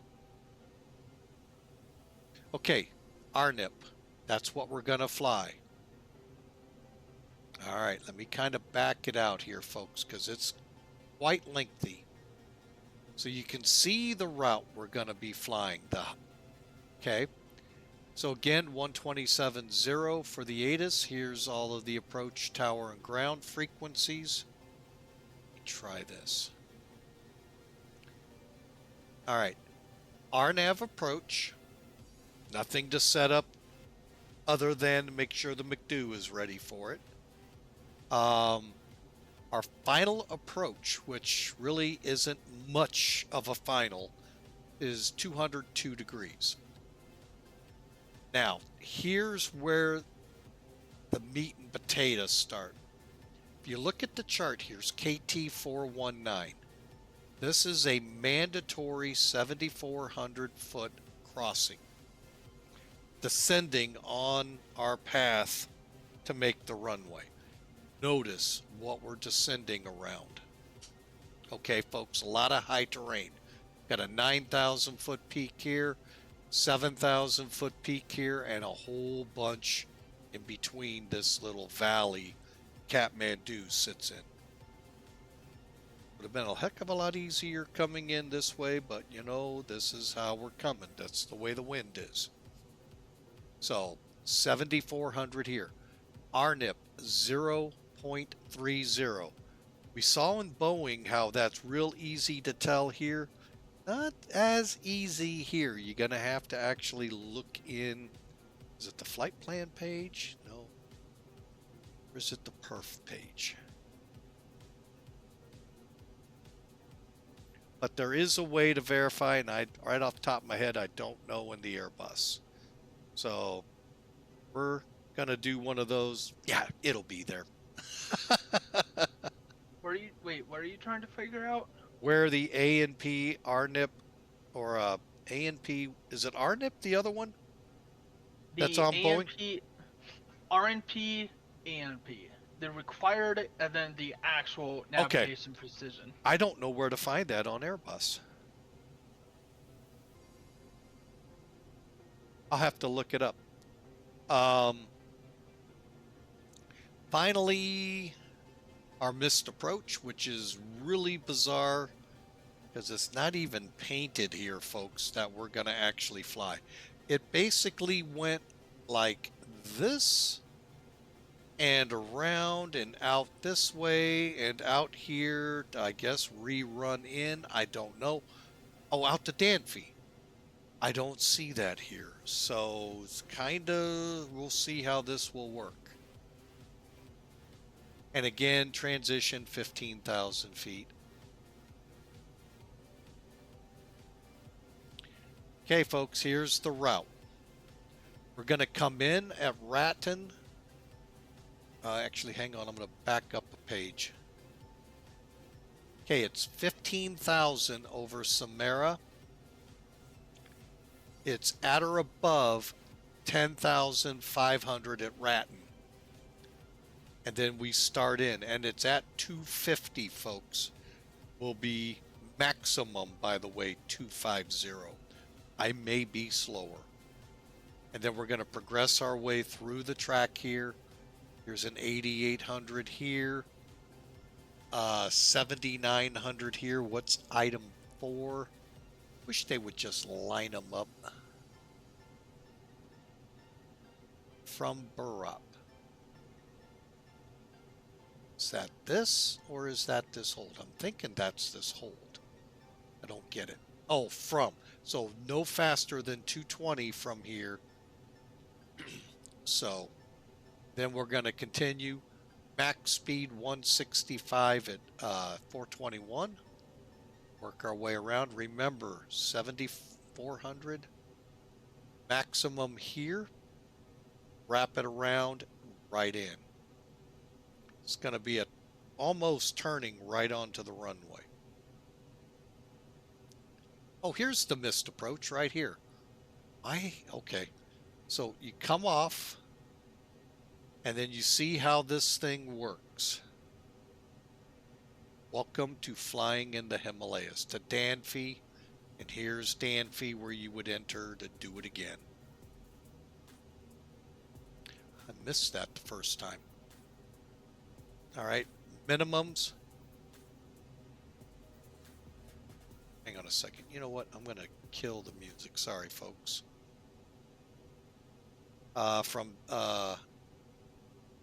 We are C, so 4,700, 5 feet, or 310. We'll be looking for it to be above 310 feet. Ceiling, which is broken or overcast. That's our minimum ceiling, folks. Anything higher, we start thinking about DACA. And we need 3,500 meters. Hey, Mike. Hey, what? You want to know something interesting about that? What? We actually rounded up to 400.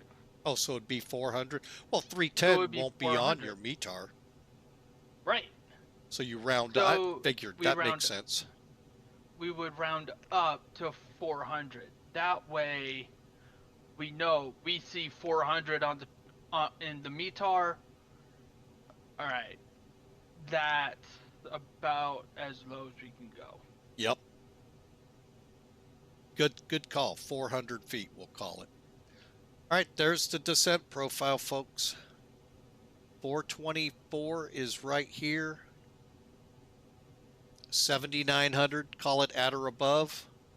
Dropping down to 7,400. I'm sorry, 7,900.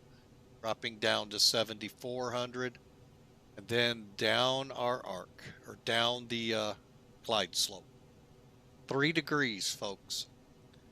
And my guess is we're going to be right about in here, so about 710 to about 715 feet a minute. As we come around, we'll see pappies on the left and reels. So we don't have any approach lights, folks, if this was at night. So there's the charting, folks. Currently 251 miles out. Now, let's get into what the heck do we need. I'm going to get charts back up here for just a second. I forgot there's something we can show on here to help us here. I'm going to go ahead and get rid of that so I can see where we are. Okay. Let's click METAR, or the weather, right here. Not much wind. We're looking at variable at 2. 7,000. We're good on the visibility. Clouds, few is not a ceiling, folks. So we're good there. 1,500 feet. Even if it was, we're still good. I just would not like it. And it's 12 degrees here. And this is as of 20 minutes ago. So the wind can stay. The temperature can stay. I don't know if that's 1018. I'm going to try this, but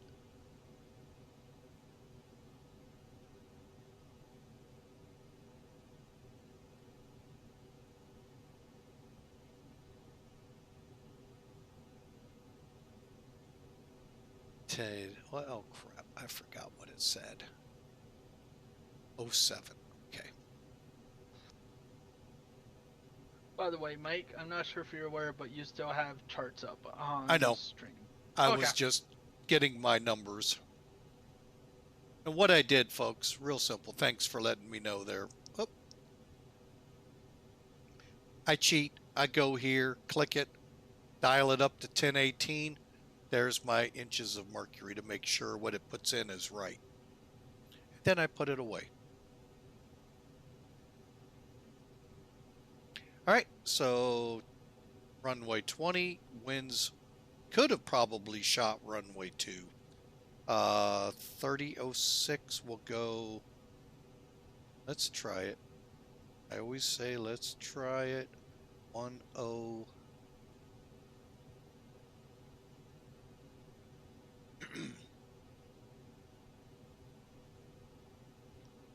18.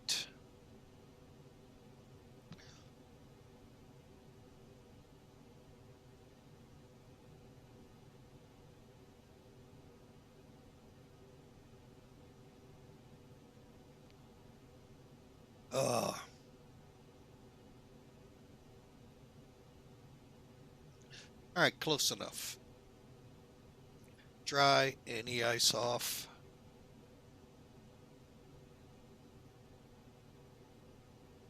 Cursors.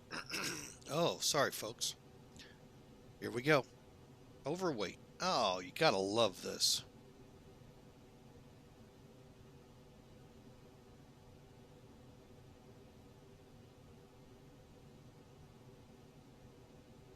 How much are you overweight Wait a by? minute. Wait a minute. Am I really overweight? Uh-oh. Hang on a second, folks.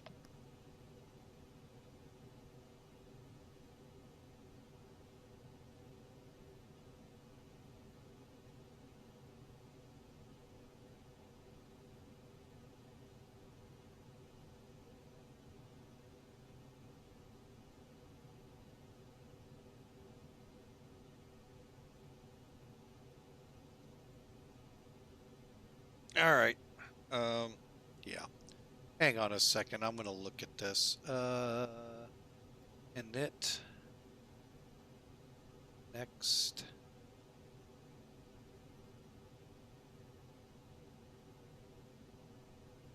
I don't think it's updated for what we're going to be landing at. Because SimBrief estimates 146. I don't see an estimate for that. 0.3. Let's try that.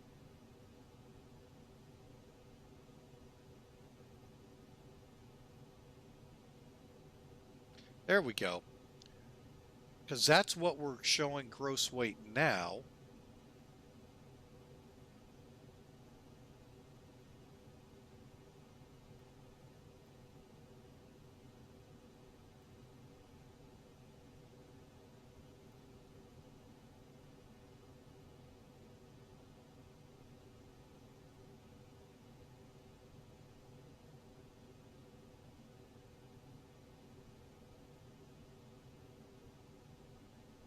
So I think we're okay with saying 146.3 and being an okay there. Variable, everything's the same. So landing required 5,000. We're going to have remaining 53. So I think, or 4,700. Call it 48. So I think we're okay there. Going to be a little heavy because we've got 400 miles plus. I think it's 450 to get to Dhaka if we have to divert. So that's why we're pushing limits, I'll bet. All right, so landing speed, approach speed will be 137. All right, so it's going to be a fun approach, folks, to say the least.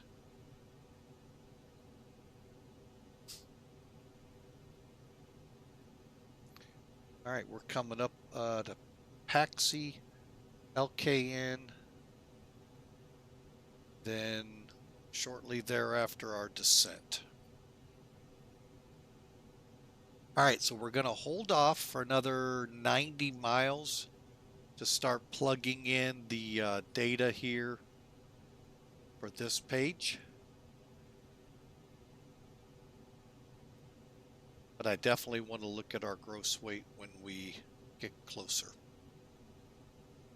Love coming in heavy. And I'm sure dispatchers like that too.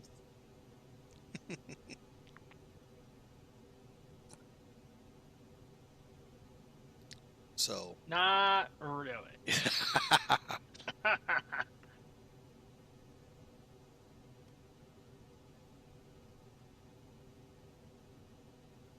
All right, folks, so you let me know, does he sound a lot better across the stream now?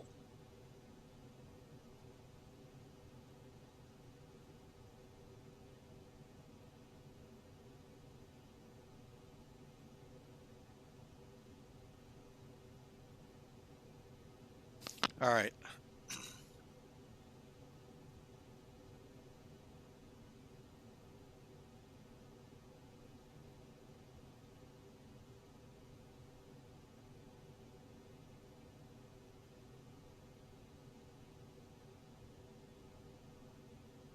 Oh boy.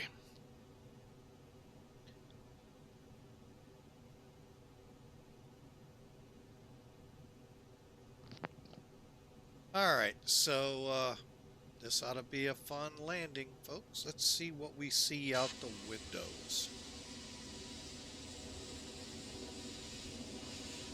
Yeah, we're still too far off. Although I'm not sure if that's clouds or if that's possibly the Himalayan range right there.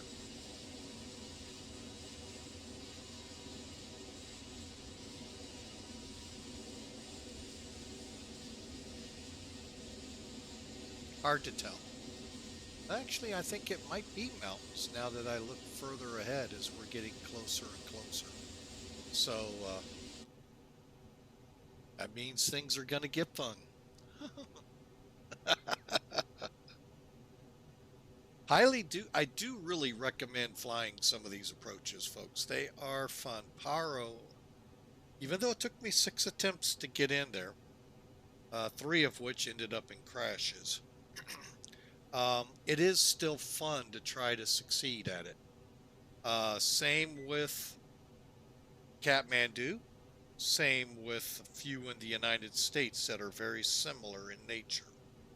They're always fun to try, folks. And when you succeed, it's really cool. The funnier parts are the SAT-4s.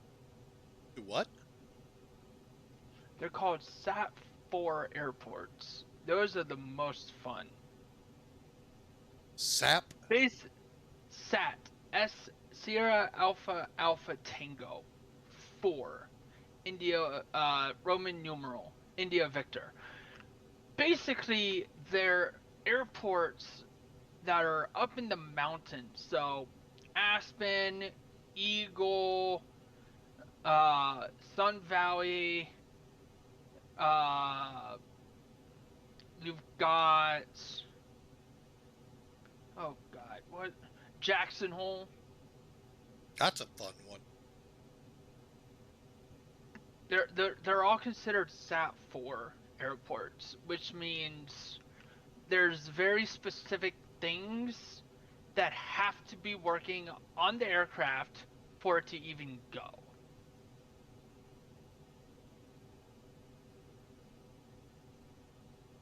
There you have it, folks. And a loose nut behind the wheel is never a good one.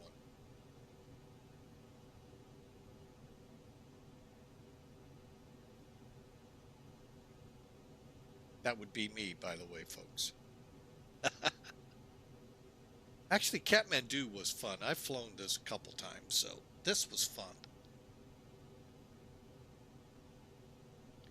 All right, so get through these ads here in about 30 seconds and have y'all back. But we're coming over LKN, so top of descent is very, very close now.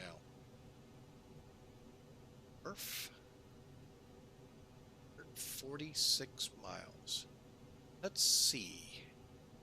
Yep, my thinking was right. It's coming down.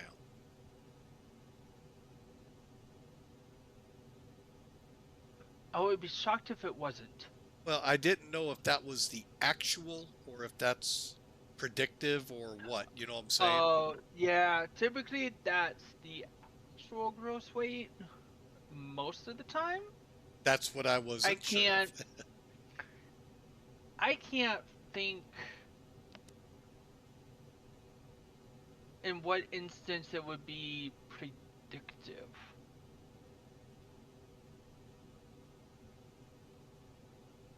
Well, to me, the one that comes to line isn't the init ref on Boeing, the Zebo or any of the 737s. Isn't that predicting what it'll be at a certain time? Because if you'd have done that back where we were, it would have said overweight too.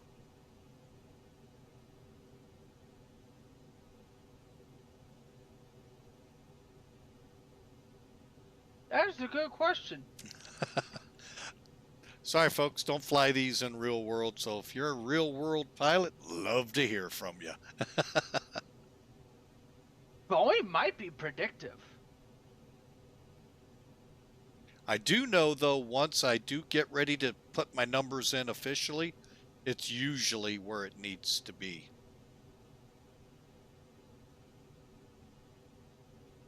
So we'll see, and we'll update just to make sure right as we get under 100 miles out, just to see that the chart is going to be right.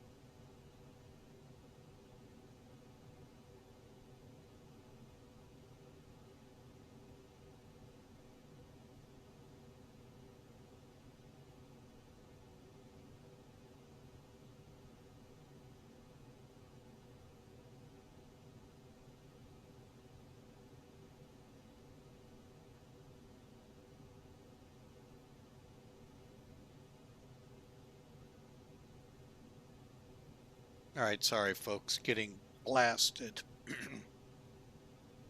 by text messages from the airport. Anyway.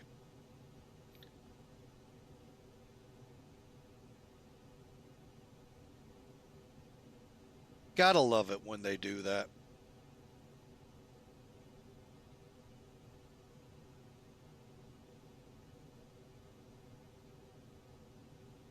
All right, so let's see where we are. About 16 miles. I'm gonna head on over here and check it out. But it always would be nice if I grabbed this.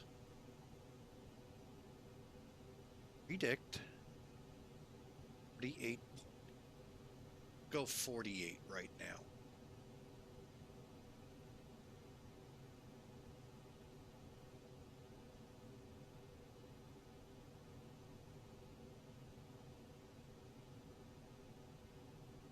Ah, so we should be fine. It's a good deal. Just didn't like 149, I guess. All right, so landing weight will be 148,000 or less, and we're fine. 5,125 feet down the runway. It breaks medium, leaving us still the 4,700 at the other end. Cool. All right, now it's up to the loose nut behind the wheels and stick to get it into the right profile to land.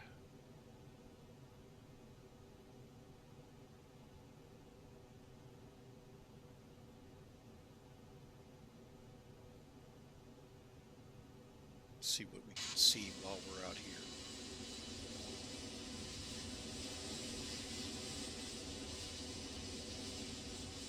Oh yeah, we're getting Himalaya mountains out there, folks.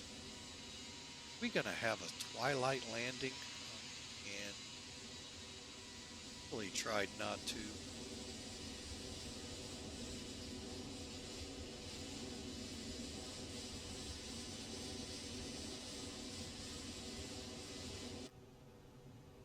Well, we'll see what happens.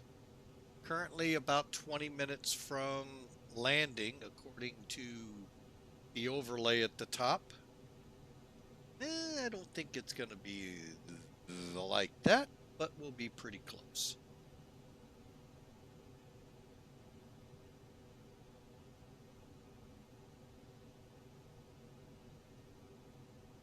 Go ahead and get rid of that for now. All right, here we go, folks. Should be right about 100 miles. Under it. Perfect. Let's get things set up. All right. Next phase. Next phase. QNH 10.18.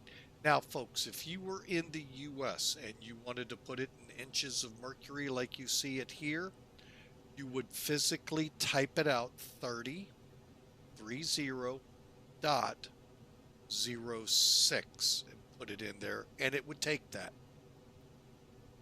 Temperature 12.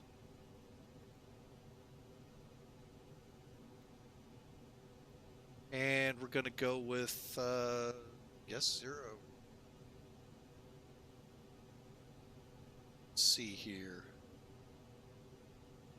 Oh, now they're calling MVFR. Why? Why would you call it MVFR with few clouds? That's weird. 000/0, not dash, 0. Transition 15,000. All right, now my fun one. Let's go with, that's Mr. Approach.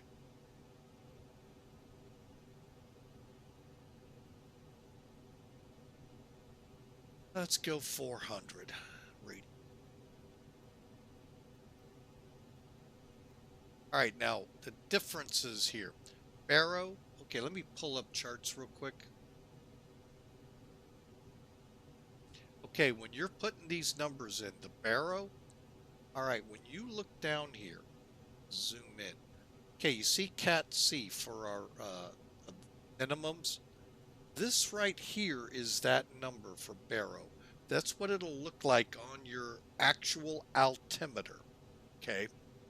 Same height, don't get any of this confused. It's the same point in the sky. However, we could put it in at 310 right there. I am going to just do that. 310.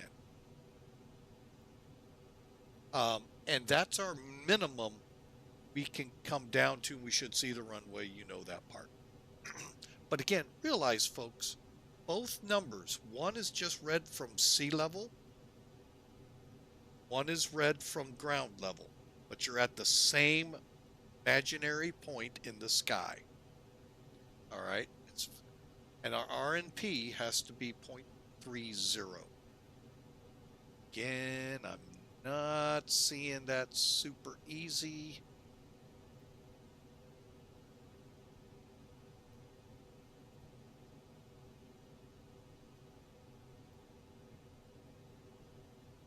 That would have been my next thought where it would be. And that, folks, is 1,900 pounds of fuel extra that we would need in case we got to go to DACA. We need about 8.0 to make DACA and still have our reserves required by flight laws. Really wish I knew what this was. I've seen it once. Now, wait a minute. Here it is. No. Is this it? Yes, that is it. There it is. So, right now, your required RNP is 2.0. Your actual navigation precision is 0.04, which is fantastic. Cool. So we found it, folks, and we're 50 miles out from top of descent. If I get time, we'll pop back there and see if it gets within parameters. You're already within parameters. Thought it had to be yes. 0.03. No, it's 0.3. Normal RNP approaches right. are 0.3. And you're 0.04, which is better than 0.3. Yep. Yeah, I just went back and looked at it. Yeah, it's 0.3. So, cool. Yep, I need that back on the page. Now, here's a question. Uh-oh. Go for it. Do you have a right turn or a left turn arc in the RNP approach? And do you know how to figure that out? I go both ways. Here's my RNP approach.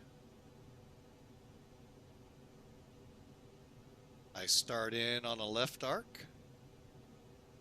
It helps to have the chart up. And then I work into, I was in a right arc into a left arc.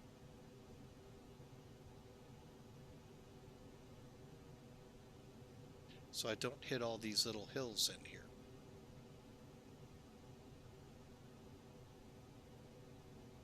That's new. That's cool. You haven't? No. Most of what I've seen are LTs or RTs. Well, wait till you see Paro. Well, these you got to remember. These are like Kilauea. It's up in right there in southern British Columbia, Kelowna or something like that. It's the first time I saw working them through a mountain pass, and yeah, that was good Lord. 10 years ago on one of the Just Flight videos. But again, most of the time you're right. You'll do either to the left or to the right. Here you're zigzagging through. Right. Paro, you follow a riverbed coming in from the south up to, but if you're coming in from the north, you're more river. It's probably a river creek bed, but again, you're still meandering through coming through to make it. And they turned GPWS off too, folks. Because it'd be squawking at them the whole time through. He said, yeah, you watched them push the buttons on the A319s. There's some great videos out there from the cockpit, folks. And we, by the way, folks, are just about 20 miles out. So let's get our checklist back up and running here. All right, so landing elevation shows auto and the correct landing elevation.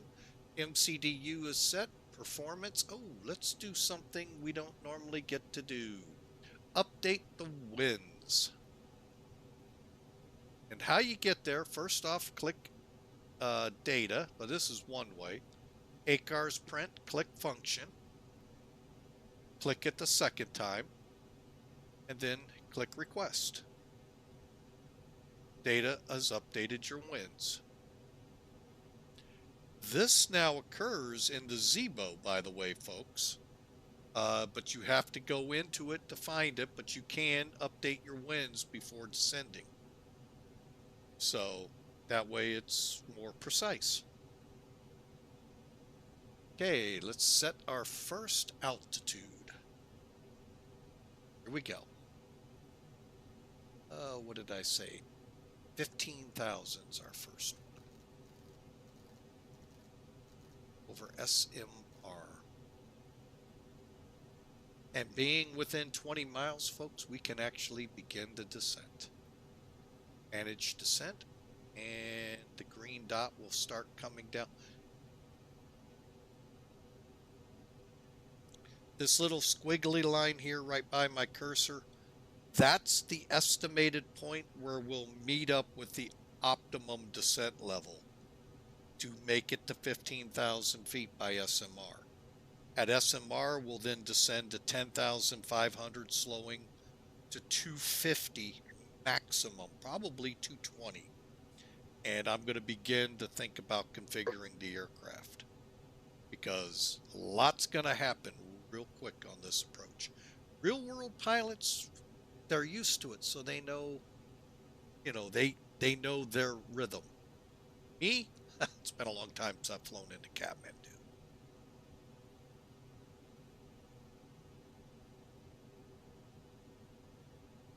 And the closer we get to that blue squiggly line, the steeper our descent will become. Hey, up top, guess what? Get in your seats, folks. It's going to be a hairy, scary ride.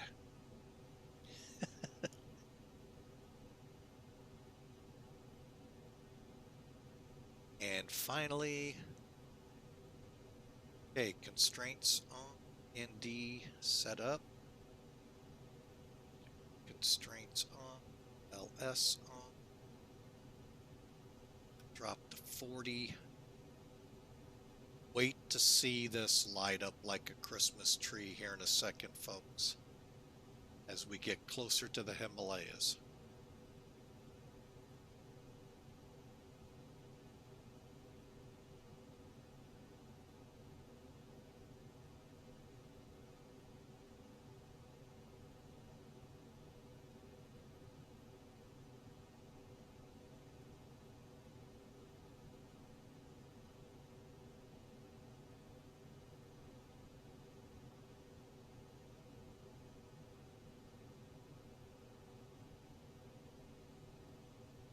Now, as we also draw closer, now Boeing guys, you remember the little scale you have over here to tell you how you're doing on your glide path? You also have what looks like a glide slope triangle here. Airbus, we have a green dot that's going to come down here. We want it to rest right in front of these numbers. Here comes that green dot. There's one other thing that drives me nuts about Airbus and that. the fact that you actually have to activate it, pressing LS. Oh, for the landing? Yeah. No, I mean, okay, but there's things about Boeing that are, you know, a little bit irrelevant too. Like it automatically, if you set your FCP and all of a sudden you start descending before you want to, you know, ATC may hold you up, but you forgot to hold it up yourself, because it will automatically go down at the out when you get to that point. Believe me, I pissed off ATC enough on VATSIM.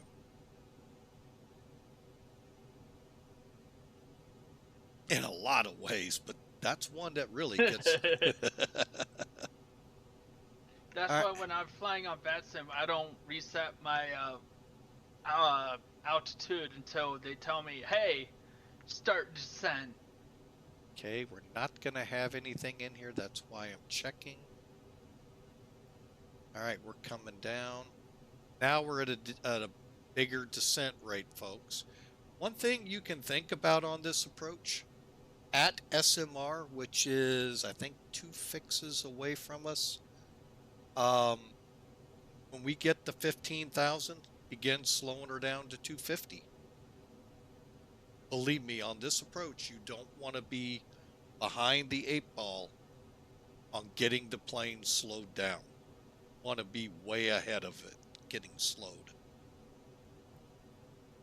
Especially Paro, these tight in the mountain regions, you want to be very much ahead of your plane mentally and speed-wise, keeping it under control. Don't think you can blast in on the ILS at 210, throw the brakes up, and slow it down. You don't get that kind of time here.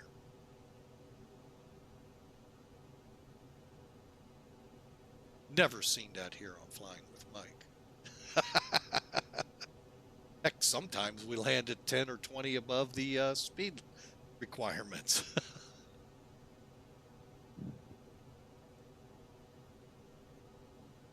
All right, so here we go. There's Paxa.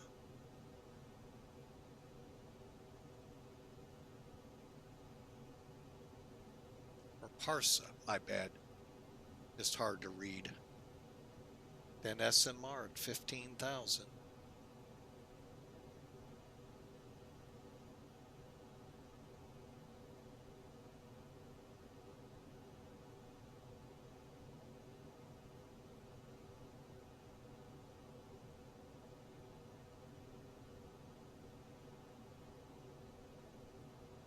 And always keep a look down here. Right now we are tracking SMR on both. 37 miles out, kind of do a quick, do you think you'll make 15 or not?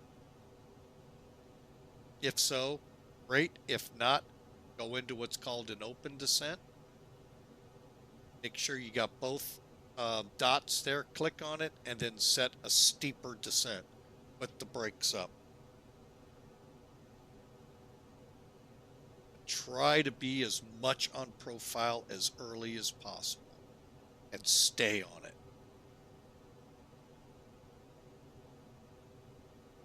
And this actually will help you with the easy airports, like even, you know, it may sound kind of funny, like Los Angeles, San Francisco. The quicker you get on your profiles, the easier those ILSs are. And they should be easy. Right now, it's showing us to hit 15,000 feet right after SMR. So,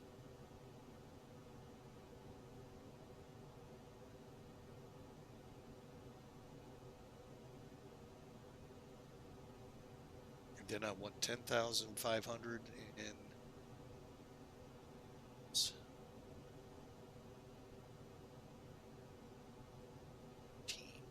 actually, I'm going to take that and keep it going down. Nope, I'm going to do what I just said.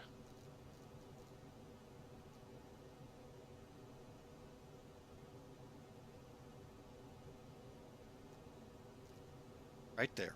You see, here's your bottom of descent right before SMR, this hockey stick. So that'll flatten us out, and I'm going to slow us to 250. But talk to you a little bit about when we take over the speed, what you can then do. And we're starting to speed up as expected. Speed brakes.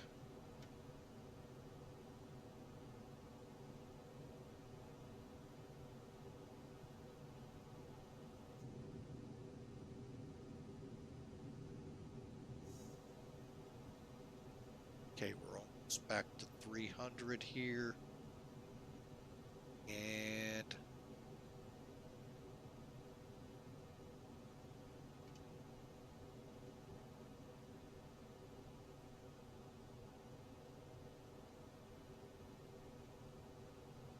And we're still trying to accelerate. So, a little bit of speed.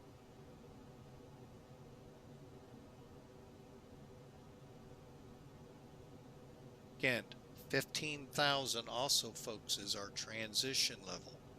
So, need to go to 1,018 on the altimeters here at 50 when we level off.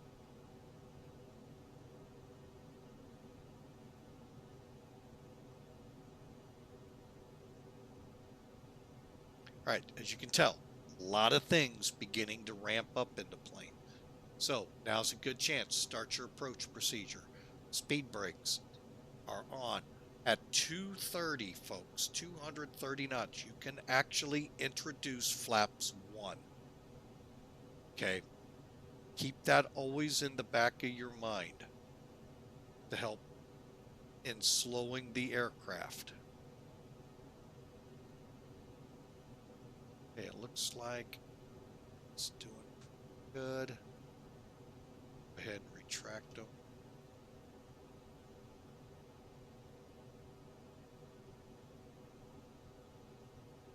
I am going to take over the speed.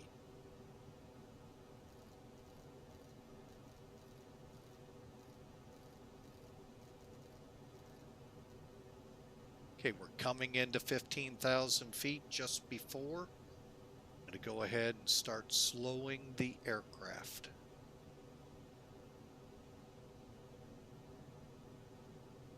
Also, let's go ahead, get 1018 dialed in.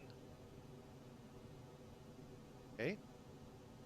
And we're making the turn. Now it's 10,500.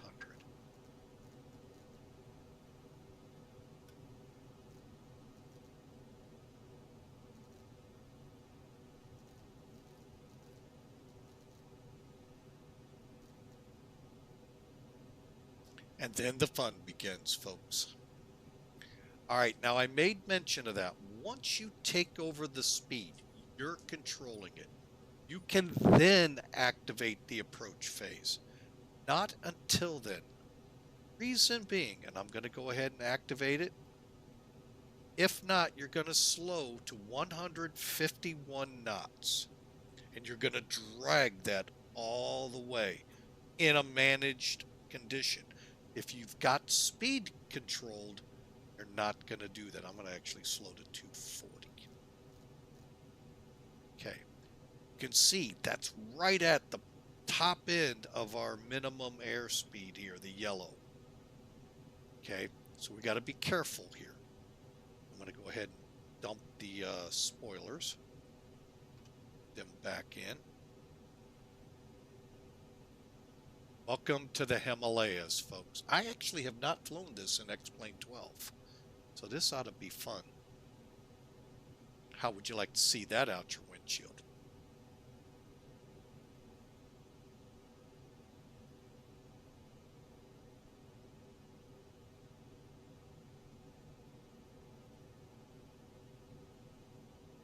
Okay, I'm going to now slow us to 230. Green dot is right at 220. That, folks, is the airspeed for flaps. However, we were told, 230 is when you can actually introduce flaps. Okay, go. switching to the R&P. 10,500's our maximum speed now, 250. Doesn't mean we got to be at it. If you haven't heard that fun exchange between New York Approach and JetBlue, I highly recommend it. Okay, first descent 7,900. Wait, which exchange was that? Discussion about the words at versus max. JetBlue was at 210 and the chart said at 250. I had a little exchange of words.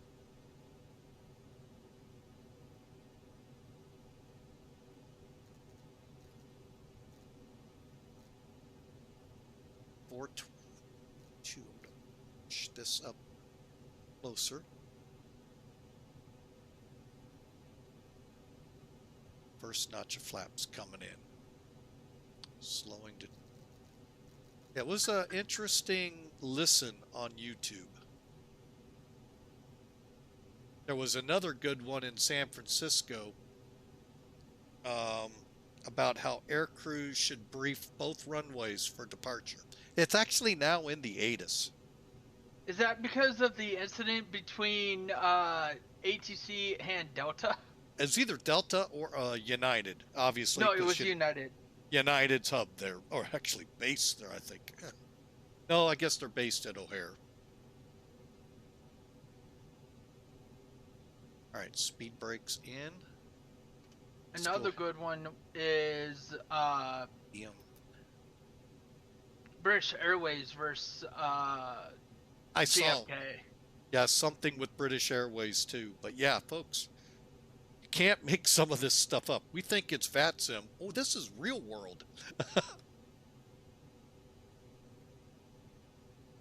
All right, so here we go, folks. We're heading for 7,900 feet. That mark is supposed to happen at 424 at 220, or maximum 220. Got to read those words, folks. If it says at, that means be at. It doesn't mean be at whatever you feel like. And that's what JetBlue did. I am starting to really not like this mountain in front of me. 8,800 feet.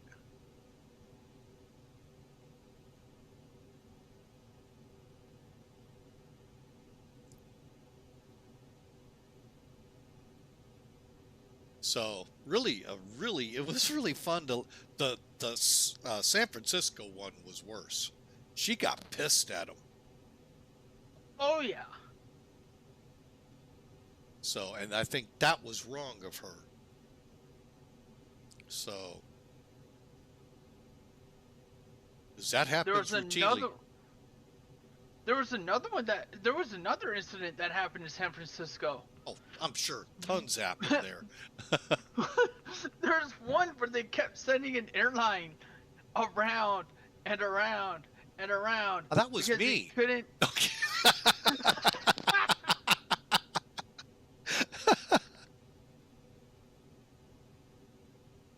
All right, here we come. But yeah, no, they kept There's sending Kathmandu, aircraft, by the way, folks. But they kept lining aircraft up on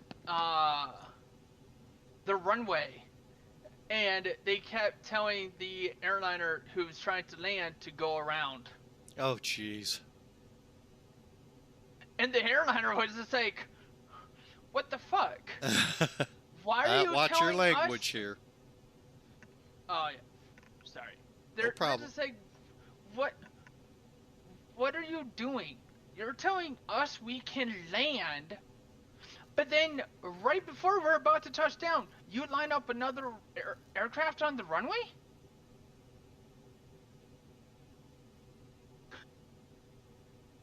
All right, here we come.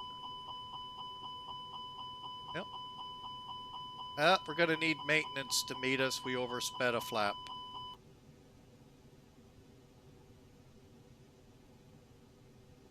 We're going to be getting the gear out here too in a minute.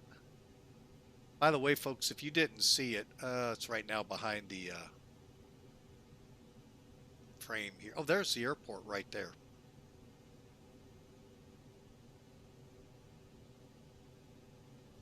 At 424, I'm going to be lowering the gear. And we're going to go into landing configuration. Matter of fact, we're going to go ahead and start slowing.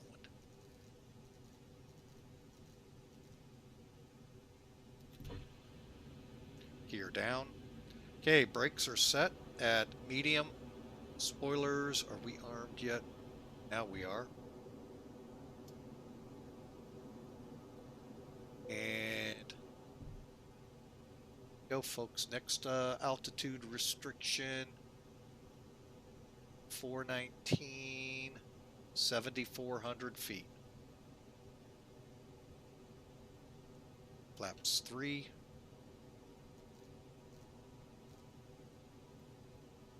Here we go.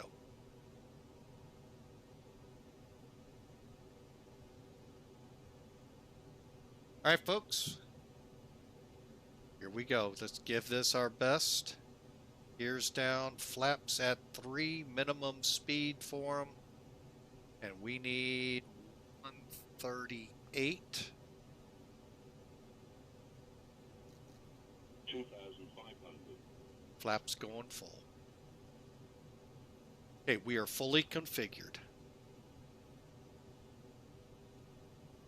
So you know there's the airport.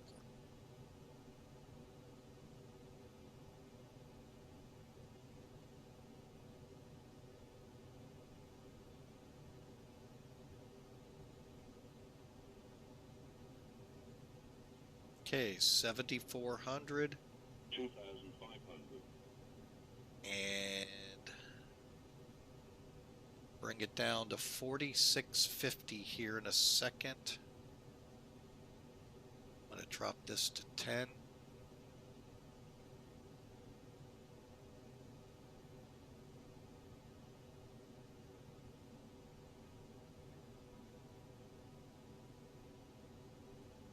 we'll come down to 46.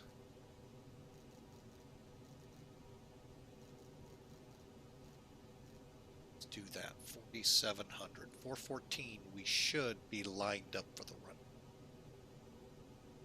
And I am going to do a managed descent, or a open descent at 700 feet a minute.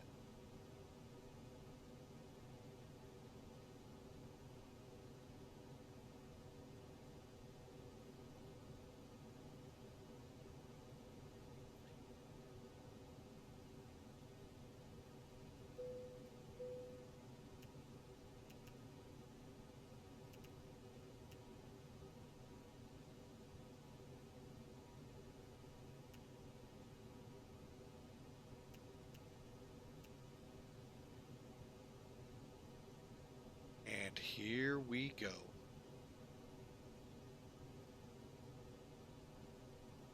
Look at that terrain radar, folks, lit up.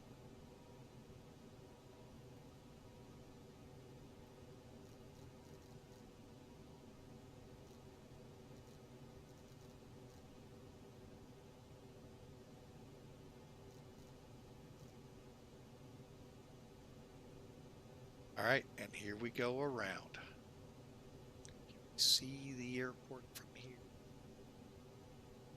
Oh, we're going to have the sun. Oh, times I wished I'd have taken the localizer.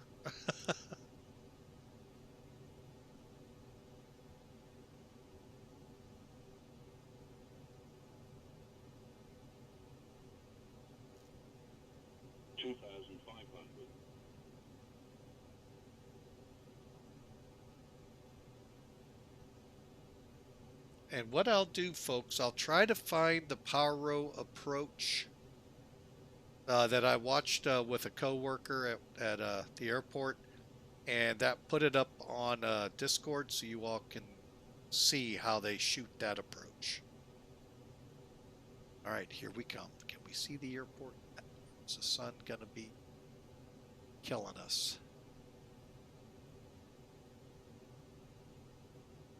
I think I got the runway. That looks like it right there. 2,000.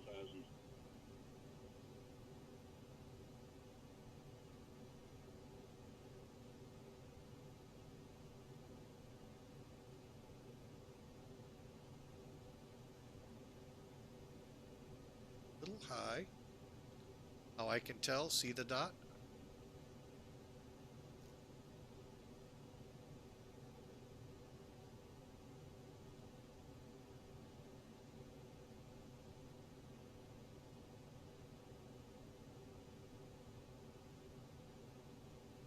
Now I lost the airport again.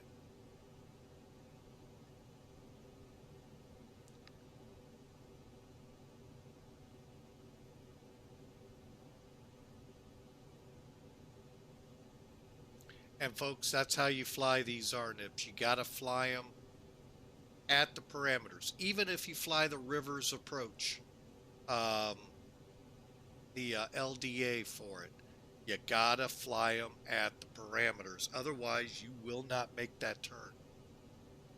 You'll have to go around. I am looking because I want to take over. Oh, it's right in front of me.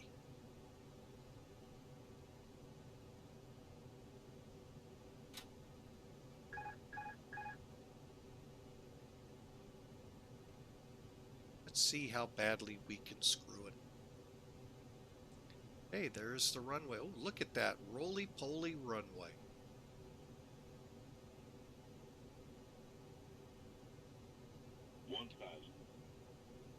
Kathmandu traffic, Gulf Air 98, final runway 20.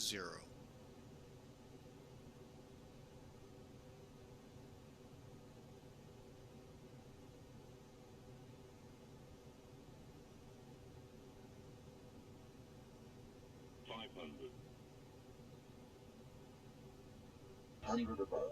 400.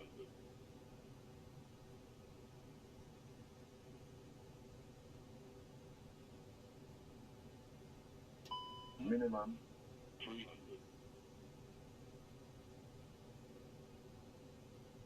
200. 100. 50. 40. 30. 20. Retard. 10. 5.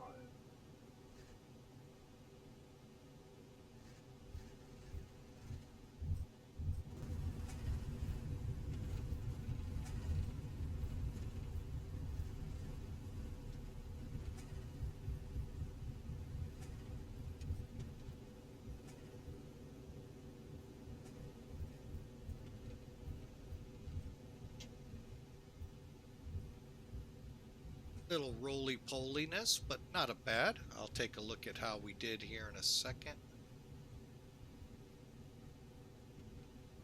Got a little squirrely on that approach. Got high is the problem. I think I can go off here and taxi back.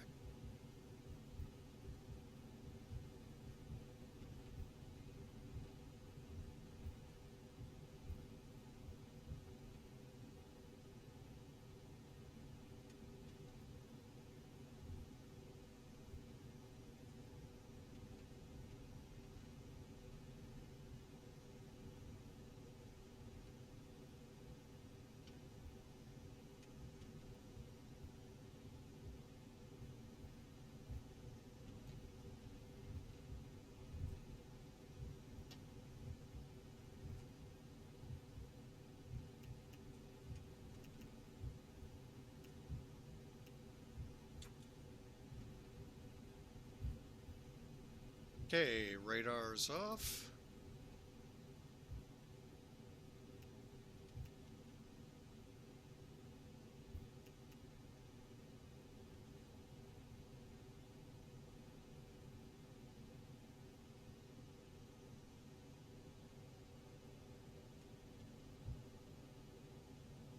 Just look at that though, folks. Breathtaking, definitely. Can't imagine this in a real world. Just amazing how beautiful it is. And again, you're almost 5,000 feet up in the air, folks.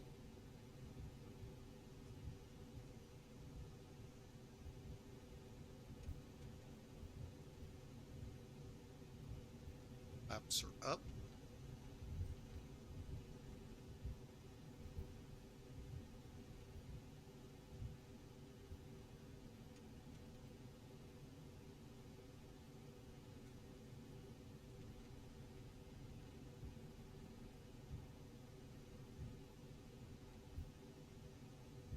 And as you can tell, folks, no jetways.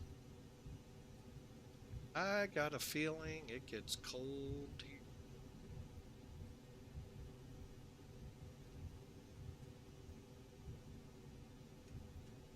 Let's park in, say, a 4, maybe 5. Get them as close as we can. Let's go 4.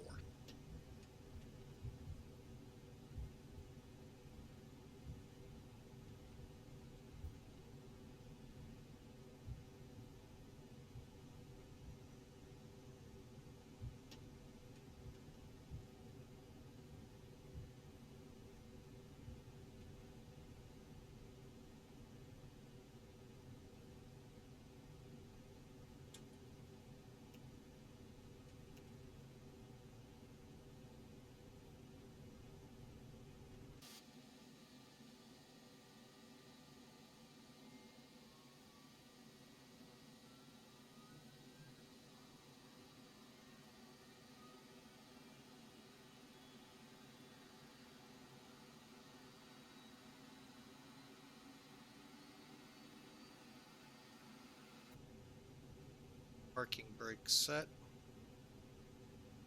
Got to turn the strobes off. Alright folks, APU is spooled, readied. Alright, real quick rundown, brake temps look good. Maybe not, let's get that fan. Okay, it's available.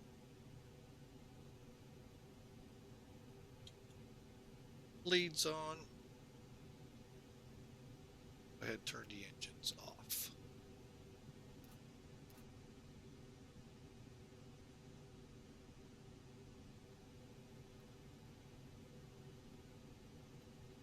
All right, the chocks are in. Welcome to Kathmandu. Now, let's see if it does what it's supposed to. Kind of set up here. See how the ballet works.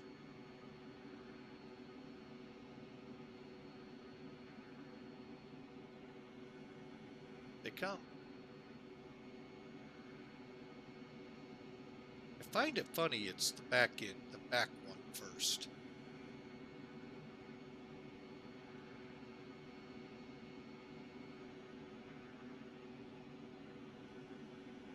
Say that one more time?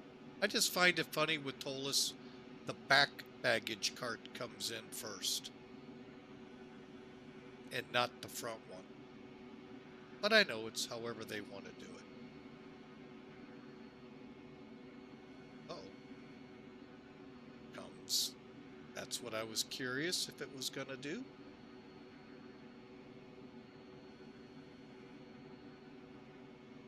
I have a question. So they offload the aft first, correct? But our airline, our airport, they Yeah. usually start at the front and then go back to the back. Cargo on the bottom. The back, you know, obviously it's a jetway in the front. Here comes that one. Curious, will I have to activate the back door? I think I will.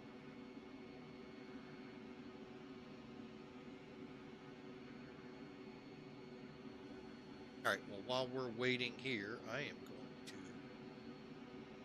Okay, so that... Oh, man. Back Air recorded us at 124 feet a minute. Wow. Sorry, Mac Air, I do have to go and check to make sure you actually logged me. Still getting used to this, what the heck is it called? Smart Cars 3. It's a neat little animal I'm just still trying to get used to. Oh yeah, Smart Cars 3 definitely did some changes.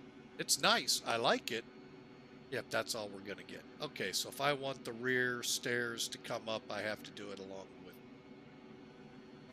other things. All right, so back in here.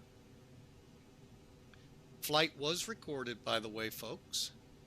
And where the heck is my airplane? There it is. Getting it updated here on SimAware on the ground here. Somebody went into Paro. China Air 737 shot the approach from China, obviously. Clear that.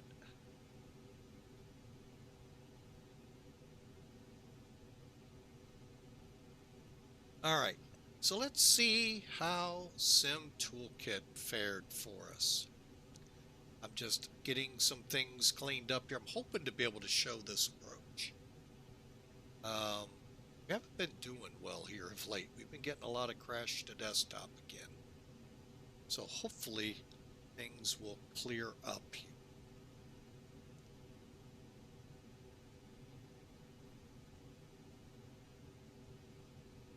All right, here's Sim Toolkit. Now, it's already saying it's been recorded. Bear with me a second here. Well, let's get rid of SimBrief. Just getting rid of this. It's already gone. Good.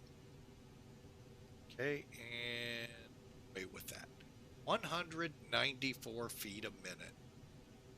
All right, so here's the route, folks, that we took. Here's the details. 4 hours, 20 minutes in the air, 1,850 miles, burned 9,100 kilograms of fuel, landed at 1.5 Gs at 194 feet a minute, 143. What's that? Oh, I know what it wants. I'm kind of nervous if I do this. Brakes off. That helps cool the brakes, by the way, folks, in the room. All right, back to Sim Toolkit. Turning the parking brake off, folks, does help. So 143, so we were about 5 knots fast. I'll take it. Now, where did we actually touch down? Again, I'll take that too. All right, so we got a displace threshold here, folks. So the technical landing area was here, forward, towards threshold here. Here's where we visually aim for. Here's where I touch down. 1,800 feet down the runway. Again, 1 foot, 1.5 feet off the center. Folks, that is really good. And here's the other parameters. It's a 10,000 foot runway. So overall, this was a really good landing. Now, see if Sim Toolkit will be so kind. I'm sorry, if the Sim will be so kind as to let us see it.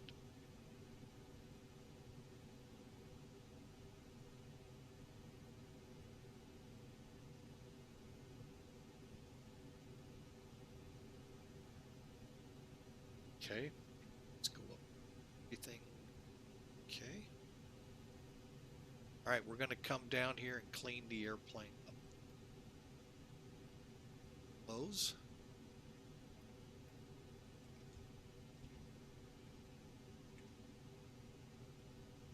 Close, close, close.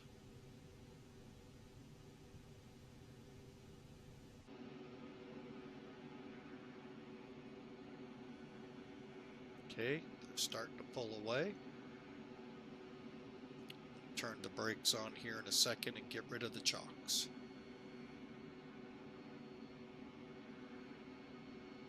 The only Laminar, hear me, this is not a real gripe of mine, but the only thing I don't like about the replay feature, it doesn't replay it in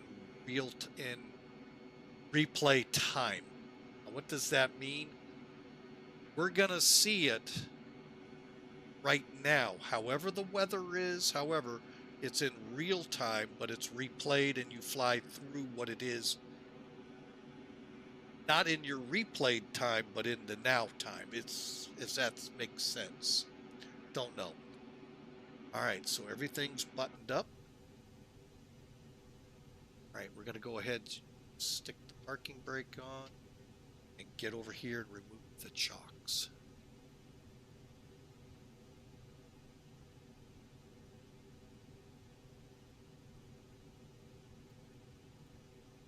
Okay. Here we go. Let's give it a try.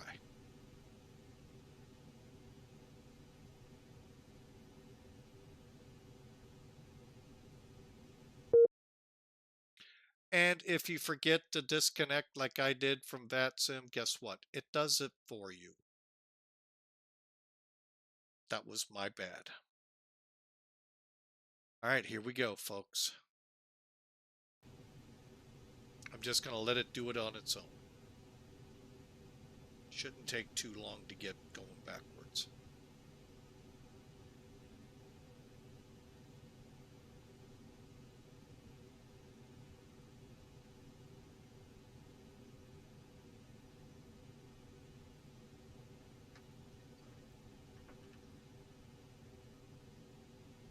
But overall, this was a very fun flight, folks. I have to say, I may have to.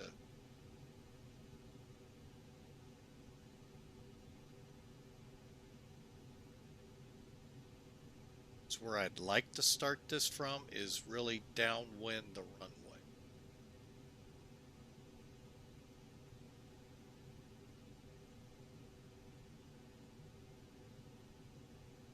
I did not think we got into the blocks that long.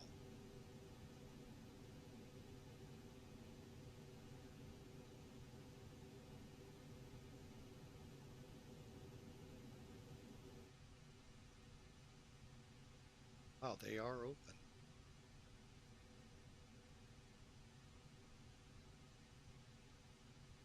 Okay, doors are starting to close.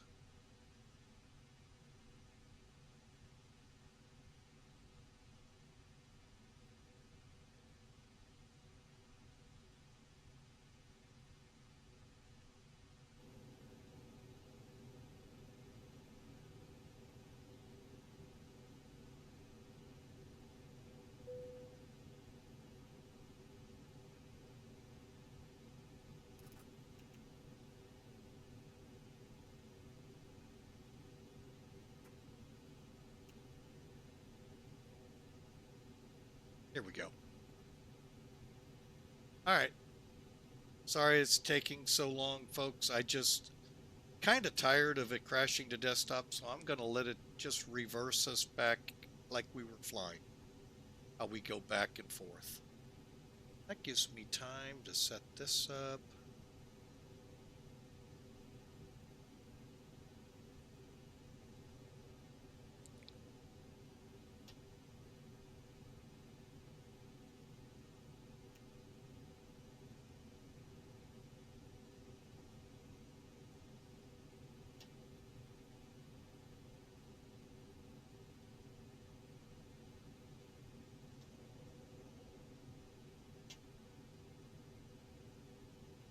Ten, 50, 200. Minimum.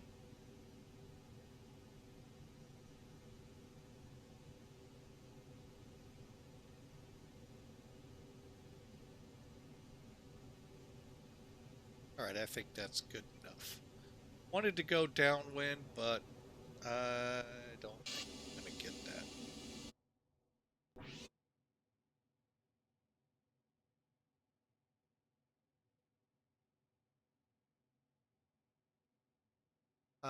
It's missing the wings and the landing gear. What the?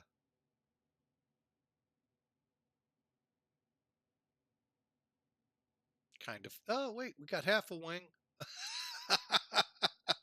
All right, folks, let's start the music.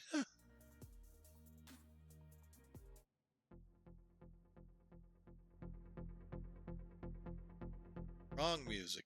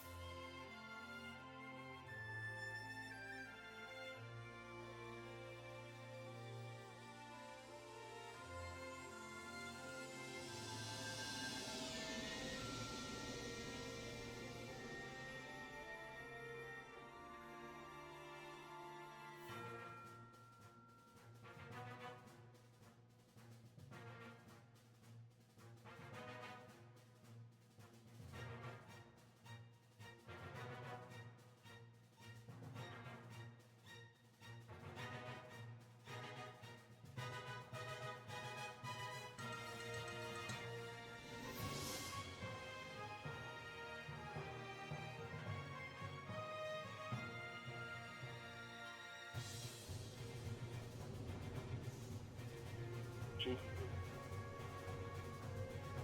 100, 50, 40, 30. There's your aiming point. I missed it 10, in X-plane, but in the real world, I did pretty good. Actually, that looks pretty good, folks. 50.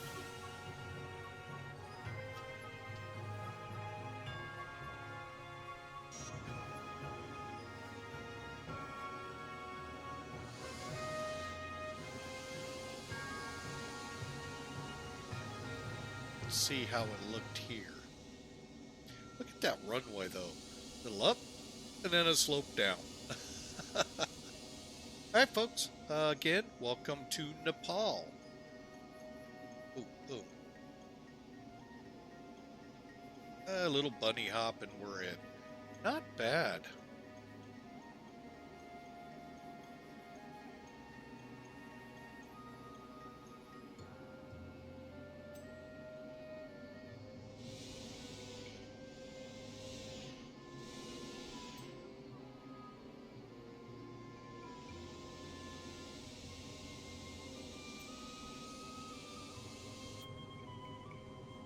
Just look at that scenery, folks. I would love to, you know, one of my dreams for a very long time, probably 10, 20, 30 years, is an around the world trip. And it's not so much to visit all of this, you know, see all the sights, but just to come into Nepal, see the Himalayas. Now, I probably would want to see the sights here, but some of the is just like Hong Kong. I really don't have a desire to see Hong Kong. The airport, yes. Same with some of the stuff in Tokyo and other places. This is up there, just like Salzburg. Oh my gosh, that I do want to visit. But, you know, it's just, oh my gosh, this is the same thing. Kind of like a bucket list of airports I'd like to see. Look at that beautiful landing, folks.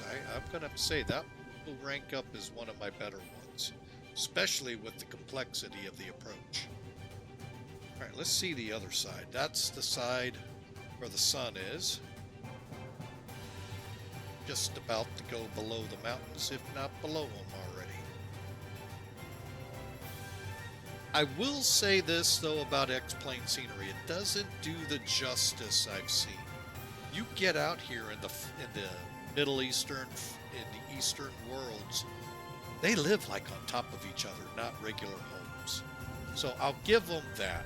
But folks, overall, this has been a remarkable flight. I hope you enjoyed it. And I am just going to go ahead and put us back on spot. And you know what? We're just going to call it a day. What a flight. What a day of flying. I really hope y'all enjoyed it. Be looking for those flights you heard being banted about. I'm going to try and put them in a list here soon. Have them up on the site here, hopefully before I go to work. And hope you all join us. All right, we're getting some of this lined up now. All right, so there you have it, folks. Nepal, Kathmandu. And wow, beautiful territory. All right, folks, we're going to call it a night. Thank you for being a part of Flying with Mike. Thank you, Bad Attitude, for being on Discord. Original Godspeed, thank you for being out in the audience. And you too have a happy Thanksgiving. And Jason Hawker 125 out there, thanks for the moderation.